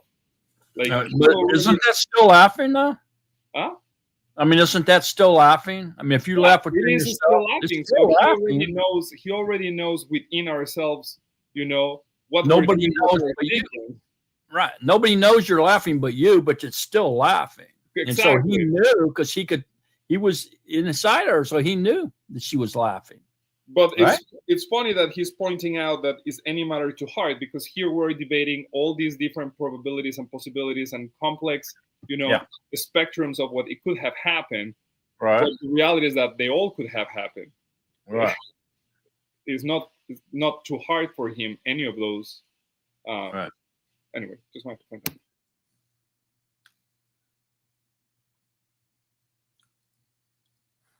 Yeah.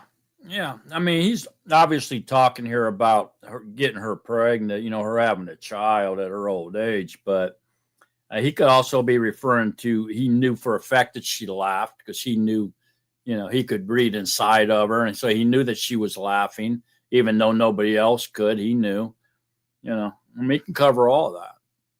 But obviously he knew she was laughing, because she said, "Oh, no, but you did laugh." And so then she acknowledges here that she did, because it says, "But Sarah denied it, saying, I did not laugh, because she was afraid." For she was afraid means that she's lying. She knows she was laughing, but she's denying it because she's afraid. And then he said, "No, but you did laugh," letting her know that, you can't lie to me. I know you were laughing inside of yourself. You know what I mean? So very interesting, yeah. Thoughts, comments, or questions? So he was letting her know he knows all. There's nothing that he can't. Let me ask you a question. Say somebody came up to you, a Christian of some sort, comes up and says, "Look, and saw three men that appeared to him, proves the Trinity." How would you tell them that that does not prove a Trinity? How would you do that? How would you explain to them that doesn't prove that there's a Trinity? Because that's what they say. I've heard a lot of them come straight here and point this out and say this proves there's a Trinity. Ross? If they're saying it's a Trinity, then how can they see the Ruach? Because the Ruach is clear. The Ruach is, Mm-hmm. Well, they would just simply say, well, the Ruach can materialize, like you did with Jacob, Russell Jacob. Okay, Chris, what do you think? I would just say it just says three men. It doesn't explain further what those three men are. It could be Malachim, it could be whoever Yahuwah wanted to have with him at that point in time. It only really identifies one of them at this point, doesn't it, being Yahuwah? It doesn't really say who the other two are at this point.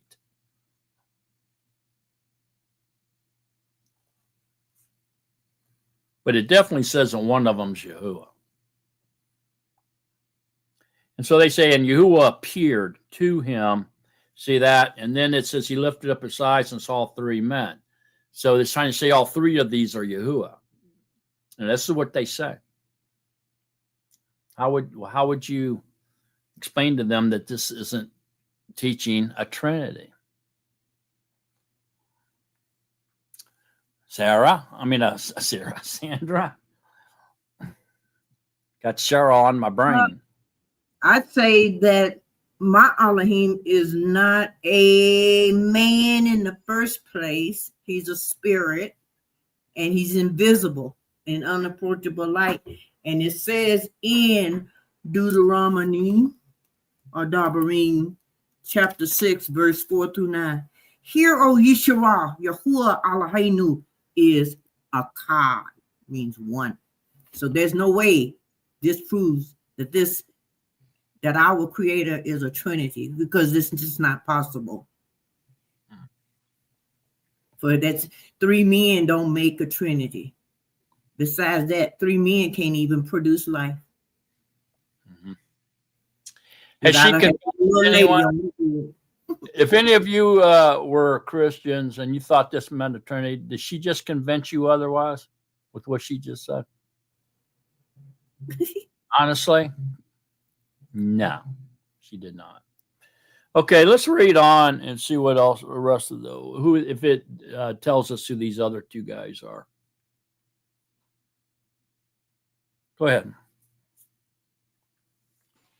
Continue? Yeah, continue. Okay. 18, verse 16. And the men rose up from there and looked towards Sodom. And Abraham went with them to send them away. And Yahuwah said, shall I hide from Abraham what I am doing? Since Abraham is certainly going to become a great and mighty nation, and all the nations of the earth shall be blessed in him. For I have known him, so that he commands his children and his household after him, to guard the way of Yahuwah, to do righteousness and right rule, so that Yahuwah brings to Abraham what he has spoken to him. And Yahuwah said, because the outcry against Sodom and Gomorrah is great, and because their sin is very heavy, I am going down now to see whether they have done altogether according to the outcry against it that has come to me, for if not, I know. So the man turned away from there and went towards Sodom, but Yahuwah still stood before Abraham.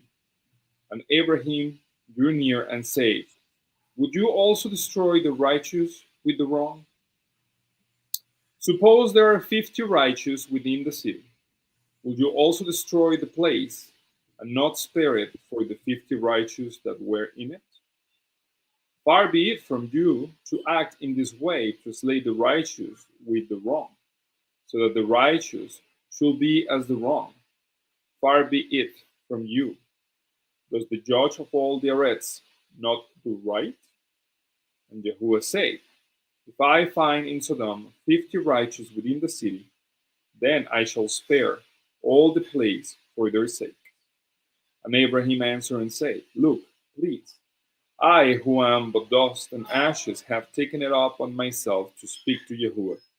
Suppose there are 5 less than the 50 righteous. Will you destroy all the city for a lack of 5?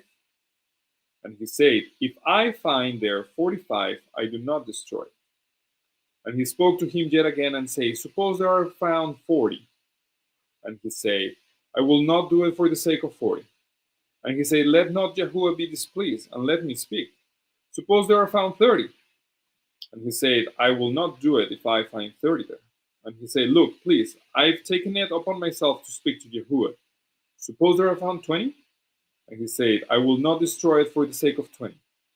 And he said, let not Yahuwah be displeased, and let me speak only this time. Suppose there are found 10. And he said, I will not destroy it for the sake of 10.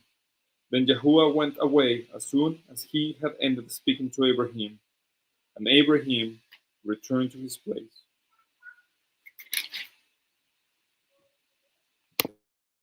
All right. Was there anything there that let us know who the other two were?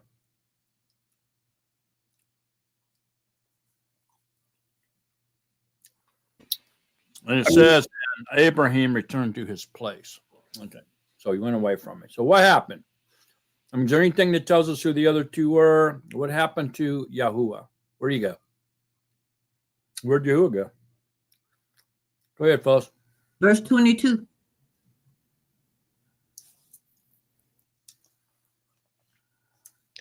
The two men walked away and Yahuwah stayed behind. And it definitely said two men and Yahuwah stayed behind. So that separates him from the other two. Pretty obvious. And might I make a comment that even Abraham was afraid to beg for somebody's life? Excuse me? I'm making a joke. I'm sorry. Forgive me. He please. was absolutely begging for people's lives. I know. That's exactly what he was doing. I know. Oh, I thought you said he didn't. I don't. I guess I didn't hear what you said. Anybody else? Comments, thoughts, or questions? I do. Good. So Good. it sounds to me like those two men are messengers. I mean, if we think about the prophets that showed to Yahusha, Moshe and Elijah, I mean, they're technically messengers as well. So to me, they're messengers, ultimately. Mm-hmm. Now, something that really stood up to me here is this in 19, that he say, "For I have known him, so that he commands his children and his household after him." That the commands his children and his household after him to guard the way of Yahuwah, to do the righteousness and right ruling. It stood to me there the importance of fatherhood and the man of the house who leads his household to do righteousness and right ruling. And that's where Hashatan has really influenced our social instability of the household in itself. Because he is blessing Abraham because he knows that he will command his children. He is a very strong father in that sense. That's why he's the father of nations, because he can actually lead his family and lead his children and lead his people in righteousness and in right ruling. I don't know, to me that really stands very, very, very boldly, to me as a father and as a man and as a husband, to really intake this fathering from Abraham, and how he was able to lead his family to become nations after all. Oh, I just wanted to point that out. I just found that very, it's bolded already, but it's pretty boldly. Yeah, I just wanted to mention that. In regards to the other part that you asked, I mean, where did Yahuwah go? I don't know. Part of me also kind of came up to this idea that could it be that Abraham was having a vision?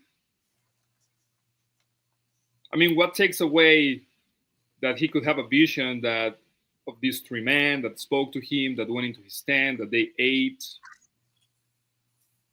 I mean, maybe we'll say it's a vision, right? So I don't know. Yeah. Well, it says that he appeared. You appeared to him. Appeared means seen. So it. I mean, we could. What we're doing right now could be a vision. All we know. I mean, maybe we're just all big thought in the back of Yahuwah's mind. Maybe we don't even exist. Maybe Yahuwah is so powerful that even his thoughts are animated. I don't know. Who knows? And we could say that, talk like crazy all day long, you know. But I you know, it does say cheating again down in chapter 19, verse 1, and the two messengers came to Sodom in the evening. So it kind of tells us that the two men are two messengers. And we know that messengers or angels, you know, they can materialize. You know, they can become as men. And the scripture mentions that they can. Be careful how you treat people, because you might be entertaining a messenger unknowingly, entertaining a messenger. So yeah, obviously they can become flesh. And besides, when the messengers and the demons left their principality and came down and mated with women on the earth, they would have to become human to do that. You know, since in the messenger's form, there's no male or female. You ever think about that? How'd they mate with women they couldn't have in their natural form, because there's no such thing as a male or female. So they would have to become a man to do so. So, yeah, kind of interesting here that Abraham negotiates with Yahuwah to try to save other men from the wrath of Yahuwah. And he negotiates him all the way down to 10. And there was not 10 righteous people to be found in these two cities on the plains. Unbelievable. So the ones that were found, Yahuwah spared. He sent Lot, his wife, and his daughters away, didn't he? How many daughters did he have? 2 daughters and a wife, and him 4. And he didn't even destroy them. He sent them out. So did they go directly to the mountains? No, they go to another city on the plains. And then they leave from there to go to the mountains when Yahuwah continues to destroy the rest of those cities, those evil places. So a lot of different perspectives here on what's going on. But let me ask you this. The entire world must have been evil in this particular point. Why did Yahuwah pick on these 2 cities? Go ahead, Ross. Well, I have a question. Why, when the messengers got there and they were by Lot, and the people wanted to have the messengers sent out, and then he sent his 2 daughters out, or wanted to, asked him if they wanted his 2 daughters. That's always puzzled me, why that his daughters that were virgins would be sent out there to be done whatever by those men that were out there, but they were sodomites. Yeah, basically Lot knew that these were we haven't got there yet, you know what I'm saying? Kind of jumping ahead, but Lot kind of knew that these were messengers of Yahuwah, that they were sent by Yahuwah, and therefore he was willing to offer his 2 maiden daughters to these men to spare these men's lives. So I don't know, we'll get there next week, but possibly, Lot didn't know that they were messengers. Maybe he thought they were physical men, and that he thought they could be killed by these people, and he didn't want that. He didn't want their blood on his hands, and so he was willing to do that. It's almost the same principle as someone willing to give their life for another, that another may live. We see that a lot. And matter of fact, sometimes when I start feeling down and out and get disgusted with mankind and start losing hope and belief and everything in man, because they do so many disgusting things, all of a sudden here comes along this hero that gives his life for another person that they may live, and it restores my my hope and my belief in humanity. Perhaps this is the same character that Yahuwah saw in humanity and why he didn't totally destroy us with the flood. Who knows?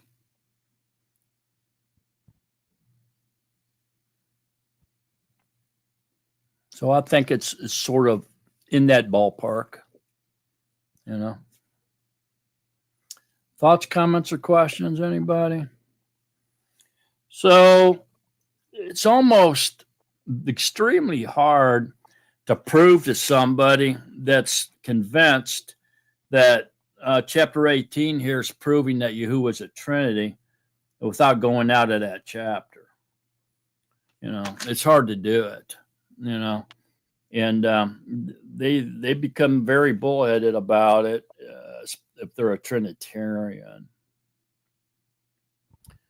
So 19:1 is definitely a place to go to be able to prove that to them.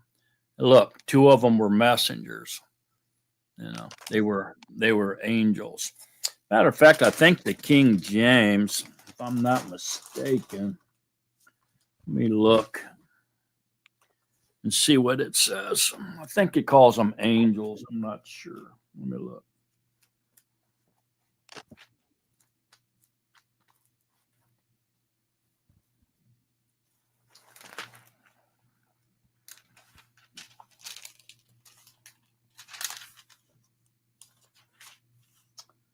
It says the two angels arrived at Sodom, so that it does say angels. So this is the book they're going to be using. They're not even going to talk to you about the BYV. I don't want. Oh, that's voodoo. They ain't going to want to look at that one. Again, they just want to look at the King James. That's what you're going to have to learn to deal with. So let me see. In the beginning of 18, what's it say? It says, the Lord appeared to Abraham near the great tree and was sitting at the entrance of the tent in the heat of the day. Abraham looked up and saw three men. So it does call them men. Okay, but 19:1, it calls them angels.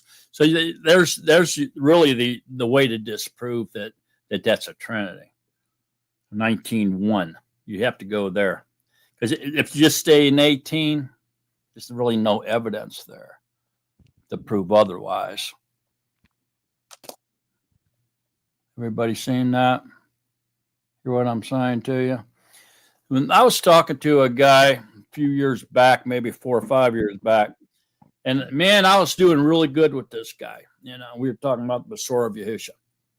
And then I said something, I can't remember what it was, but it kind of tipped him off that I was talking from a different translation. And so he kind of puts his head down, he walks over and he jumps in his car, starts it up, rolls down his window, and he hangs his head out the window and goes, "What translation are you reading, quoting out of?" And I said, BYNV. He goes, "The King James is the only true translation." He rolls his window back up and peels out of there. So that's what you're dealing with. Seriously, that's what you're dealing with. All right. Any thoughts, comments, or questions today? Sandra, go ahead. So, Brother Mark, I was looking up. It seemed like you were saying, why did he pick on Sodom and Gomorrah? I think that's in 2 Peter chapter 3. Yeah. It says, "This is now, beloved ones, the second letter I wrote to you, in which I stir up your sincere mind to remember the words previously spoken by the set-apart prophets and of the command of the master and deliverer, spoken by your emissaries. Knowing this first, that mockers shall come in the last Yomim with mocking, walking according to their own lusts, and saying, Where is the promise of his coming? For since the fathers fell asleep, all continues as from the beginning of creation. For they choose to have this hidden from them, that the Shamaim were of old, and the Oret standing out of water and in water, by the word of Elohim, though which the world at that time was destroyed, being flooded with water, and the present Shamim and Yeret are treasured up by the same word, being kept for fire to a yom of judgment and destruction and wicked men. But beloved ones, let not this one thing be hidden from you, that Yahuwah with Yahuwah is one yom as 1,000 years, and 1,000 years as one yom. Yahuwah is not slow regard to the promise, and some counsel, but is patient toward us, not wishing that any should perish, but all should come to repentance. But the yom of Yahuwah shall come as a thief in the light. And so they were chosen, I think, to give us, they're like an example for us of destruction for choosing wickedness. Same thing. It's like, that's why they're like a foreshadow of what's going to happen in the end times. There you go. It's a foreshadow of the day of Yahuwah, isn't it? Yes. What's going to happen to the earth, to the wicked. But this here, in this sense, it's a city, but it's still a foreshadow of the world. They're going to be destroyed by fire because of their wickedness and disobedience. And so it's a type or a foreshadow for us to see what's coming. Thank you. All esteem to Yahusha. I just pray. Okay. Anybody else? Thoughts, comments, or questions about today's study? Anything at all? I think we're going to stop. Oh, go ahead, Jim. It's really not about anything we've talked about, but there's somebody listening that needs to hear this. 18 verse 8, and he took curds and milk and the calf, which he had prepared, and he set it before them, and he stood by them under the tree as they ate. So here we have meat, and we have milk and cheese all together being eaten together. So, I know there's a lot of people that say, oh, you're not supposed to mix the milk with the meat or the meat with the cheese. And here we have our father Abraham, the way that they say it, eating the curds and the whey and the meat all together. So I just thought I'd bring that up. That was a revelation to me when I saw that many years ago. I was like, wow, he's right there. Yeah, they get that out of Deuteronomy, obviously. But let's go there and look at that. Deuteronomy 14. Okay, so here's why we have to pay really close attention to what we're reading. I'm glad you brought this up. Let's go to look at Deuteronomy 14 real quick. 21. Okay, so here we're finding, the dietary laws, what they call the dietary laws, and descend to Baram 14 or Deuteronomy 14. And it goes down, you do eat, do not eat, you do eat, do not eat, do not eat, do eat, do not eat. Okay. And so it continues on like that. And then when you get to 21, it says, do not eat whatever dies of itself. Give it to the stranger who is within your gates to eat it, and sell it to a foreigner. So if you do not eat whatever dies of itself, or something, you find something laying there dead, but you can give it to a stranger, or to eat, or sell it to a foreigner, but you can't eat it. All right.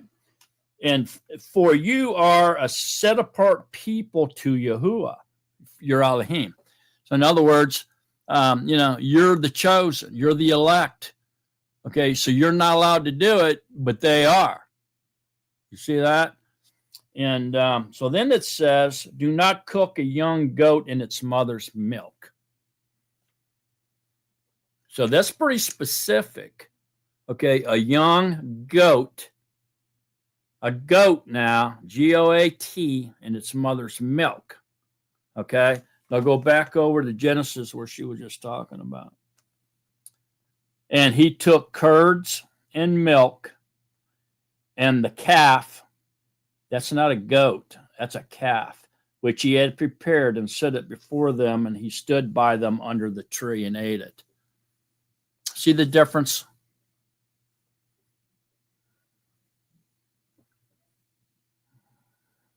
Who knows what curds are? Curds and whey. You all know what that is? Go ahead, Ross. Well, that's the first stages of cheese. Right, the curds curd. make away from the whey. Right. But what came to me when you were saying that about the goat in the mother's milk? Yeah. Could the milk at that point represent sin?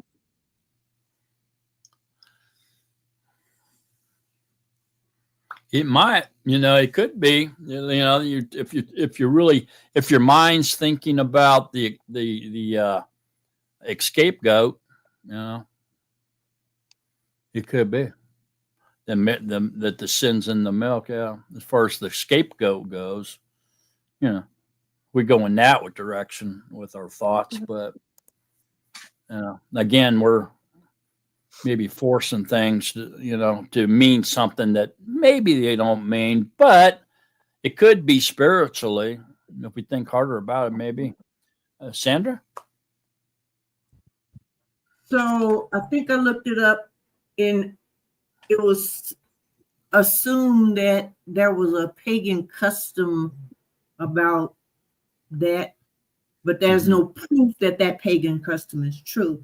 However, the writer said that the reason why possibly that Yahuwah didn't want us to cook a goat in its mother's milk, because that's kind of like the mother's milk is the life source for the goat. And that would be inhuman to cook it in its life source. Like, that's what I got from it when we studied it last time. Yeah, it might be, I mean, it really don't say why, but I've heard that too. Do not cook a young goat in its mother's milk, because that's what the pagans used to do, and so when Yahuwah chose Israel as his people, made the covenant, and he set them apart from all the other nations, basically everything that they were doing, he told Israel not to do. So they could only do the things that the pagans didn't do, And so that's kind of what set them apart, isn't it? If you think about it, so don't put a bowl on your head and shave your head with a bowl on it. Don't shave your beard. Don't whatever the pagans were doing, you didn't want Israel to do. And so I've heard that too, that that's what pagans were doing. They were cooking young goats, meat in its mother's milk. So they would take a mother that had milk, and they would, butcher her up, get her ready to eat, and then they would take the milk and pour it down in there, and out from the mother, and cook the meat in the mother's milk. And so Yahuwah didn't want us doing Israel doing that, because that's what the pagans did. It could be just that simple, really. It might not be nothing, real crazy reason for that, other than that, Go ahead, Phyllis. I had another possible interpretation, but you would know more about this than me. Is it possible that they were not to take the baby goat from their mother and kill it and eat it while the mother still had the milk to feed the baby? But as soon as I said that, that doesn't make any sense, because they would just use the milk of the mother. I don't know if that would have.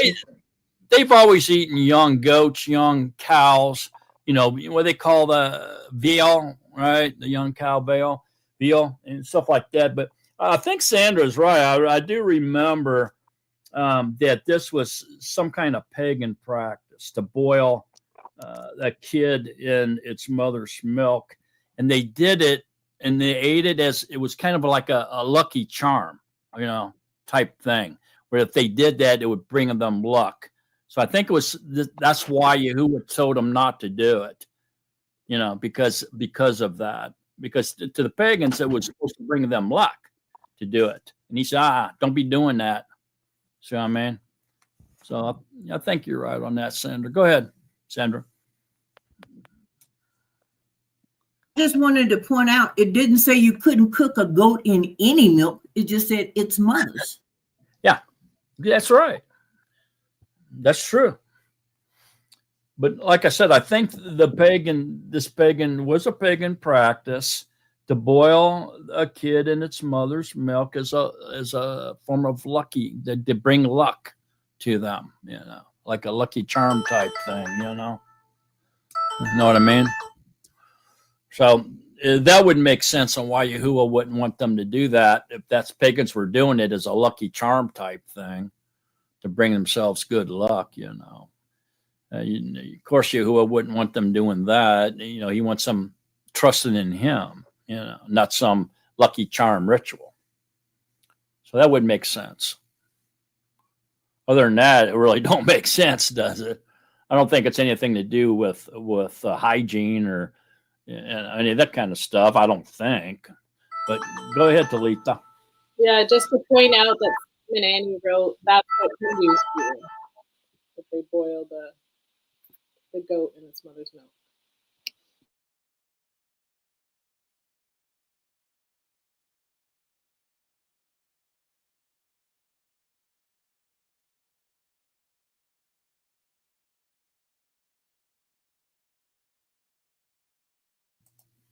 Say that again, Talita. I'm sorry. Simon Annie, they wrote in the comments, that's what Hindus do. Oh, Hindus? Oh, yeah, possibly. So it's still like a practice. So it would make sense that it might have been still a pagan practice. Yeah. Right. I can see that. But I did research that years ago, and because I remember a lot of people used to point to that all the time, like June's saying, but I'm pretty sure it was a pagan practice to do this, to cook the goat and the kid into the mother's milk is a lucky charm, bring luck to the household. I'm pretty sure it was. Go ahead, Chance. I thought about this one often too. There's another verse that I can't think of right away, but it says if you're walking on a path and you pass by a nest and there's eggs in there and a mother, take the eggs and leave the mother live. It's kind of like like it's just the right thing to do, like I don't know. I think what is like a sign of like I don't know, evil or wickedness, like would you take a baby and the baby was nursing on a mother's milk and then you're going to go and kill him in his mother's milk? It's just really evil in my eyes. So what it means to me is like maybe it's like a protection of life kind of thing, like there's some things that are just too far, like if you come across a nest with eggs in there and the mother's nursing the eggs, take the eggs, leave the mother, same with like boiling a young goat in his mother's milk. That's just how far are you gonna go? You really need to do all that? It seems just kind of real evil, I don't know. That's what comes to me. Well, that's a command too. Deuteronomy 22. Look at Deuteronomy 22, 5-7 real quick. An Asher does not wear that which pertains to a man, nor does a man put on an Asher's garment, for whoever does this is an abomination to Yahuwah your Elohim. When you come upon a bird's nest along the way, in any tree, or on the ground, with young ones or eggs, with the mother sitting on the young or on the eggs, do not take the mother with the young. Let the mother go without fail, and take the young for yourself, so that it might be well with you, and that you shall prolong your yamim. So it's Yahuwah kind of agrees with you there on that one. Go ahead, Talita. Yeah, so somebody else just posted, Rick, and he says, in ancient times, some pagan cultures practiced boiling a young goat in its mother's milk as part of fertility rituals, believing it would enhance crop growth. Yeah.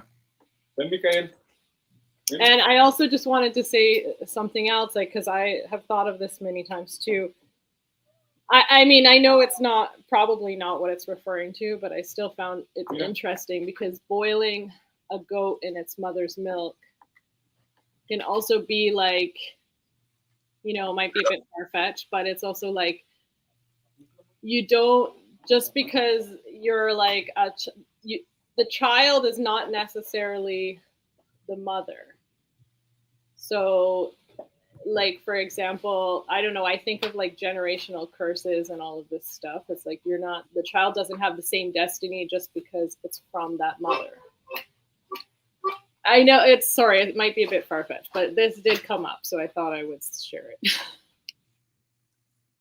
I don't know if I'm explaining it properly either. Sorry.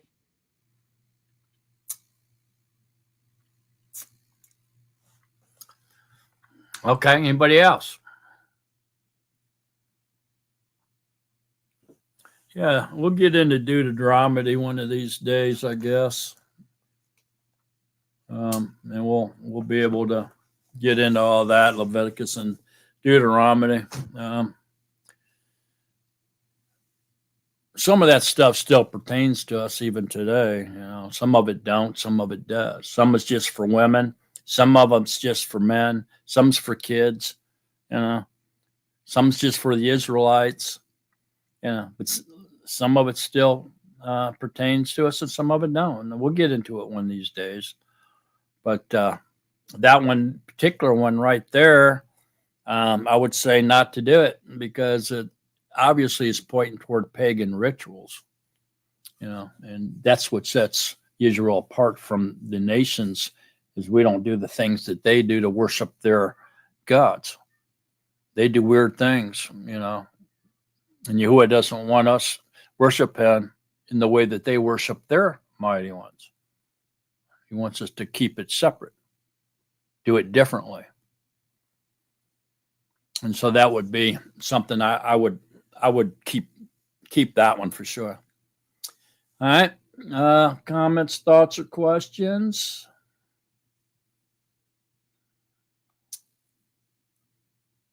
We have a bunch of them. The Canaanites did fertility dish of goat in its mother's milk. Hindu dish karbaka, goat boiled in its milk. Yeah, we can probably something we do not want to do. That's for sure. Okay, go ahead, Talitha. Yeah, just one more thing. Also, when you think of boiling a goat in its mother's milk, it's also like, it's like a worship, like it seems like a worship of death because you're taking the baby, which was the life that the mother gave, and now you're boiling it in what like the baby was being sustained by, right, in its life. So it's like a double death. I don't know. It's very... I would never do it anyway. You know what I mean? I don't like boiled food like that myself. I mean, I guess stew is okay, but I'd much prefer, roasting or broil or something like that. No beef stroganoff for you, huh? I just don't, don't sound good to me. Boiling a goat in milk was not something I would eat anyway. So I'm kind of obeying that one out of default, I guess. All right. Any other comments, thoughts, or questions? I got a question about last night's study. I'll go for it. In Barashith, Genesis 10:2, it says the sons of Japheth were Gomer and Magog, Madai, Yuan, Tubal, Meshach, Tiras. And then it gives each of their sons the ones that had. Is that any relationship to Gog and Magog? These Sounds like some of those are up in Turkey that you just named off. Yeah, it says that the coastland peoples of the nations were separated into their lands everyone according to his language, according to their clans, and into their nations. All right. So when you were talking last night, I was like, oh, I wonder if that any relationship to if they're these up are the north, sons of Islam, aren't they? huh? Isn't this the Islam? Japheth is the father of the Islam nation in the and them. Yeah, I mean anything that's is other than Israel is pagan. You know what I mean? It says that the nations will come against Israel. I don't know if that means every single nation that exists at that time, but it does sound like a coalition of nations are going to be led by a chief prince of sorts and come against Israel. Yeah. So yeah, they could be involved in that. You know, maybe all the nations. I mean, you know, the United Nations, European Union, whatever. It's hard to say what it's going to look like at that point in time because of World War III. You know, don't forget World War III is going to happen first, and that's going to be devastating. It's going to change the way the world, you know, looks big time. And so we can get into the 10 kingdoms and all that and everything, but you know, I don't have enough time to get into all that. But the face of the world will be changed after World War III for sure. It's not going to be exactly like we're seeing it now.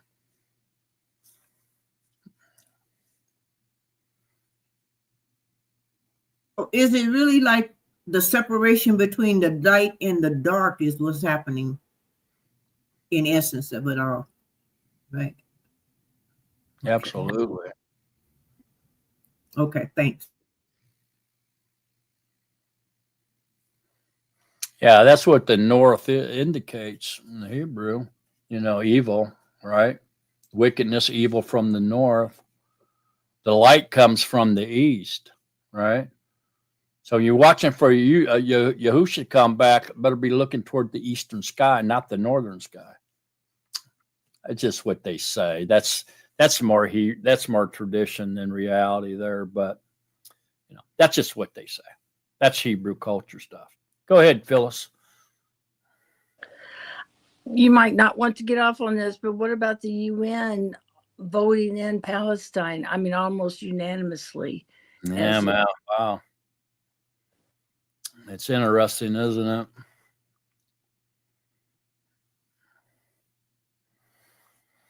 Yeah, like I say, the face of the world's going to change dramatically, especially after World War III, because 1/3 of mankind's going to die. I mean, that's so much carnage and devastation.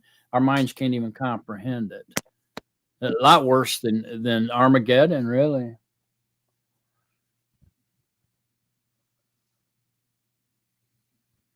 Thoughts, comments, questions on today's study?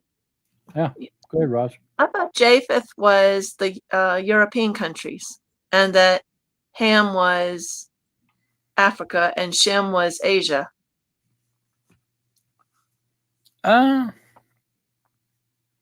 don't, I can't remember how where they went. We'll get into that one these days, but it's been a long time since I studied that. But I can't remember which way the three sons went, the descendants of them. But Shem is definitely, Yahusha and them came from Shem. So Ham, I think, went to Africa. I can't remember now. And it wasn't just them three. I mean, it was their offspring too, their sons. So you got to look at that for more dispersion throughout the world. You got to kind of look at their sons and their sons too, because they kept going out further and further and spreading out more and more as more of them were born, and raised up. All right, so and then of course we know everybody's all mixed up now, so it's really hard to divide it now. I mean, it's pretty much mixed up at this point. But we'll get into that more and more here when we start talking about the nations and all that. Anybody else? Comments, thoughts, questions? Go ahead, Chance.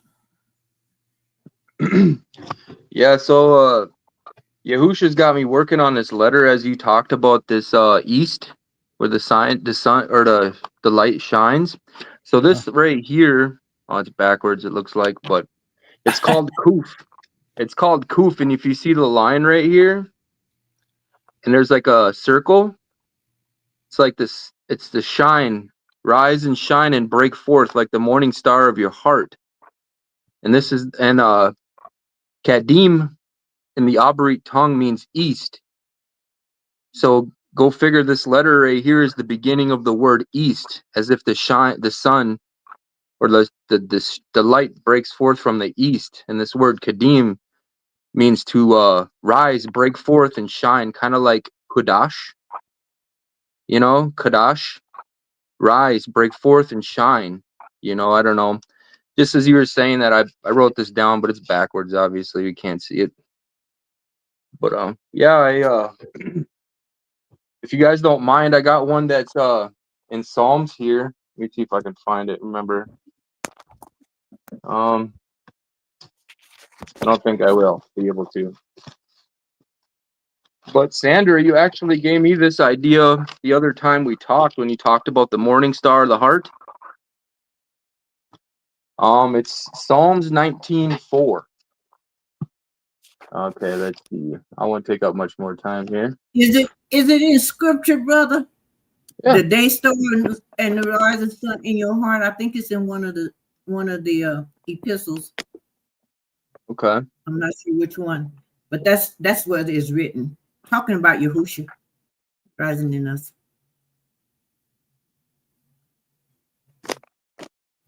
Okay, you're gonna sing. Go ahead. Oh, I'm not singing. Get on the song.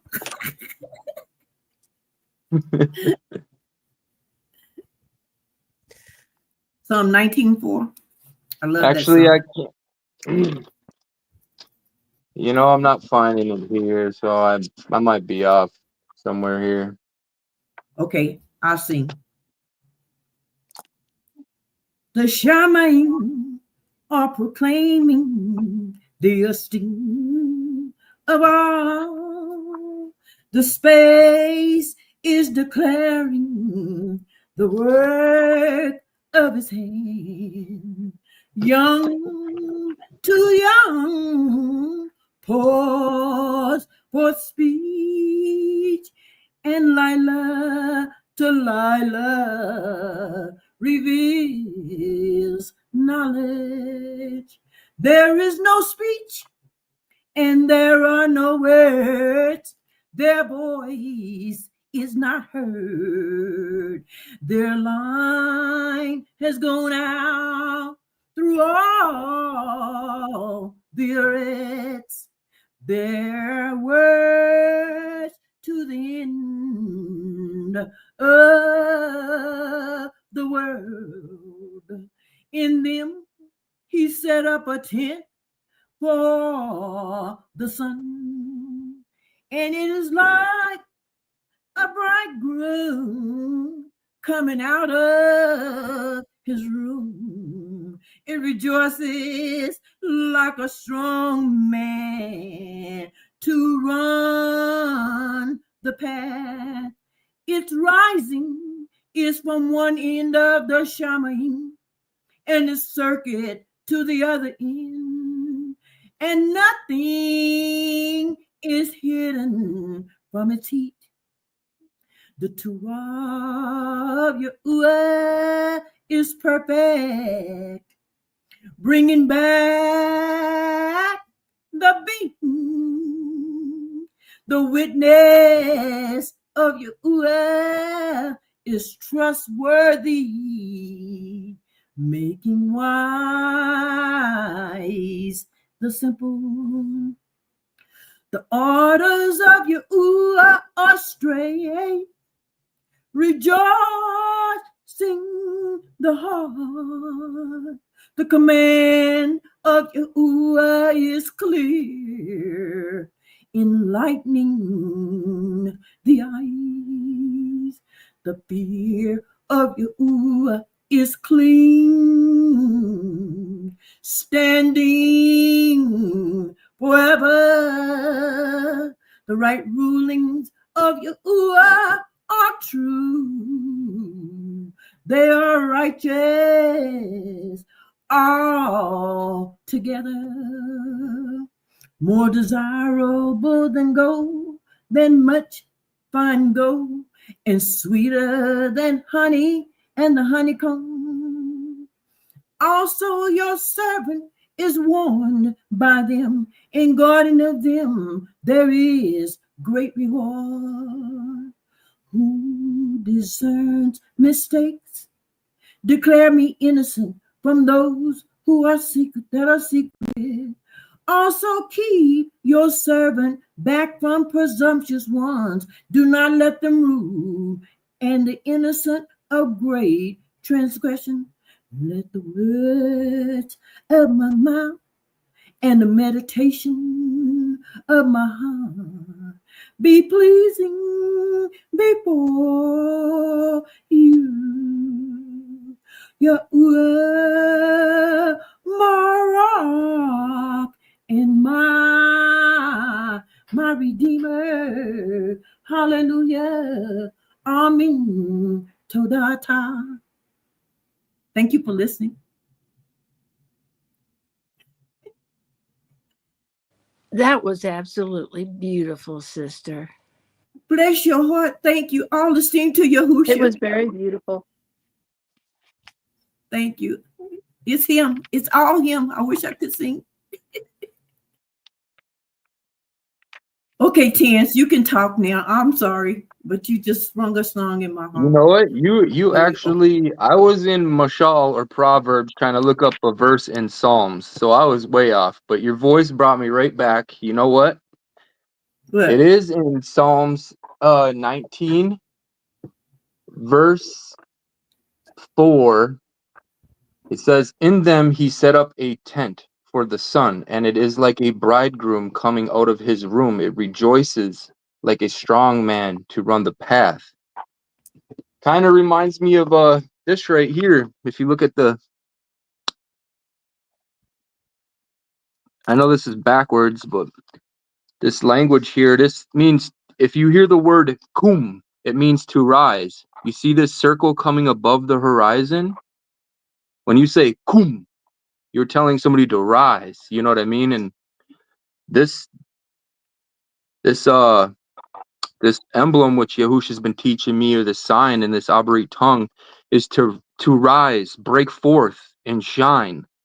Just like we're lights, children of light, to rise and break forth and shine. And that's what that verse right there.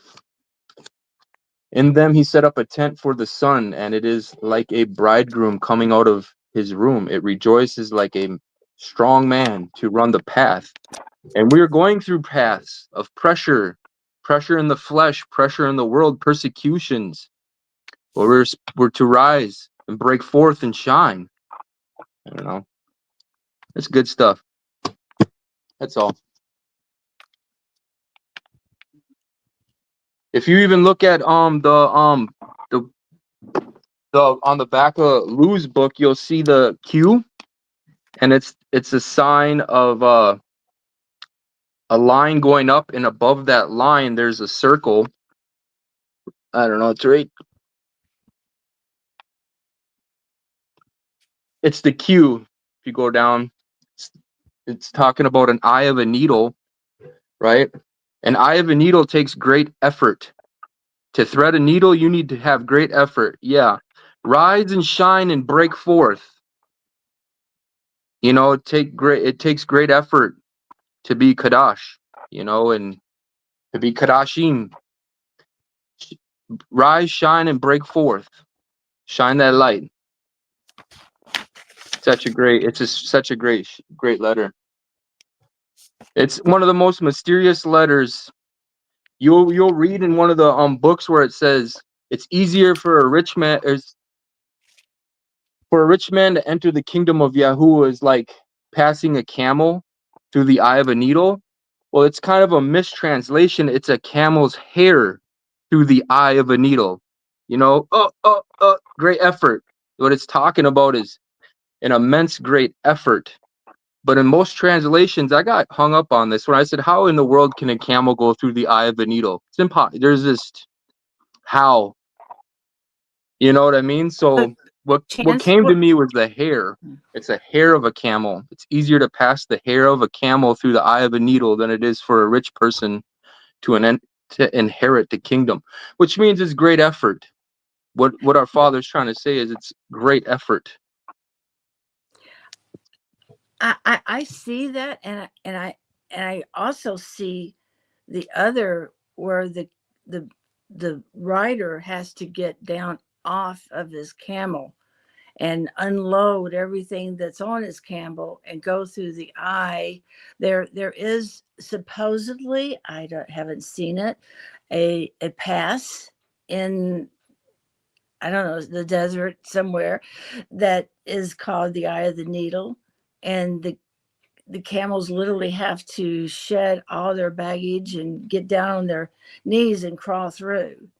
That could just be a story I've heard, and what you're thinking might be more to the liking to the true thing. Yeah, I got hung up on that one. I never heard that one though, Phyllis. Thank you for that. I think also that is talking about a narrow passage of exit. What Yahushua was talking about, get out with what you can, because remember when they came to take, I think it's in Yirmiyahu or is it the Kitzko, and he told him to pack up his things, and they were supposed to ask him why he was packing, moving his things from one place to another. But when they tried to get away, he's talking about getting away with what you can get. In other words, you can't take everything with you. In other words, remember that passage where he said, if you're on the housetop, don't go back in the house to get this and go ahead and get that. Get out with what you can. Go. Yeah. Sandra, you just brought this to me. You just brought this on me. So like a poor man and a rich man, if they have to enter through a hole in a wall, they're both going to enter through that hole with what they got because they can't carry no more. So what's the point? Well, you can't take it. You can't take nothing out of this world when we go anyway. Yeah, exactly. Exactly. Yeah, thank you for that. You just brought that on me. I read that not too long ago. It said there was a rich man and a poor man running, and there was a little crack in the wall. And the rich man had all these belongings in, and he seen the little hole, and he said, damn, I got to leave everything here and just pass through the wall just like this poor man. You know what I mean? So me and the poor man both passed through the wall carrying only what we got on our body. You know what I mean? And I think that's the point. The symbology behind all that right there is, what's the point? You know, we're all going to pass through the same, you know. Wow, that's good stuff. Yeah. Yeah, and it makes sense because that's why it's harder for the rich man, because he has to let go of all of those attachments that he has. He has to mentally let go of all of that before he can like convince himself to pass through. So that's very interesting. Thank you for bringing that up. That's what Yahushua told the rich man. He said, you know, was it Nicodemus? No, it was another rich man. He said, what, the young rich man, he says, what do I have to do? I've done all this. What else? And he said, give away your riches, because he was holding on to that and putting it above the kingdom of Shamayim. Yeah, I remember that one too, Phyllis. He said, if you desire to be perfect, go give all your belongings to the poor, and then you shall have treasure in the Shamayim. And the poor man turned around and bowed his head, and because he had a lot of belongings. And then our master turned and looked at us, and he says, it's easier, you know, to pass a camel's hair or a camel through the eye of a needle than it is for a rich man to inherit the kingdom of Yahuwah, because of the attachments to the flesh, you know? Or the bank account. Yeah. Yeah. That's a hook right there. It'll hook you right in your flesh like a fish hook. You're just, you know, just hooked. And it's hard. That's a bad one right there. Just like the J-Man, huh? It's also about the attachment, not just to physical stuff, but also about the attachment to this illusion of power or importance or esteem that in the fleshly world you might feel, right? But Well, what if it goes into idolatry? You know, what if you're putting your riches above Yahuwah and all your life is being consumed trying to obtain, and you're completely pulled away from Yahuwah trying to obtain all these riches.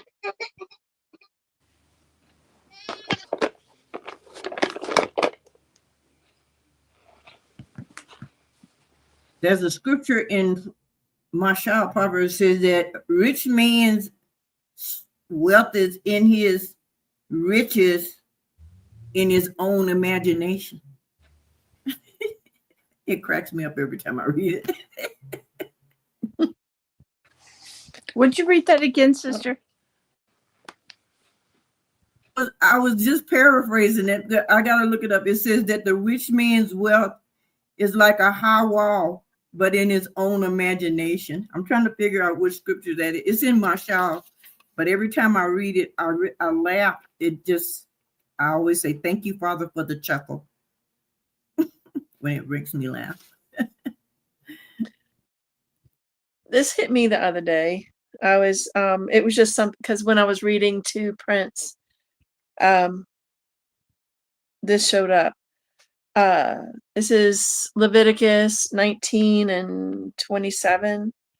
Do not round the corner of your head, nor destroy the corner of your beard.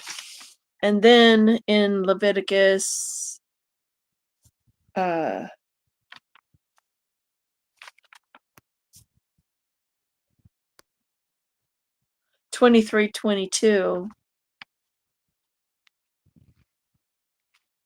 it speaks of not to glean, not to take off the corners, to leave the corners for the poor.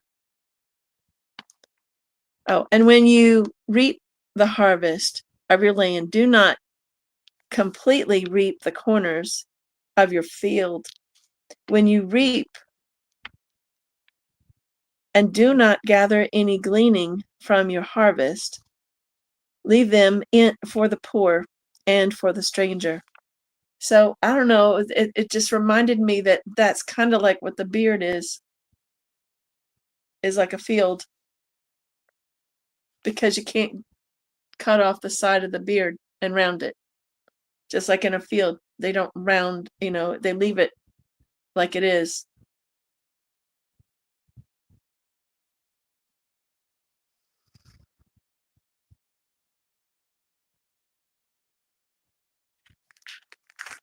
Now, do y'all see anything like that with it?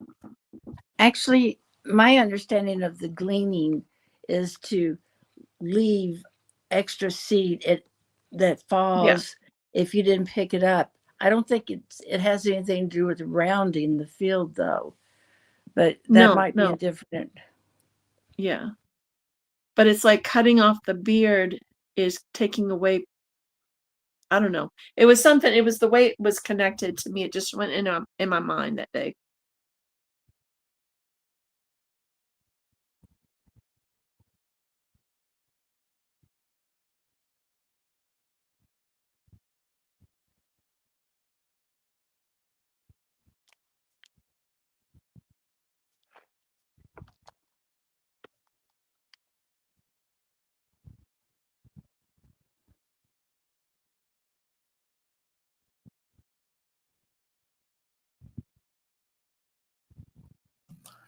Silence is golden, he said.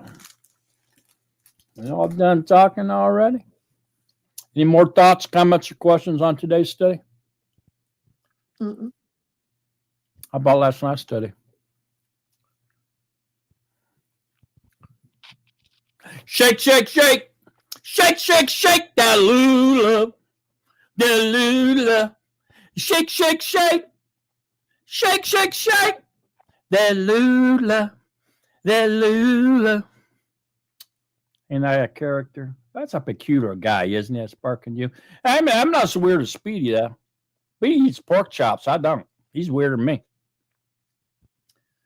All right, y'all ain't got nothing else to say. Going once. Going twice. We're out of here. Take us out, Joe. Yahuwah bless you and guard you. Yahuwah make his face shine upon you and show favor to you. Yahuwah lift up his face upon you and give you peace.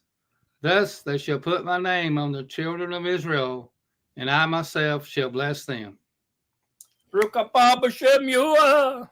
Baruch haba b'shem Yahuwah. Baruch Baruch haba b'shem Yahuwah. Baruch haba b'shem. Hallelujah. You read 12. B'shem Miss Yahuwah. Parker. See you, Oz. I see you. Y'all going camping now, Sister June? Yes, we are headed back to the campsite. You gonna do this? Yes, I've got to do this when I get back. Yes, I do. I love seeing that. You look so happy. You're so cute. All right. Chance. Bye, guys. Bye, guys. Thank you, Mom. Chance. Oh, Yeah. Chance. My number is. Did you get my number? No, It's in I got a piece of paper here. Hold on, let me see. Nope, it's not in there. Oh, let me do it again for you. Okay. All right, guys. We love you. Love you Bye. too. Love you, June. Bye. Love you. Bye. Hey Oz, I just finished up breaking down that Nazar or branch. Yeah. Oh, it's depending on its context. I'll send it to you here in a second. The words depending on their context, because Nazar means branch, but when Yahusha named us, he called us Natsarim. So the same characteristics in the Natsarim are also in the same as the branch, because we are a branch, you know. I'll show it to you here. Yeah, man. Thank you. Yeah.